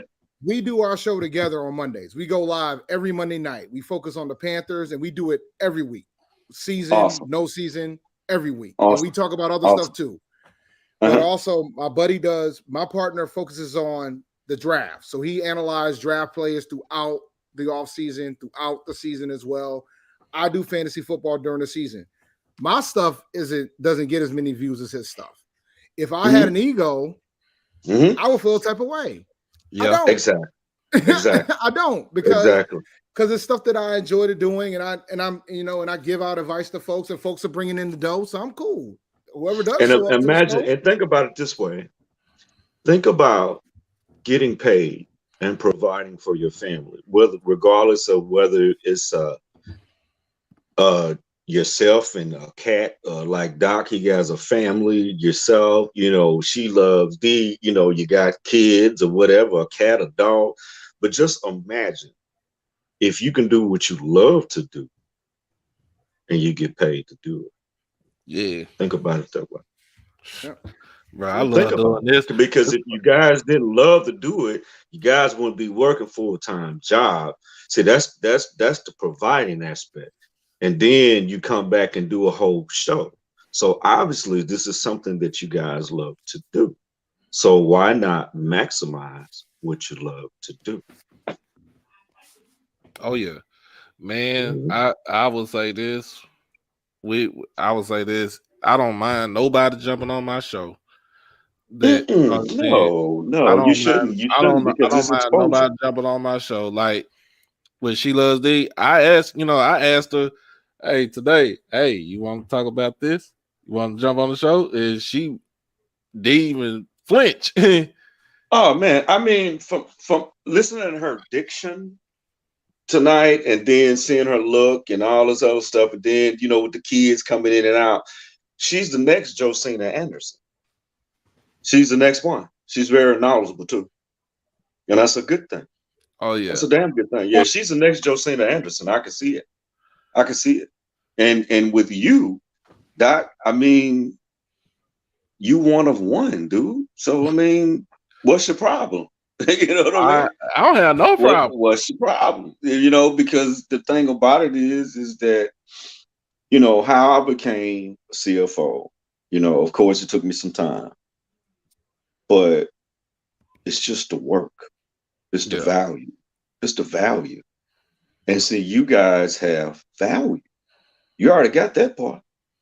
So why not just have these little subtle meetings and things of that nature? Because you got to think now. Just think if we push the progression and then start having these NIL deals at all the HBCUs for these kids. You watch this. They already 50% thinking like, well, it's not a bad thing to go play for my people. But what Mm-hmm. if they can have the NIL deals too? And that's how you level the playing field.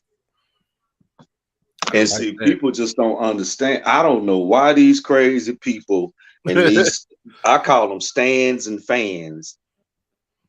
If y'all crazy butts, and I call them swackers and meackers and seackers and all these guys, why? Why, ma'am, why, sir, are you not taking advantage of the vet when Jackson State is not there? That stadium holds 60,000 people. Mm-hmm. There's a lot of D1 schools that don't hold that. I.e., what Coach Prime is at right now, They they don't don't even hold hold. They only hold 50. it. Imagine that. More like 40. I think it's 48. Yeah. Man, remember They might before have expanded it a little bit, but remember before the state gave the vet back to back and gave the vet to Jackson State.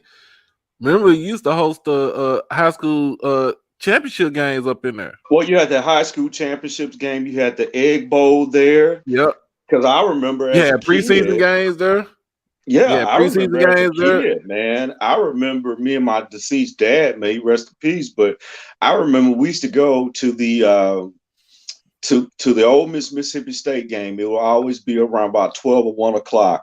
And me and him would just sit there all day until they played the Soul Bowl later on that evening at 5 or 6 o'clock. I remember that, man. So, you know, and like you said, there was big time concerts that came there. There were, like you said, the NFL. Remember the Saints had preseason Yeah, games Saints had there. preseason So, game there. you know, we need to take advantage, man.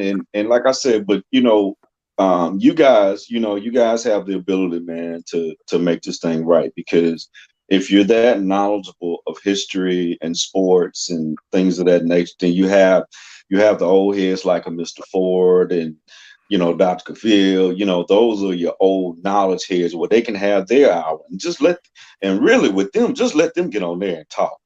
I mean, I listen to that Oh all yeah, day. That's better, they I, better I, than CNN. I, You I, know, CNN. I'll just turn my screen off. Like, look, y'all go at it. Yeah, just go at it, man. Y'all go at it. So I'm just sitting here. I mediate. I don't have to do yes, nothing else. that's it, man. But So, yeah, man, thank you for maybe that's coming just on. something that, you guys can kind of, I would, you do what you want to, but you're grown. But, I would advise you guys to get everybody info on all these channels. Because think about it, that all of us, we bounce around from channel to channel to channel to channel. You guys know that's the truth. But, maybe just come, and like brother said, man, brother Dave, he said, let the egos go.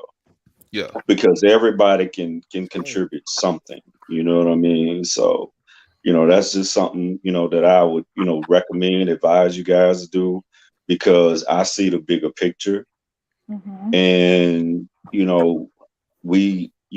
and then you have to think about it, because from a number standpoint, in our culture, the average household income is $40,000. Mm-hmm. And that's horrible. mm-hmm. $40,000 will probably last my bills to probably March. So, we have to think about stuff like that, but we also have to think about that it's a great way, and you guys have a very opportune time to make this work, especially with, the lights are on HBCUs, whether it's good or bad, but there is a light. You see what I'm Yeah, saying? So why not just take this light and just run with it? Run with it.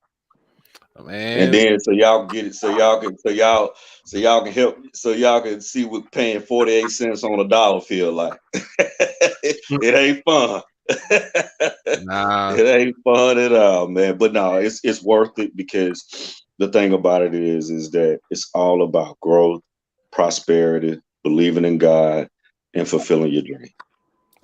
man, I thank you, man. Thank you. No problem. No, I thank you guys, man. This was a great show, man.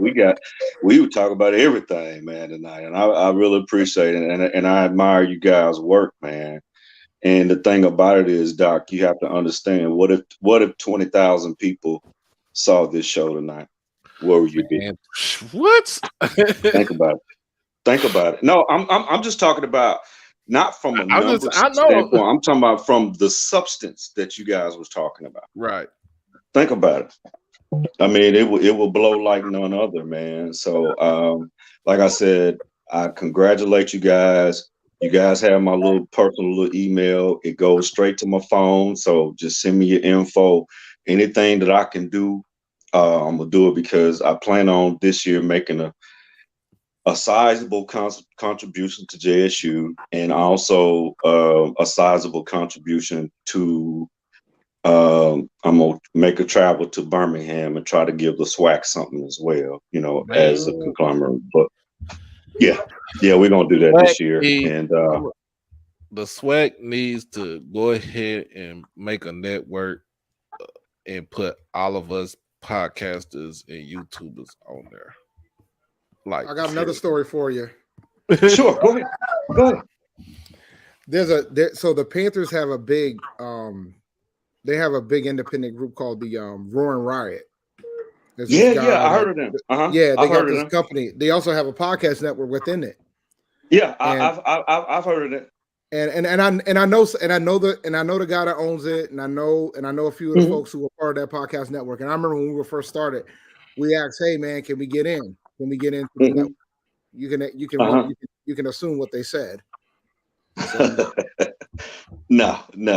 But see, that's when you create your own, and you don't have to worry about getting in the door. Because at the end of the day, and the thing for us, y'all are in the space that you don't need corporate America, man. That's what I'm trying to get you guys. No, I know, and that's the thing grassroots. This is straight grassroots, and that's the thing too. And what we learned over time too is that even though like they're their own thing, they have a pretty heavy affiliation with the Panthers. And we kind of necessarily don't completely want that because we want to be able to express our opinion. We want some portion of it because we want to be able to we would love to have access to the current players, but we're still able to get some of them in for an interview on occasionally, and we're still able to get former players. But see, that's the start. Yeah. But see, that's we were able to get Steve. You got to start from somewhere. You got to start from somewhere. You got to start from somewhere. And you know what? I would think that you guys, why don't you guys, in April, interview the NFL draft picks? Oh, we have. Yeah, think about that because they're not going to be used to the commercial appeal right off. You know what I'm saying? You can start there. And let me say this: What if this guy that you interview from the 2023 Panthers draft, right? Let's say 2 years from now, they become an NFL All-Pro. Mm-hmm. Then you have the rights and the occlusions on that initial interview. Which builds your media resume.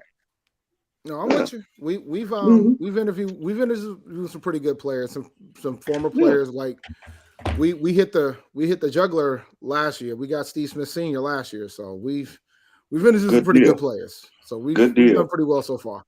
Just always think it's two things I want to leave with you guys. He or she who thinks best always win. Mm-hmm. M plus C equals P. M means motivate plus cultivate equals production. Always remember that. I live by it. Live by it. You're talking to a guy that knows what spending only having $20 in a week and having to feed himself and have gas. So I know both sides of it. I know what having $20 in a week, and I know what having $20,000 a week equals. So just please, ma'am, please, sir, conglomerate, network. If you don't dream big, then you have nothing to strive for. You have nothing to strive for. You gotta dream big. Because think about it. Let's say if you dream about having $100 million, but in reality you get $10 million. Are you really mad? Think about it. All right. Look, I'm back in the chat. Let me go upstairs and check on this 17-year-old because I hear some they all sound the same. I don't know if it's young boy, little bit. I don't be knowing. All I know is they just be mumbling with auto tune. That's the only thing I know. So let me go up here and check on them. But I still be in the chat. Love you guys, man. I appreciate you guys, what you're doing. Understand that HBCUs, that's the best education that a person can get.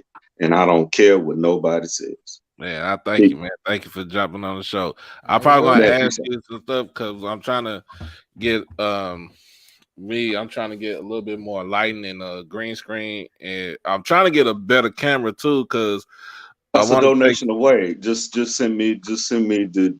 Like I said, my corporate. I mean, I work for one of the biggest health insurance corporations in the Yeah, world. So, it takes it's like a 60-day process. But I'm the CFO, so I can kind of make it expedite it a little bit. But yeah, we can do sponsorship and stuff like that. So, I see. In fact, I'm gonna email you basically what I need, and also all you right. guys, all you have to do is just hit me up, send Yeah. me an email. She loves the respond on Instagram, and Okay. you'll be I have fine. to check. I have to check my Instagram. I'm just playing. Look, but no, just Everybody like I else said, does that. Like, I'm yeah, just. yeah. No, I'm a teaser. I love it, but no, you guys, like I said, just let us know because we, starting probably around about that May, June, we're gonna start sending out a bunch of like sponsorships. So this year, I'm actually I got a meeting with the board actually the last week of this month. And of course, every year I have to bring to the table, what we want to sponsor in, from a corporate standpoint. So this year my vision is to do about 50%, corporate sponsorship to HBCU networks. So, Okay. mhm. Man. Oh yeah, we got to do it, man. Because I mean, you guys, you got the talent and you got the drive. So why not get paid for it? That's true. Makes no sense. That's true. It makes no sense. And then think about this. This is a paid hobby. Who wouldn't love that? That's true. So but like I said, just you guys have my personal email. Just hit me up, send me what you got, and like I said, I'll definitely be kind of going back and forth with you guys, letting you guys know the progress and things of that nature and what we have on the horizon as far as corporate sponsorship. Because my goal is to everybody that I come across in these channels and things of that nature, pull them to the side and say, hey, this is what we got going on, 5,000, 10,000, whatever it is, and then just say, hey, have at it and, congratulations and do what you need to do. But, the main focus, is growth, and the thing about it is you guys are in the space that all you have to do is pay your cell phone bill and your internet bill. Mhm. Imagine that. Hmm. I'm gonna say this again. Imagine that. That you have to, do that. So that's where you guys can really, really, really, grow this thing, and it will be more than just a hobby. It will be a reality. You Right. know. Mhm. So, like I said again, thank you guys for having me. I'm still in the chat, and man, peace and prosperity to you guys. Man, thank you, All right, man. man. Have a good one. Man. I'm gonna. I'm about to head out myself Yeah, I'm about to because be out. I got to. I got Founders Day brunch tomorrow. Well, shoot, less than Oh good yeah. grief, less than In 8 hours. fact, I gotta. I'm thinking about next week. I'm gonna have a Greek night for the show. Oh boy, you. Oof. Hey, I don't. And honestly, man, I know. Dr. Cavill. I know Dr. Cavill is an alpha. yep. Um, I believe. I think BJ Jones is a noob. I believe he's a noob. Hey, on that long week, I could get somebody. It's gonna be a Greek night. So You got to get 9. I don't know where you're gonna find the iota though.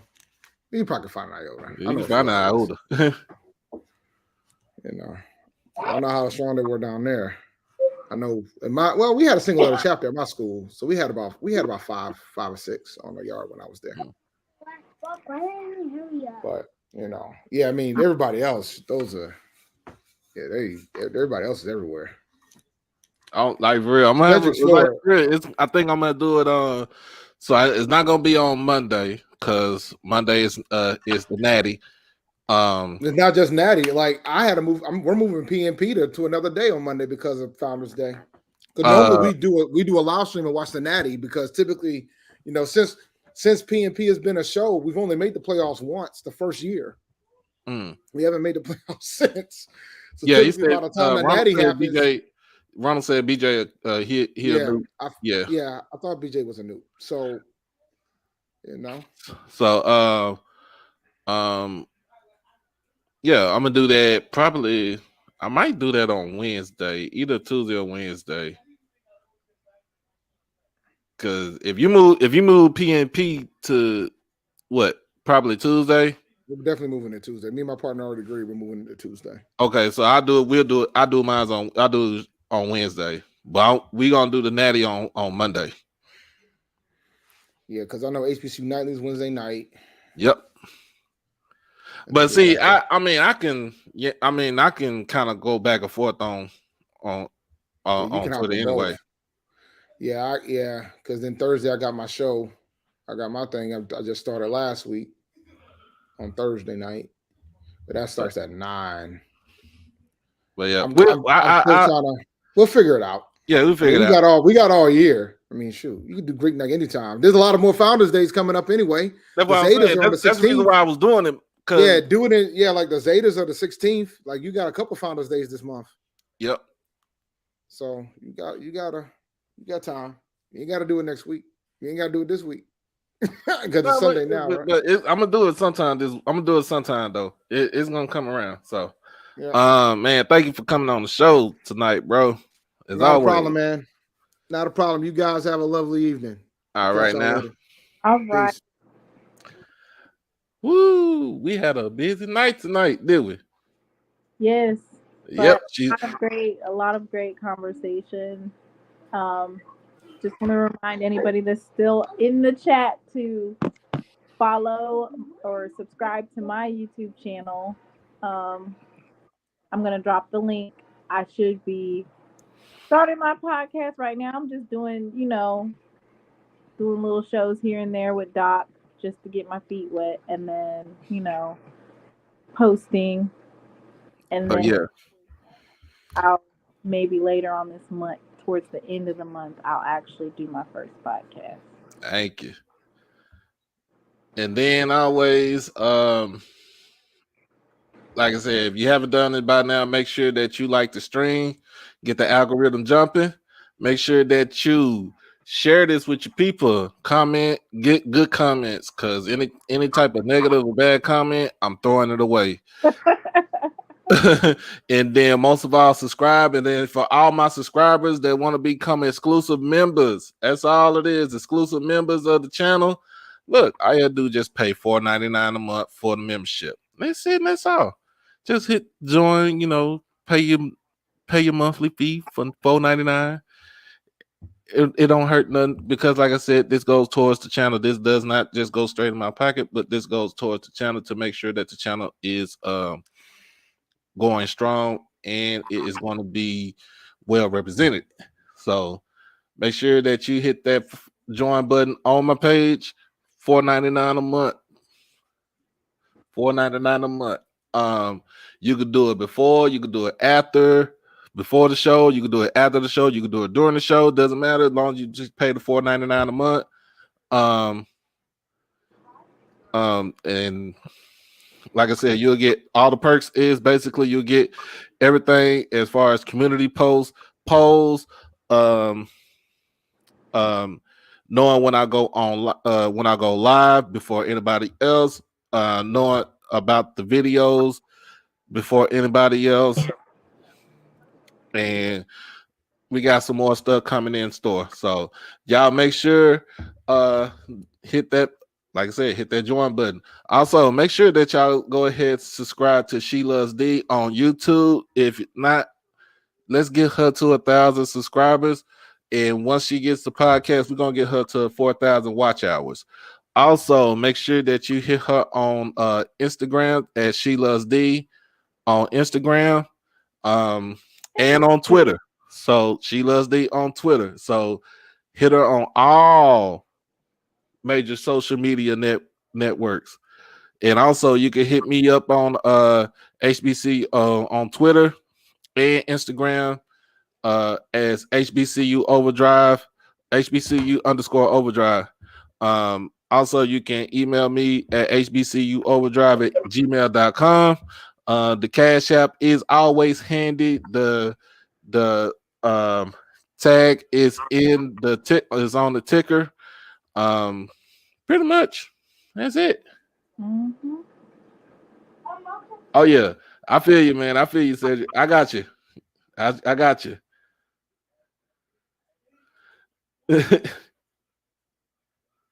Yeah, man. Thank y'all for coming in. And hey, and I didn't stand nobody up, bro. I told you the wife went on she went on a girls' night, so she had the vehicle. I was at work, so I had to catch the bus home.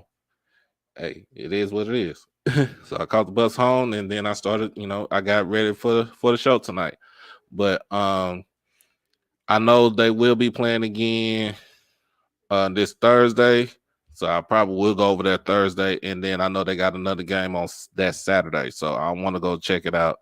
I'm really gonna go check out over at Paul Quinn. So I've been saying I'm gonna do that, so I'm gonna keep my word to go do that. Is that the one with the updated with the beautiful basketball arena? Well, it's not the arena, but it's the floor. So that's what I was talking about earlier. So what they did was they took a picture.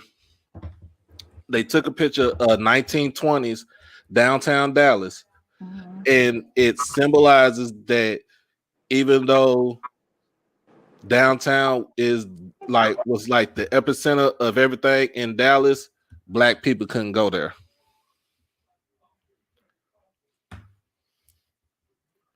So pretty much that's what it was. That's how that's what is represented. It's done, and it's actually done by I think I don't know if he is a Paul Quinn College alum, but it was done by him. Um, and their motto is "We over me." And hey, from what I've seen, when the old Bishop College shut down, um, with the owner, the owner and operator of Williams Chicken that's here in Dallas, Hiawatha Williams, gave the money. Um, and the Cottrells, they own they I know they own the hairline products. They gave the money to move Paul Quinn from Waco to Dallas. So Paul Quinn now is on the old site of Bishop College. And so they have been they were struggling. They was kind of like they was in the sense of Morris Brown. They were struggling a little bit, but they have a president in Michael Soros. I don't want to butcher his last name. In Michael Soros, where he has taken Paul Quinn to newer heights and next level, y'all. So, um, that in that case, man, that would be something that I'm like I said, that is the only HBCU here in Dallas, and I'm going to be trying to be doing full support, and not because it's full support because it's the only HBCU in Dallas. It's ran by it ran by the AME Church, which I so happen to be affiliated with. um, so Is that's that my hope. D2? Are they D2? They are NAIA. They Oh. did have a football team, but they disbanded the football team because it was burning through their budget.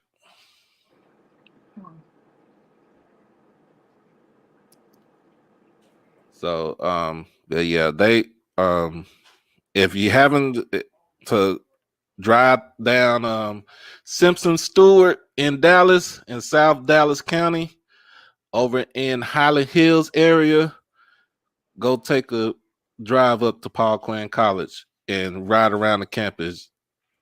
They have done miracle work over there to get that campus the way it is.